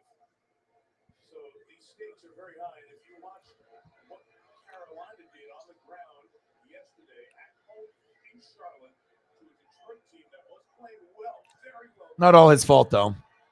He's not been playing good tonight, but you know, offensive line is a part of it too. But he's definitely out of a rhythm this year. Doesn't have a lot of trust with a lot of the people, and then sometimes the throws are just not good. Or sometimes the defense just make it, you know, they make an amazing play. I imagine if he went to like the Niners next year and if he stayed healthy, I mean, he could be pretty successful with them. I mean, as long as the offensive line is there for him, I mean, I don't think he's like done. He's not Matt Ryan. Okay. Tom Brady's bad right now, but he's not Matt Ryan bad. Yeah, I think you can agree to that. Brady has a little bit more in the tank left. I mean, it's like there's, you know, maybe they're not looking like they can do anything, but I mean, Jesus, you got Godwin and Evans, make it happen. We were watching the first half of the Cincinnati-Tampa game last week, and you said, right away, Brady's arm looks great. And then on film, you told us this, Brady's arm still looks great. And that's what you expect a 45-year-old quarterback to do, lose the ability to throw it hard. He can still get it. Tell me how you really feel. There's no Yeah, I mean, out of all the quarterbacks, isn't it crazy to think that Matt Ryan actually did worse than Carson Wentz or anyone? You know, we already knew that. I knew Phillip Rivers was going to be still. He had a little something left still. You know, that was the one that you're like, okay, you can make the playoffs with him. But then everyone after that, it was like, oh, I don't know about this. 3rd down and 2. How about Godwin? Almost picked again. Why are we going to Evans when we should be going to Godwin? Hello? Hello? Hello?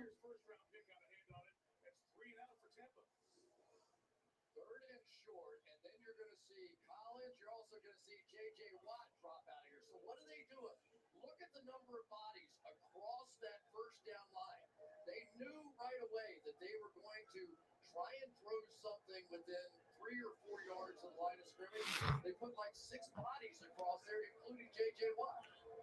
Vance Joseph, the defensive coordinator, throw that wrinkle in there. King Camarda.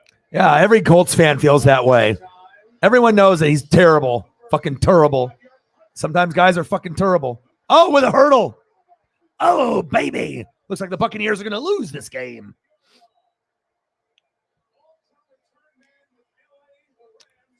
Well, that's what happens, man. It's hard to close out games, and sometimes you end up on the wrong side of the stat sheet. Let them know. Let them all go, she says.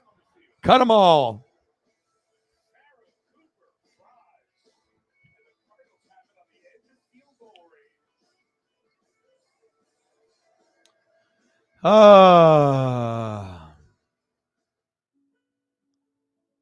Is this game over yet?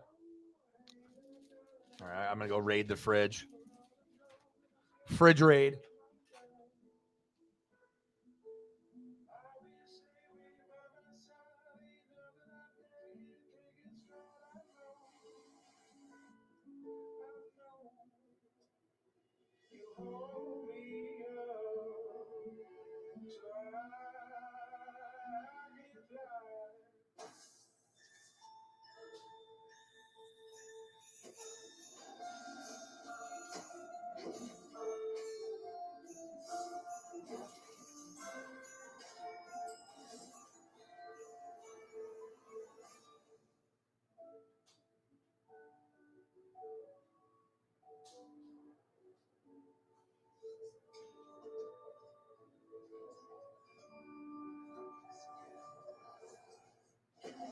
Isn't it great that T-Mobile's network is powerful enough to bring high-speed home internet across the country? Pay attention. T-Mobile home internet is just $50 a month. Focus. Just $50 a month with price lock and no monthly fees. Hello, little one. And welcome to the great unknown. Not the okay unknown or the underwhelming unknown. It's the great unknown for a reason. It's a world of endless possibilities and adventures you can't even imagine. Toyota, let's go places.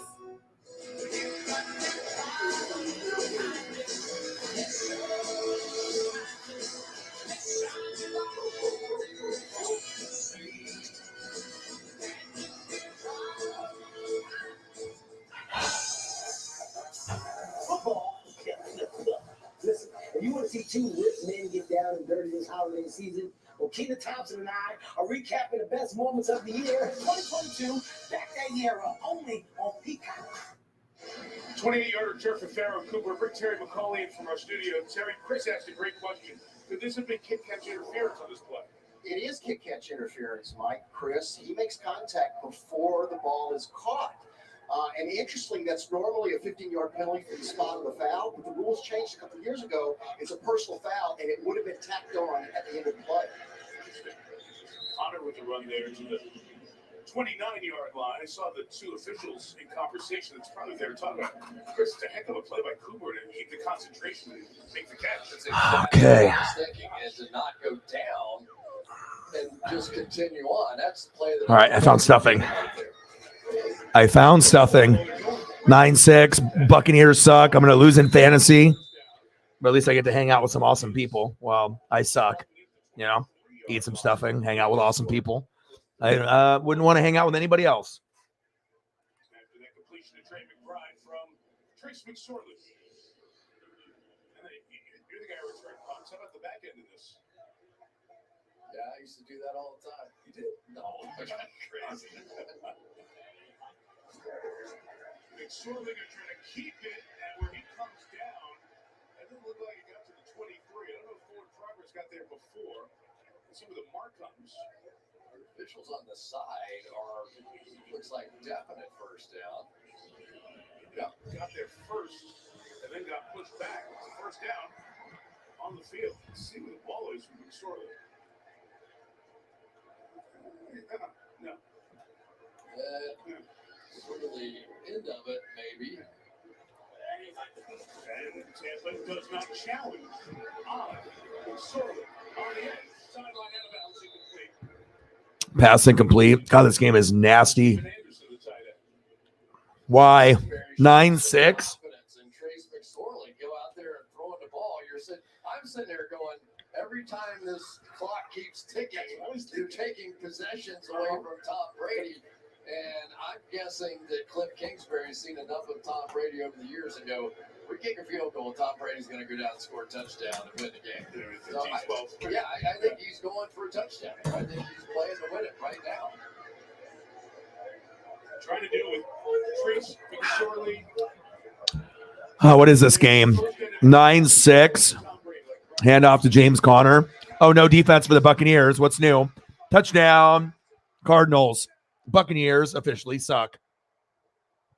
Well, we already knew that at the very beginning of the year. I knew week 1 we were going to suck. Oh, my. Can't even beat a third stringer. That's how bad it is for the Buccaneers now. You should have heard the people like these Buccaneer fans. They're like, "Oh, we're going to playoffs. We're gonna win." Yeah, you obviously are in fucking denial and have no idea how bad the team really is. I mean,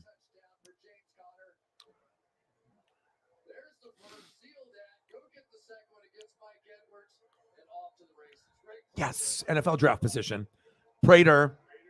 O-Dog is not going to the playoffs. Yes. Extra point is up and it's good. This is what I've wanted the whole time anyway, so I can hear all these idiots stop talking about it. It's like, okay, it's over, dude. Hi, honey. I love you. Huh? What? I love you. I'm almost done. Huh? What? I'm almost done. I'm almost done. Okay. I love you. She knows now I turned down the TV. I hear you. Yeah, I heard you.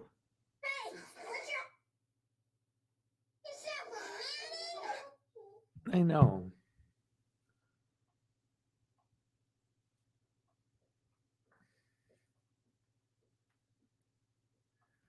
Yes, I want to snug with you all day, every day, and that's all I want to do for the rest of my life. Sounds like the plan. Watch Simpsons, hang out, enjoy our best life. God, we suck. But at least I'm not like one of those delusional fans, that thought that we were going to actually do something this year, or, it's like you have to sometimes just come to reality that, when your team is really, really good, and you have to know when your team is really, really bad. And you can't make excuses. It is what it is. But sometimes, something good can come of it, like someone getting fired, a coach or an OC or multiple. Also you can bring in some new players, some new blood, to be able to start a new regime. And sometimes, things just, you had your run with Brady, and no one thought it would probably be right away, like year 1 that we won it, but we did. I think most people thought it would take 2 years. We get to NFC Championship the first year, maybe lose, and then go to the Super Bowl the second year and win. But we just said fuck that and just went right away and won. And once you do that, you're not going to win every year. So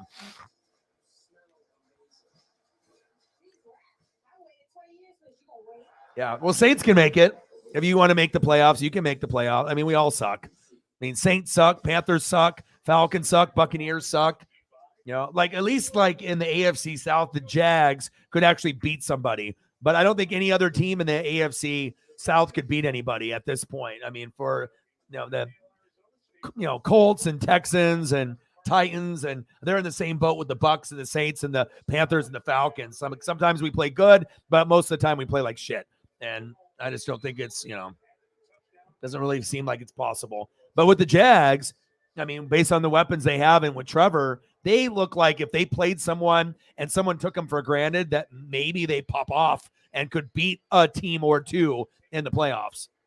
Not every team they could beat, but in the right matchup, Jacksonville, if they make the playoffs and win the AFC South, I mean, I wouldn't want to play them. If I'm in the AFC, hell no. You wouldn't want to play them because you know that you can beat them. But if you just have an off quarter or two, you could be going home to a team like that. They could put the pressure on. They got weapons. Yeah, Tampa's a fake, pretender, garbage, trash. Oscar, the Grouch.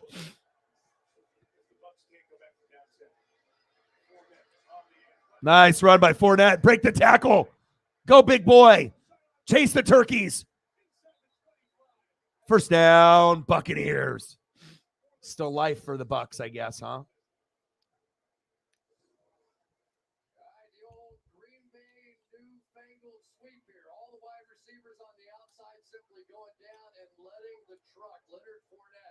Take off down the field, and a great combination of speed and power breaking that tackle right there.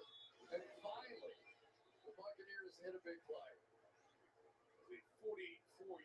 Mike with another 20. He's stepping his game up. Always taking care of yo boy. Thank you. I appreciate you. Nate the Great. Nate the Great. Nate the Great.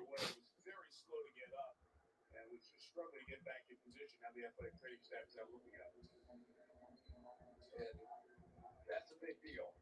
David Collins, no question, second leading tackler on this team. You're going to see Mike with the $20 dono. Bang, bang, bang, bang. Boom, boom, boom, boom. Bang, bang, bang, bang. Bang, bang. Thank you so much. Cactus Jack approves. Let me know what you want to see for photos, and I gotcha. He said, and Brady come back against in the oh, there'll definitely be some splash plays. Love you, brother. We can throw some photos up for you. I can get you some Bronco photos. Getting Nate some photos is always good. Buccaneers stink. Brady, screen pass. Fournette is getting all the opportunities.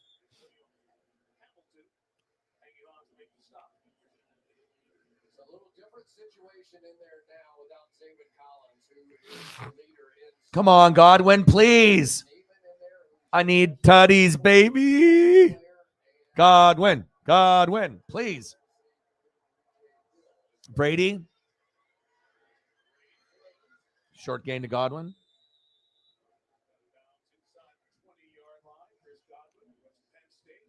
Yeah, well, it doesn't have to be the today's game. Yes, that was very tough. Just like watching my Buccaneers right now. Like, what am I watching? And you're watching the Rams with Baker. You're like, what am I watching?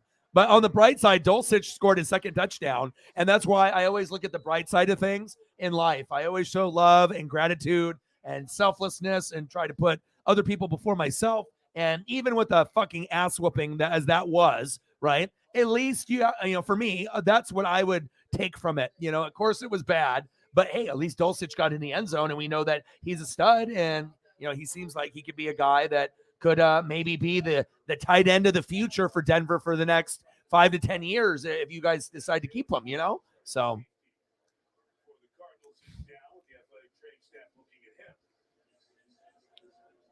Yeah, so we got some, and one of my best friends, Justin Graves, the guy that I go to Mariner games with and Blazer games and the Ducks. He's like my number one guy besides Preston. I road trip with Justin Moore, and his favorite team is the Broncos. So it's like Broncos, and we both like the Blazers. We both like the Ducks. We both like the Mariners, and both of our dads follow the Dodgers, me and Justin. So we got like a lot in common, except I'm Bucks and he's Broncos. So I have quite a few friends that are going through the similar pain as Nate the Great and Matt and a lot of other Bronco fans where they're like, God, dude, everyone, thought that it would be, could be bad, but I mean, I don't think anyone expected this bad. So yeah, but hey, Dulcich, second touchdown, one against the Rams, one against the Chargers.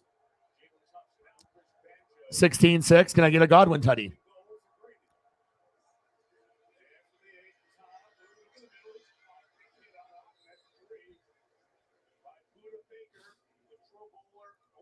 On this Cardinals team this week. They got a little soft with their defense. Maybe it was because Zayvon Collins, but they're definitely spread out more. And we haven't seen quite the same attacking. I think that the defensive line is 16-6. Can I get a Godwin tutty, please? Please. Godwin tutty. Godwin tutty. Godwin. That's not Godwin. Damn it.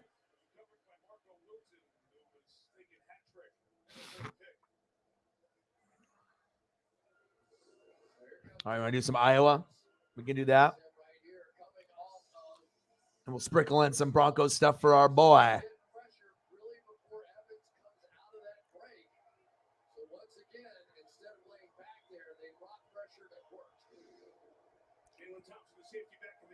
I'm sorry to hear that, brother. Brady to Godwin for a tutty, please. That's not Chris Godwin. Touchdown, Buccaneers. Rashad White.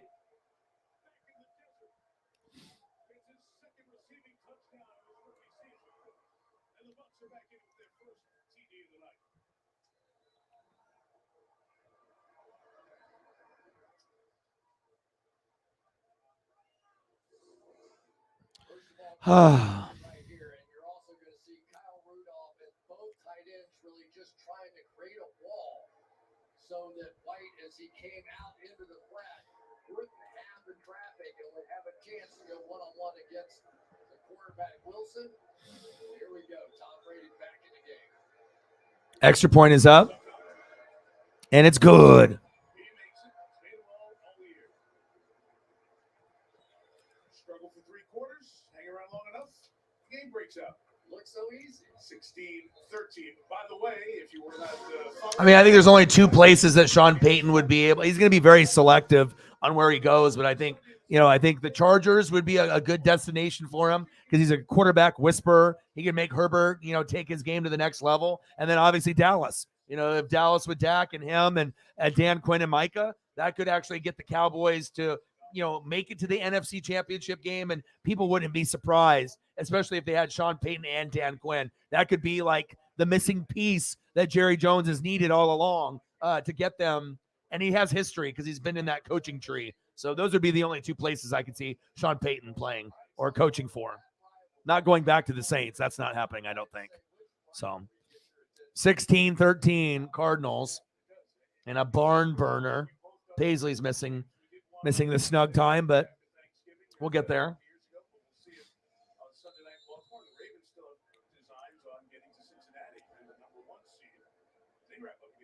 Yeah, but sometimes OCs are better at being just an OC. You know what I mean? And sometimes if you're an OC and you become a head coach, or you're a DC and you become a head coach, it just doesn't work. So I don't know. With Bieniemy, if I'm Bieniemy, I stay as OC. What's going to be a better job than that? I mean, this one, and if he retires, maybe they will consider you and you would get promoted. You know what I mean? But being a play caller, there's nothing wrong with that, especially when you're one of the, top 3 play callers in the league. You're very, very good. Sometimes you just have to have that leadership. And I'm not saying Bieniemy wouldn't be able to be a head coach, but he's not going to have the same leadership qualities as, Andy Reid. Let's be honest. Andy Reid is like a one of one. Like, It's going to be very difficult to replace an Andy Reid. Even as great as a play caller as Bieniemy, the vibe would be different without Andy there. You know, when you have that guy, it's just a different feeling. That comfort, you know, it's like that grandpa father figure that right? You know that you're going to get the job done and they're going to hold people accountable. So. Well, I mean, it's a business decision as well, because like I said, maybe you become the head coach after Andy goes. And would you rather coach anyone other than Mahomes or Kelsey? You got the number one quarterback and the number one tight end. Anything you go to is much worse. Why would you leave? It doesn't make any sense. Why? I'm going to go to the Texans and be the head coach and get fired in 2 years and come right back as OC. Why? To get more money, to be like, look at me, I got fired and the fucking squad sucks anyways. And I couldn't even turn them around. And of course, they're going to blame me as a scapegoat of being stupid or dumb or not being able to turn it around. But if like a team's got 50 billion problems, Eric Bieniemy ain't going to be able to go in there and fucking solve them, So I think if I'm Eric Bieniemy, I know I could be a head coach, but I think being an OC is what he's best at. And sometimes when you're the best at something, stick with that. That's what I would do. And I think that would be best for his career and his legacy too. Unless he wants to be a head coach, get fired, come back, and then be OC again. But then what happens to the play calling duties after that? Because you probably get someone worse than Bieniemy if he leaves. Do you really think you're going to get someone as good as him or better? Chances are it's not going to be as good or better. It's going to be a decline in the skill set. So. And I'm like I said, I'm doing it from a Chiefs fan perspective and also an Eric Bieniemy perspective. Of course, we need more coaches of color with opportunities. I 100% agree that it's bullshit that a lot of the people of color, they're not getting the fair Rooney rule. That people have their favorites. Sometimes they like white coaches, sometimes black coaches, and sometimes, they'll have a Mexican coach like Riverboat Ron. Everyone's going to have like, what they like. And sometimes, you want to act like, oh, race doesn't matter or this or that, but that's bullshit. You know what I mean? There are certain franchises that lean towards certain people sometimes, and to act like that doesn't happen is ridiculous. It's very clear. That's why people bitch and moan and complain all the time when people get certain jobs. Maybe they think they deserve or don't deserve. But, with all that being said, I definitely think Bieniemy is one of the best in the world, and I just don't want to tarnish his legacy. And being a head coach is cool, right? You know what I mean? But chances are you're going to go to a team that's really fucking bad. They're going to give you the spot, and you're just going to be that temporary rental, that piece, that springboard until the next guy or the next guy. And I don't know. I just think Eric Bieniemy is way too good for that. And if he's going to be a head coach, I would want him to be the head coach of the Chiefs than any other head coach, not anywhere else. Inherit it from Andy if he leaves, or they go through an interview process, or have him continue to call plays, and then you try to find another Andy Reid, like a Sean Payton, but I don't know if that would happen. So, shit, could you imagine Sean Payton in Kansas City? My God. But you guys also need a better defensive coordinator too. I think Spags isn't bad, but I think every Chief fan is frustrated. Like you need personnel and you need the rookies to step up, but also scheme could be a little bit better at times. And there's been some frustrations with Spags. Like he's a lot better than the guys that you've had before him, right? But it's still like you guys aren't top 10, and sometimes you're going to be in the 20s, sometimes you're going to be in the teens. Every once in a while you'll have a top 10 defensive game, but I mean, once you guys get like a great defensive coordinator and have a top 5 offense, which will probably be top 3, top 2, and then you have a top 10 defense, who's going to stop you? And the answer is nobody. But will you guys be able to get to that point? 3rd down and 1 in this barn burner.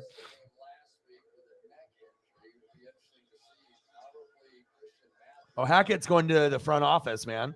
He's going to be the president. They're going to give him a raise.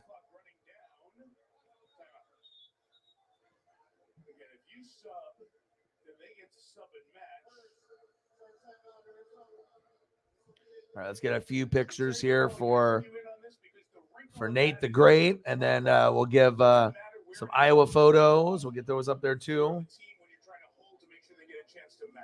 No, Mike, it doesn't matter at all.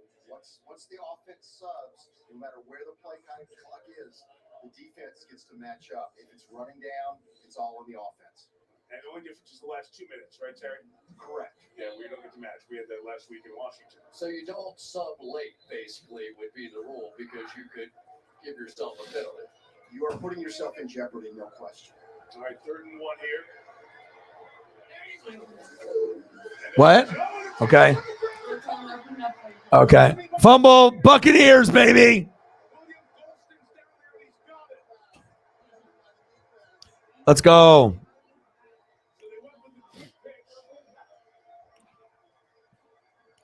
Is the Buccaneers going to make like this epic comeback now? Is this what's going on? The hell is going on here?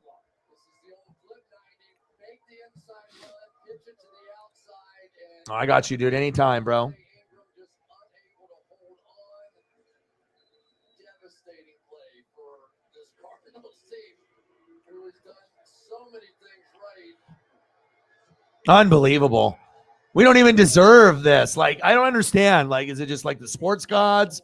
Is it like Brady? Like, just these like weird things that happen for Tampa to give them a shot, you know?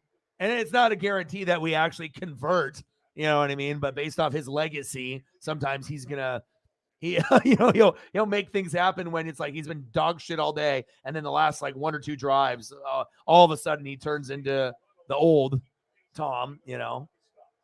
I mean, what am I doing? Am I going to get a Chris Godwin touchdown for the win? Is that what's going to happen?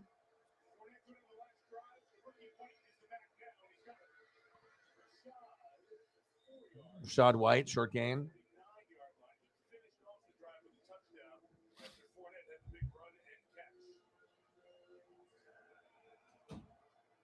They're going 5 underneath coverage almost every play, almost daring Tom Brady to take a shot down the field. Now they're up in that double-A blitz look. Let's see if anybody. Shotgun set to Brady.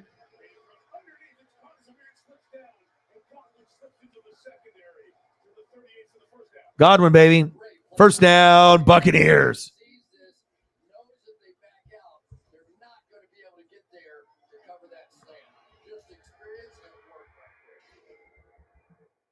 Brady.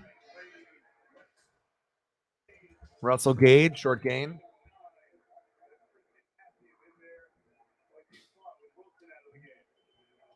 He's going to play well off. They're not going to put a lot of pressure on him. So expect number 35 to see a lot of action right now.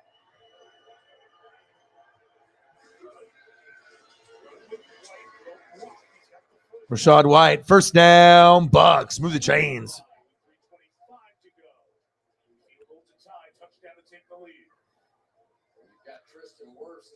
Oh, TJ Hawkinson, old school.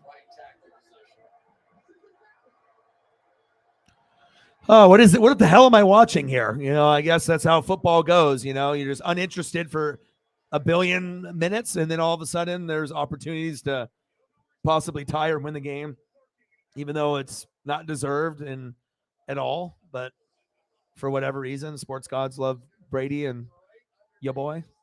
Is that what it is?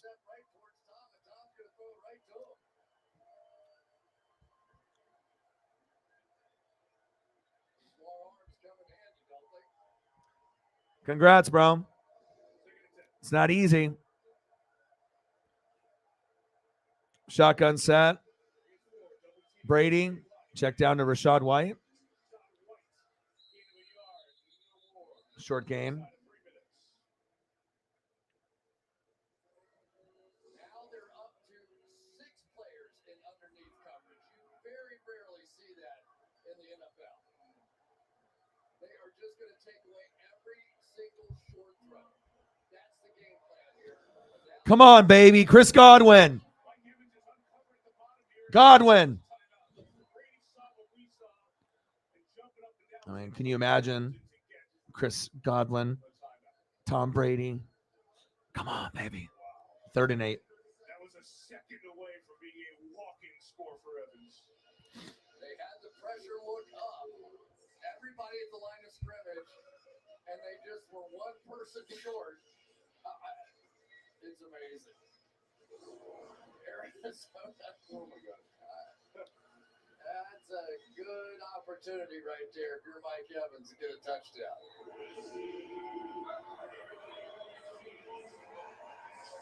Nice job by him to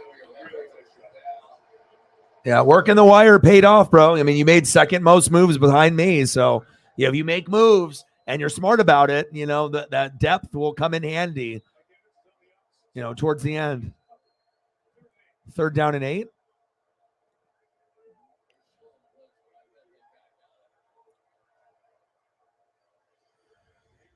Godwin!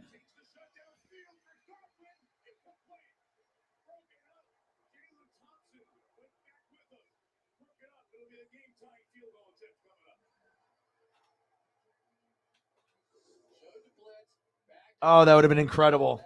I would have just jumped out the window.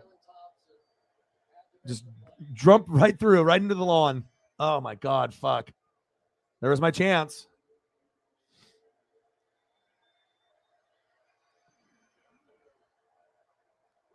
Oh. Chef, motherfucker. That was my chance, dude.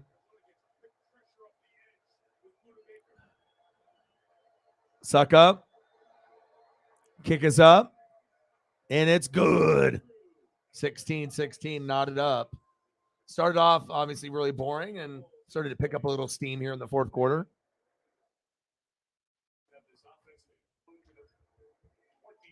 Oh, I needed that tutty. That would have been big. Big. A couple of things have been unearthed here to some extent, right? Once Tom Brady got into the no-huddle offense, he found an edge. And one of the edges he found was that J.J. Watt had to be a little worn out. He was dominating play inside for so long. Overtime. He basically hasn't come off the field, and now you go hurry-up offense, and you take away the X factor for them. So the counter comes back with the Cardinals going that underneath coverage until Tom finally took a shot down the field on that last one, but didn't hit him. It's almost like you're waiting. You got to take one shot, right? Don't you? Eventually. But I think the time you... Well, at least I chose the right one between D-Hop and Godwin. Godwin's at 14.3. Hopkins is at 1.4. So...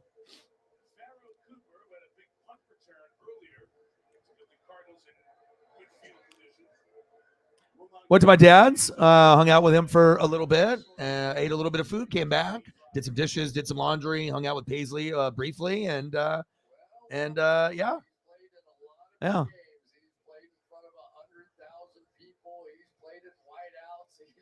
You went to your mom? Yeah, I might try to see if I can stop by maybe tomorrow, but we'll see. 6 grandchildren. You got all the grandchildren running around out there.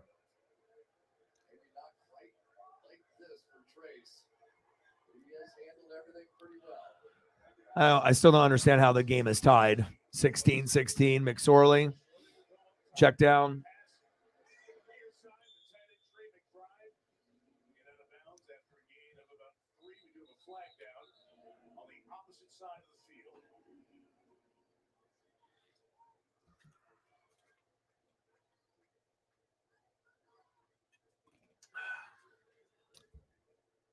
Somebody downfield early, perhaps? That would have been fast. Nelson member of the offense downfield, number 53. 5-yard penalty, first down. It's on the center, Billy Price.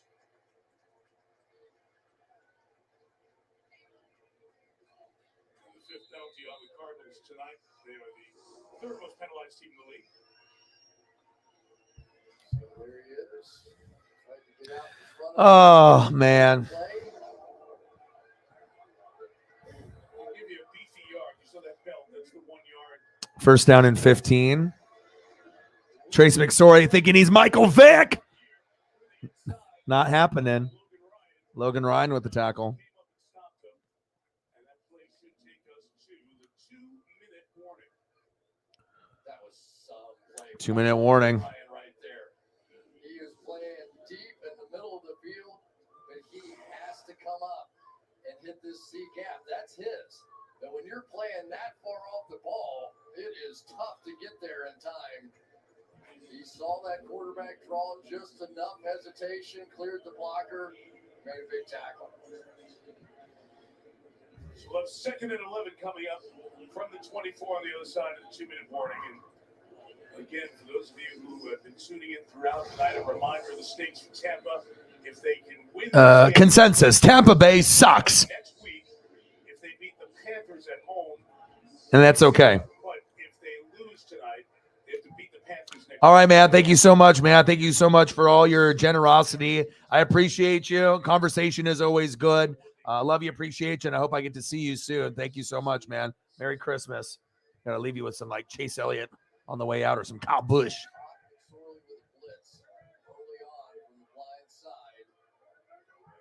Appreciate you, brother. All right, 2nd down and 11. Kyle Busch is Mike's favorite. Good tackle there by Levante David. Appreciate you. Thank you, bro.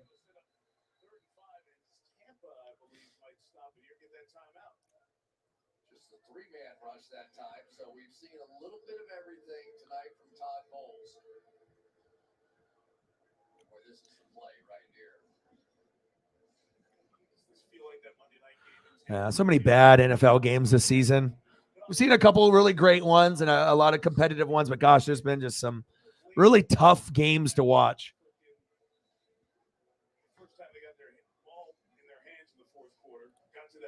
Oh, wow. That's a lot to process. That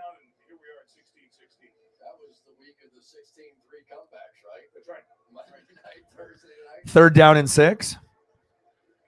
Huge play in this one, 3rd and 6. You feel the tension from the Cardinals fans. Minute 54, 3rd down and 6. Big play right here. Game tied up. I don't know how the hell. 16-16 in the 4th. Shotgun set. McSorley. And throws into the turf.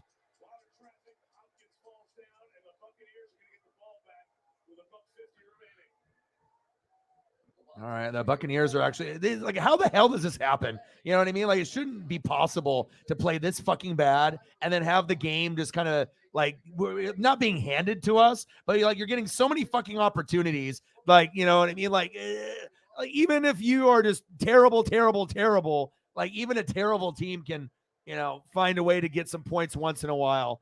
And it's just, gosh, I don't know how I feel about this, because if we win, like, God, I don't want to go to the playoffs, though.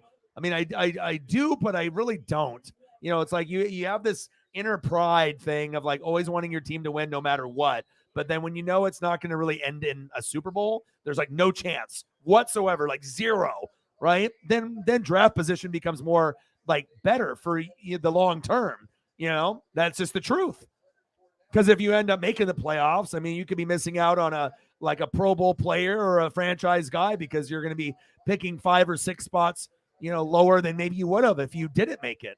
That could be big, but it also depends if the coaching staff and the ownership pick the right player, if that happens. But can I get a Chris Godwin tutty?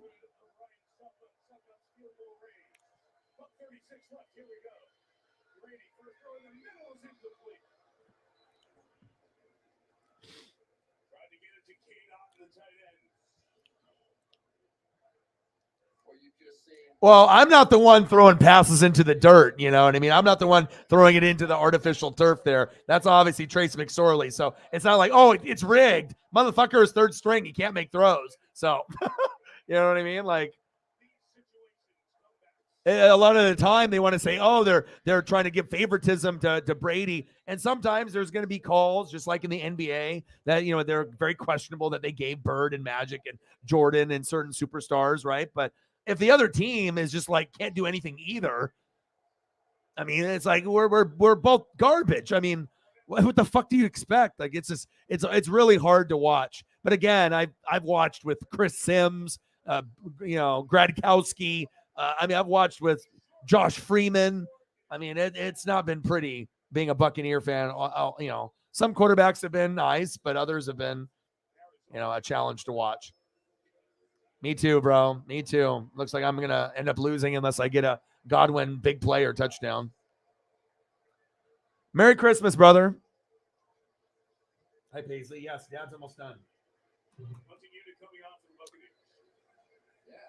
Yeah. I actually do agree with this. You haven't had success in short yardage in the quarterback sneak. And you've got Tom Brady, and you're going to go to overtime. You hope your defense has been playing well. And if you don't get that first down there, you're almost Raiders field goal range already because he can nail a 58, 59 yarder. You're 7 yards away from getting beat. Jake Camarda will kick to Pharaoh Cooper. The Buccaneers had the momentum, unable to get a first down in that spot. Camarda's kick, Cooper going all the way back, and he kicks it zone one. Cooper trying to set up some blocks, accelerating across the 15, down to the 20. A couple of heart rate increasing moments on the Cardinals sideline with 43 seconds to go. Well, I remember when the rule used to be when I was returning punts that you didn't back up inside your own 10. Then they started with those Aussie rule kicks with the backward spin and okay, inside the 5. And many returned from the 1. I love you. So out of timeouts at the 20-yard line, the Bucs only have one timeout. And Arizona is emptying the backfield here. First down and 10. Nothing better than a puppy and the unconditional puppy love. I would rather hang out with her than any of my friends that live here in Oregon, except for maybe 2. Like, I mean, it's an everyday thing. James Conner, nice move right there. Maybe the Bucs will lose. Nice play right there. They're at the 50. Paisley's already getting antsy.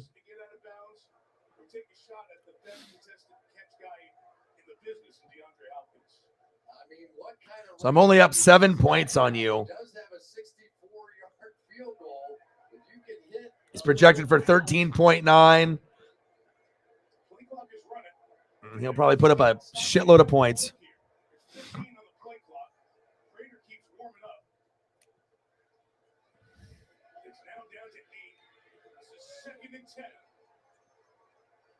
No timeouts. McSorley sideline shot. Hopkins trying to pull it down, and he couldn't. The Cardinals sideline wants a flag. They don't get it. And it's 3rd and 10 with 4 seconds left. Hey, it's never too late. Late, but hey, Merry Christmas, man. Merry Christmas, bro. I appreciate you. Bang, bang, boom, boom. Bang, bang, bang. A boom, boom, boom. Bang, bang, bang. Cactus Jack approves. Let me get you some Mac Jones. Who? Mac Jones. Appreciate you, bro. TN Jose being TN Jose. Appreciate you, brother. Shotgun set, 3rd and 10, flag on the play.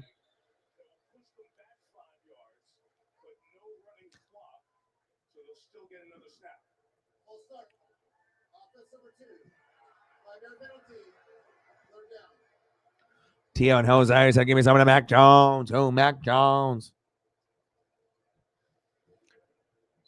Thank you so much. We know McSorley has the arm to get it. We know Hopkins has the skills to go up and get it. We certainly know that. But you're going to have to move around a little bit if you're Trace. All right, come on, motherfuckers. Overtime. McSorley. Tackle his ass. Oh, hell. Intercepted. OT. Chris Godwin with an OT touchdown to win the game.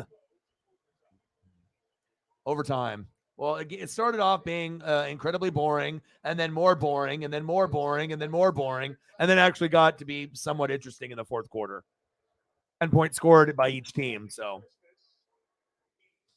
Longest game in the history of the National Football League. Take it back to Christmas Day, 1971. It was a playoff game. One of 2 played that day. Shula and the Dolphins, Stram and the Chiefs. My favorite no good on a missed field goal. All right, get some more Mac Jones up here. No, you missed it. So it went to overtime. And then to double overtime. And Gary Brevin with the field goal said the Miami Dolphins. Here's TN Jose donating all his money to O-Dog in his bank account. Oh, my boy. Appreciate you, TN. First game I ever announced. My brother and I got a tape recorder. We did it. Sudden death overtime. You each will get a possession, and during that initial possession, if you score a touchdown or a defensive safety, you will be declared. Appreciate you with the $10 dono. You'll each be given 2 timeouts. All replays upstairs. Please keep in mind this 10-minute period can end in a tie. Tampa Bay, you're still the visiting team. We have a coin, heads and tails. What is your call? Tails is a call. Tails is a call. It isn't. It's heads, I believe. John has Arizona will receive in this direction. Good luck, gentlemen. So the Cardinals will get the ball first here in overtime. Overtime. Who said a tie on Christmas isn't something good? We're tied for the moment. It's okay, Paisley. I promise I'm almost done. Chief with a $4 dono. We're getting closer. Merry Christmas. Thank you, brother. $4 dono, brother. Brother. Always sending me good-looking food, brother. You and Shep always sending me the food, brother. Because I got some good food for you, brother. $4 dono. Chief with Chief. At Rivermark, we love helping people save money. Oh! Rivermark members. My boy. Bang, bang. Bang, bang. Bang, bang. Appreciate you, brother. Man, I am so ready to hit this pre-roll, dude. I already had a little. Oh, baby. Mariachi is what it's called. Sugarberry score, a full G. THC, 29%. I mean, what planet am I going to? 29? All right. Okay. I guess that's where I'm going. Oh, man, they do. Trust me, man. I mean, I got a little bit of leftovers, but I'm thinking that, maybe, I mean, I always got the gummies and stuff, but sometimes it's like, I don't know. Maybe I just thought, maybe the holiday season, if we get a little snow, it'd be just kind of nice to feel that cold air and, just to, because I don't smoke cigarettes. I've never have smoked cigarettes, so I'm not into that, but man, the pre-roll action, no, dude. And you know what the craziest thing about here in Oregon? It is so cheap. Like you can get a gram on a pre-roll for like something ridiculous, like $2.50, like $3, $4. And it's like high quality, high end stuff because they just mass produce it. And so, you know what I mean? They can afford to not make it like a $5 or like a $10. Like it could be like super cheap. Like this is like ridiculous. You just have like change in your car and you can actually get one and it could actually hold you over for, it depends on if you decide to smoke the whole thing or just like, do a little bit and then, ash it out, save a little bit for later. Cause that's what I did, It's money. It's like, oh, $4. Yeah. I remember when they used to run like 10, but now it's like, yeah, it's like the prices are incredible. Divisional leaders, Eagles, real deal. Holyfield, Vikings, kind of a pretender. They don't got a defense. Niners, the real deal. Tampa, garbage. Dallas, the real deal, offense and defense. But again, the thing that worries me about Dallas is the coaching and the play calling. They have everything else except that. And the Niners, it seems like they got usually everything besides the quarterback to get them over the hump. But they're good enough to win on the road. I honestly feel that Dallas, if they go to the NFC Championship against Philly, they have 0% chance to win in Philly. Now, if the game is in Dallas, like it was this weekend, they can win there. But if it's in Philly, you're not winning there. The only team in the NFC that can beat Philly in Philly in the NFC Championship game is one team only, and that's San Fran. Because they have a good running game, they have a good O-line, they have a good defense and a D-line, and they have weapons, and they have a good coach. So, but other than that, I don't know if like Minnesota or Dallas could win there. I highly doubt it. And even the Niners could go to Philly and lose. I'm just saying if there was only one team to somewhat do it, it might be only them. Levante David almost with a pick. He said, I smelled that.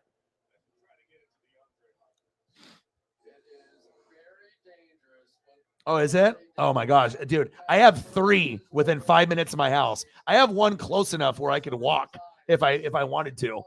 That's nuts, dude. And the other ones are just by car, couple minute car ride.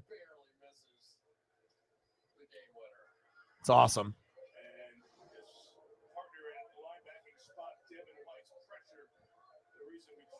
Oh, it's nice, man. You don't ever hear people committing crimes or doing anything really that stupid. I mean, if you're talking about laughing a lot and raiding the fridge, yeah, that's what'll happen. You know, you'll get in the zone. Video games will be funner. TV and movies will be hilarious, and you'll be really relaxed. And yeah, things are good, especially when we have like the high time stuff here. You know, it's the stuff that you see in like the magazines that looks like incredible, like from Hawaii or somewhere far, far away. 3rd down and 11.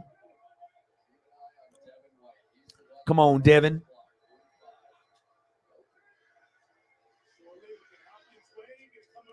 That drop? I don't think he caught that, did he?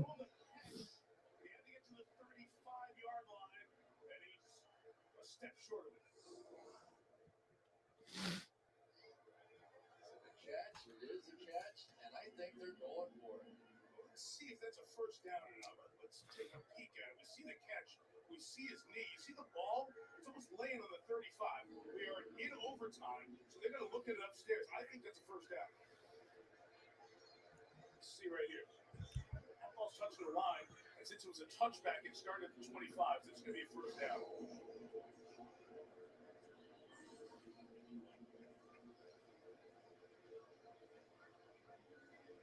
Again, you hear when they do the announcement of all the overtime rules, it's just like the last 2 minutes. All the replays are initiated by the booth upstairs. Oh, for real, man. And I love being able to watch programs like, Simpsons, and I'll do the cartoon thing, but I like watching the Ancient Aliens, and I like watching Nat Geo, History, Discovery. You know what I mean? Like, it just gets me like laser focused, and I can really enjoy it, and I'm relaxed, and then I can just really pay attention. I don't have to be on my phone. Like, that's the problem with us now with social media, that we have our apps that we love so much: Facebook, Instagram, Twitter, and then some of y'all that do like TikTok and those other things, right? It's like YouTube. Like we just bang, bang, bang. We just go through the rotation of the apps, and it's like never ending. It's like, okay, I did the Facebook, then I went to Instagram, then I went to Twitter, then I went to the NFL app, then I went to this one. And then it's like, you just repeat, and then refresh, and then you just keep reading. But it's just nice to be able to put the phone down and just like watch a show. It's really hard to do now for, I think, most people. Like, most people have a hard time of having that phone separation from their hand, or, it's in your pocket, in your hoodie, whatever. But like, a lot of people are like obsessed with their phones. They cannot like imagine not playing a game or reading, or, looking at memes and GIFs, or just, whatever they're looking at. But it's like, it's tough now. And it's refreshing to be able to just like to put the phone down and go outside, go for a walk, or, watch a show without being on your phone. It's a rare thing nowadays. I know I'm not the only one. Shit, I'm guilty of it too. Like, there's times where I'm like, all right, put the phone down. Like, the information is not going away. I know all this fucking information in sports and other things and pop culture are coming out, but do I really need to be on my phone right now? And then I'll just be like, I catch myself, and I'm like, all right, dude, stop being an idiot. Like, put it down, and then I can really do enjoy. Just let the phone charge. Just get it away from me. Put it on the charger across the room, so there's no opportunity for me to, get tempted, and then boom. And then I can watch the show 30 minutes later, then I'm good. Shotgun set, play action fake, McSorley. Pass incomplete.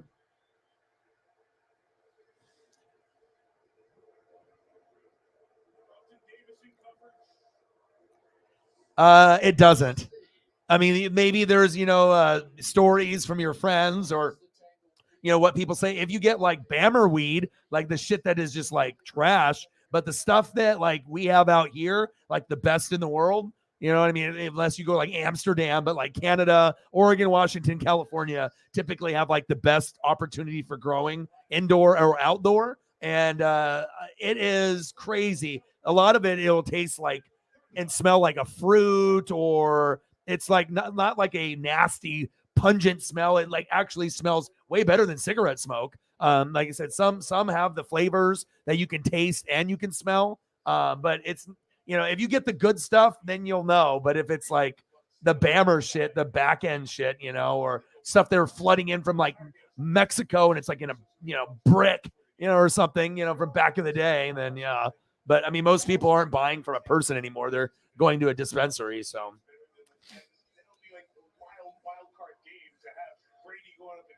Peanut butter breath, indica. Hash, white chocolate, macadamia. Well, there you go. It definitely is by design, man. Hell yeah, bro. That sounds delicious, dude. Yeah, this one I'll probably buy this one again, though, the sugarberry scone. I mean, fucking, it was like $4 or like $3.75. You can't beat that. Oh, good tip. Yeah, it's like I could get an insane amount for, I mean, like $50, $60. And that used to be a lot different back in the day, I'll tell you that. 4th down and 9. Plus, like out here with the mountains and the lakes and the rivers, being outside and then having access to be able to enjoy that. So it's like, it's one thing when you're in your bedroom or you're like playing video games in your living room and then, that happens. But when you're actually able to take it with you and, you're able to go camp or go somewhere and be outside, that's the best. That is the best, because then you get to enjoy like a campfire and the food and the people. That's what makes it sometimes special out here, because we got some really beautiful places out here for scenery. All right, Brady.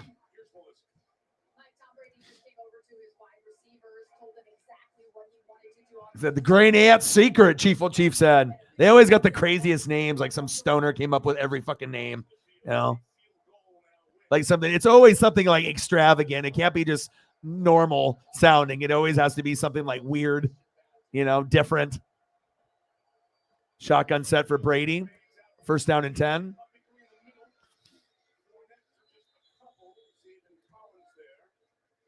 Oh my God, it's so beautiful, bro.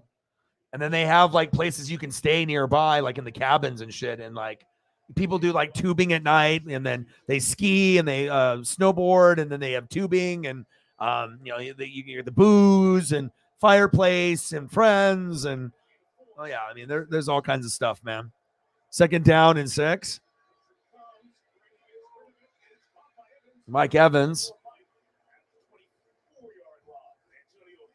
Feel bad for Mike Evans and Godwin.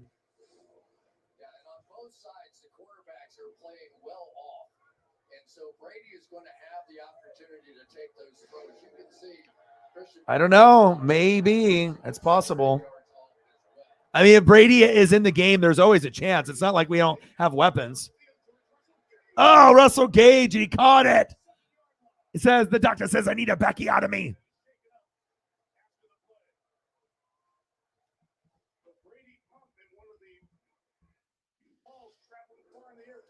Tom Brady went after the rookie this time. He did the pump fake, and Gage on the outside just simply took off, and you could see that Christian Matthew jumped up, little pump fake by Brady. He knew all along where he was going to go with that one, took the cheese. Took the cheese. Cheese. So, both players involved in that one.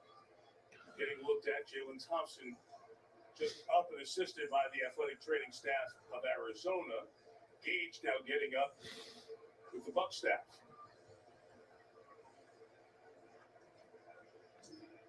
The lack of depth at the cornerback position has hurt Arizona here tonight. I mean, when Antonio Hamilton and Marco Wilson were in the game together, they really were quite the combination on the outside. Byron Murphy placed on injured reserve, another one of their starting corners, but a year-long story with change on defensive fronts. Right before the snap here. All right, here we go. 1st down and 10. Godwin in motion. Next score wins the game. Overtime. Horrible offensive line. Tampa Bay is just straight garbage, but somehow we might end up winning this game. Unbelievable.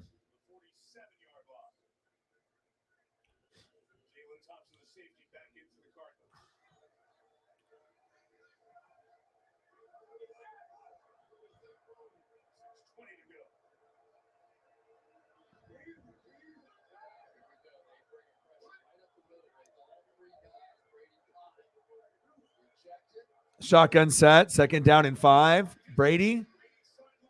Mike Evans. First down, Buccaneers. Move the chains.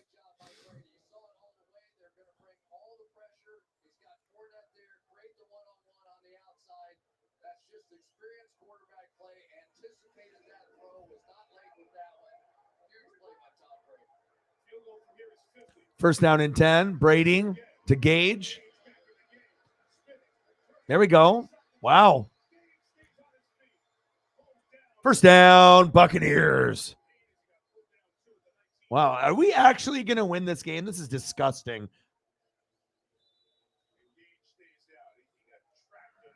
Anything for you, Nate the Great. Same exact blitz. Here we go. 3 right up the middle. Brady says, fine.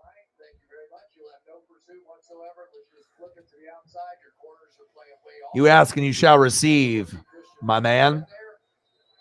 Just a complete understanding of the game from Tom Brady.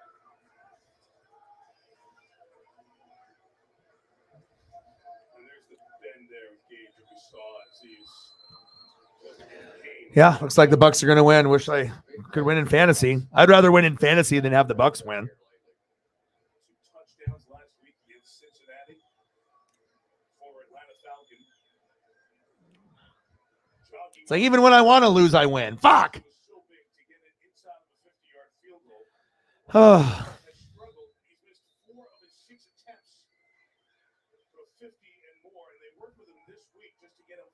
All right, Chris Godwin, please. Maybe we don't even have to kick a field goal. We can just get a Godwin touchdown. That would be great for me, huh? What do you think, Sports Gods? O-Dog in the championship? Godwin? Of course, they're not going to go to Godwin. They're going to fucking run the ball. False start on the offensive line. Good job, idiot. God damn it. I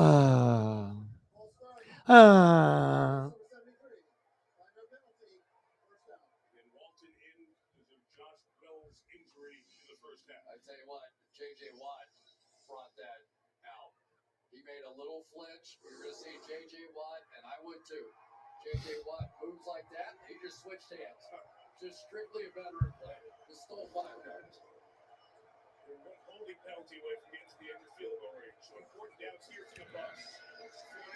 Hand off to Fournette.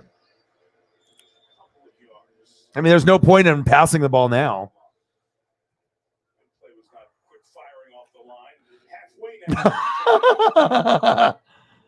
Hey, we can't have the number 1 and the number 2 seed to go down. Damn. But that's what happened. And I know I know there's a lot of fantasy leagues that are out there that this happened to as well.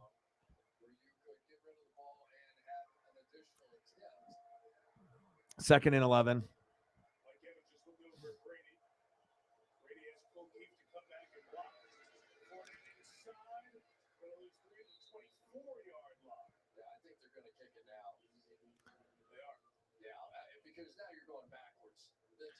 Oh, man. So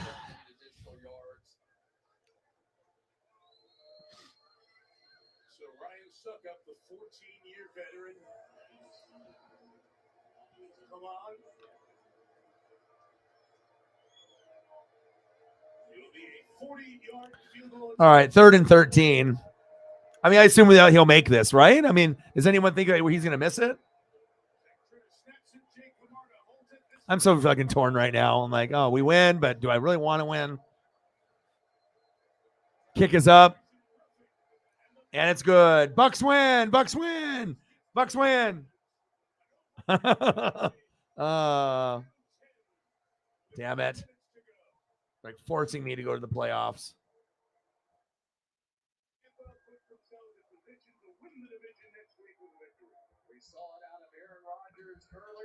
Oh.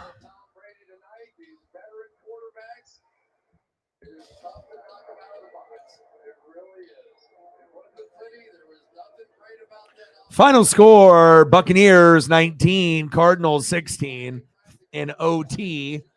Oh, you know how to feel about this right now.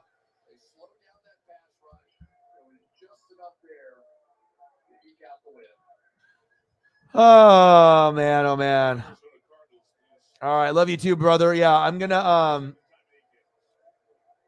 You're welcome. You're welcome. We're probably going to just cut this off here in like 6 minutes just because, this was a long enough game as it is, and I want to eat some food and catch up on some shows. So if anything that you guys want to look at in the last 5 minutes, you guys have free reign. Type it in the chat. Let me know what you guys want to see. We're going to go for 5 more minutes, and then normally I would go longer, but it's been a long day, a lot of travel, and I just want to eat and I want to snug with Paisley, maybe watch some fucking Nat Geo or Discovery or History, or maybe start it off with some Simpsons or maybe some fucking G.I. Joe or Transformers from the 80s or some Ninja Turtles or something. So, and definitely want to, snack on I got some like raspberry, some kind of pie or something. So, all right, man. Appreciate you. Love you. Appreciate you. Oh my gosh. Me too. Dude, I was 13-1 and I'm more than likely going to lose. You know what I mean? Shep, his players hit and he only had 1 dud out of 9. And I had like 4 duds. It's really hard to be able to win when you got 4 duds out of 9. It just sucks. But that's a part of, I guess, life, right? All right, let me delete some of these photos real quick. And we can do some breakfast food and we'll just end it there. Good idea. Use the standard bearer for what a Russell should be. Ric Flair for so long. How you ever Oh, I got a Ric Flair mask too. Like it's a little like one that has a string that's the plastic, face of just Ric Flair. Not like a high-end one or anything. Yeah. I guess I got to take them how I can, but I don't want to go to the playoffs, bro, because I don't really think we can beat anyone. Can we? I mean, do you guys really think that? I mean, I guess if you have Brady, the method is like, well, if you have him, he's proven that even when they suck, that, the team and everything, like sometimes he can scoop a little magic out. I get it, but I'd rather have draft position in his work. It's not like he's going to be back next year. At least I don't think anyone thinks so. I would assume he'll be on the Raiders or on the Niners. So I don't know, but I guess you take what you get, All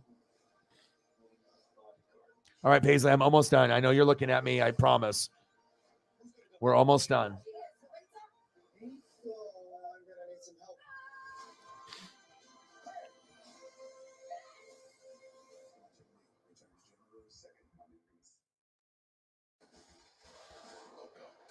Nationals game. Here now, Mike Tirico.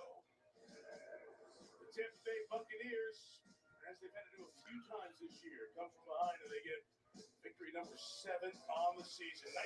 I appreciate everyone that came through, even though this game was fucking absolutely dog shit and horrible. Just, hanging out, spending time, commenting, donating. I appreciate that. I mean, trust me, I know what it's like to watch shitty football games. I mean, I do this for a living, and I've probably seen my fair share of shitty football games this season. I mean, maybe more shitty football games this season than any season that I can remember. I mean, it hasn't been fun. Yeah, tougher than we should have been and what tougher we wanted. They played really well on defense and had some long fields, obviously turnovers again. But Let them know, Tom. Found a way to win, and good to win. And we got to go home and play for a huge game on Sunday. We saw you frustrated definitely at times throughout this game. Yeah. It's an understatement, right? But how did you finally get it going? Yeah, our kind of no-huddle 2-minute package have been pretty good all year. And guys made a bunch of plays. We had a bunch of Wells went down at left tackle, so we're hurting up front. And backs made plays, receiver made plays. Everyone, came up big, so it was huge. You mentioned next week you host the Panthers at home. You win that game. You clinch the division. Yeah. What will it take to win that game? It'll take our best. And we haven't had our best for 60 minutes yet. So yeah, it's been such a bad year. Goddamn. And they ran a crap out of the ball yesterday, so it's gonna be a really tough game. But glad for us to win tonight. We'll kind of lick our wounds, regroup, and try to be our best next week. Merry Christmas, Tom. Merry Christmas. Merry Christmas. My sisters, my kids. Love you all. Hope you had a good time. Merry Christmas, everyone. See you soon. Thank you. He said everybody but Giselle. Merry Christmas to everybody but her. Bucks are 7-8, as Melissa said to Tom. Beat Carolina tomorrow, Sunday, at home, and they lock down the NFC South and lock down a home playoff game against the 5 seed, whoever that is. And right now, good chance that will be the the Dallas Cowboys. You see the others chasing for wild card position with the Giants, the Commanders. See there. All right, guys. Well, I appreciate you guys very, very much. We're wrapping that up here in the last minute or so. So we'll just go through these last pancake photos one more time. And I'll be back more than likely tomorrow for Monday Night Football, Colts and Chargers, unless something crazy comes up. But should be the plan. I hope everyone had a great Christmas, a Merry Christmas. And like I said, we're getting closer to more bowl games and the playoffs. So it's going to be very, very exciting to see how everything pans out. And you never know. I mean, even when I want my team to lose, they find a way to win, I guess. So final score, Tampa Bay 19, Arizona Cardinals 16. Final in OT. It was ugly. It was a matchup between Trace McSorley and Tom Brady. And if you give Brady enough shots, he will find a way to be able to get it done. I don't really know how I feel about this Bowles and Leftwich, but it is what it is. I love you guys, and I appreciate you guys very, very much. I hope you guys have a great rest of your night. And I got one question for you. Who talk sports like us? Your boy Ryan, Northwest Sports Fanatics, and I'm out. Gang.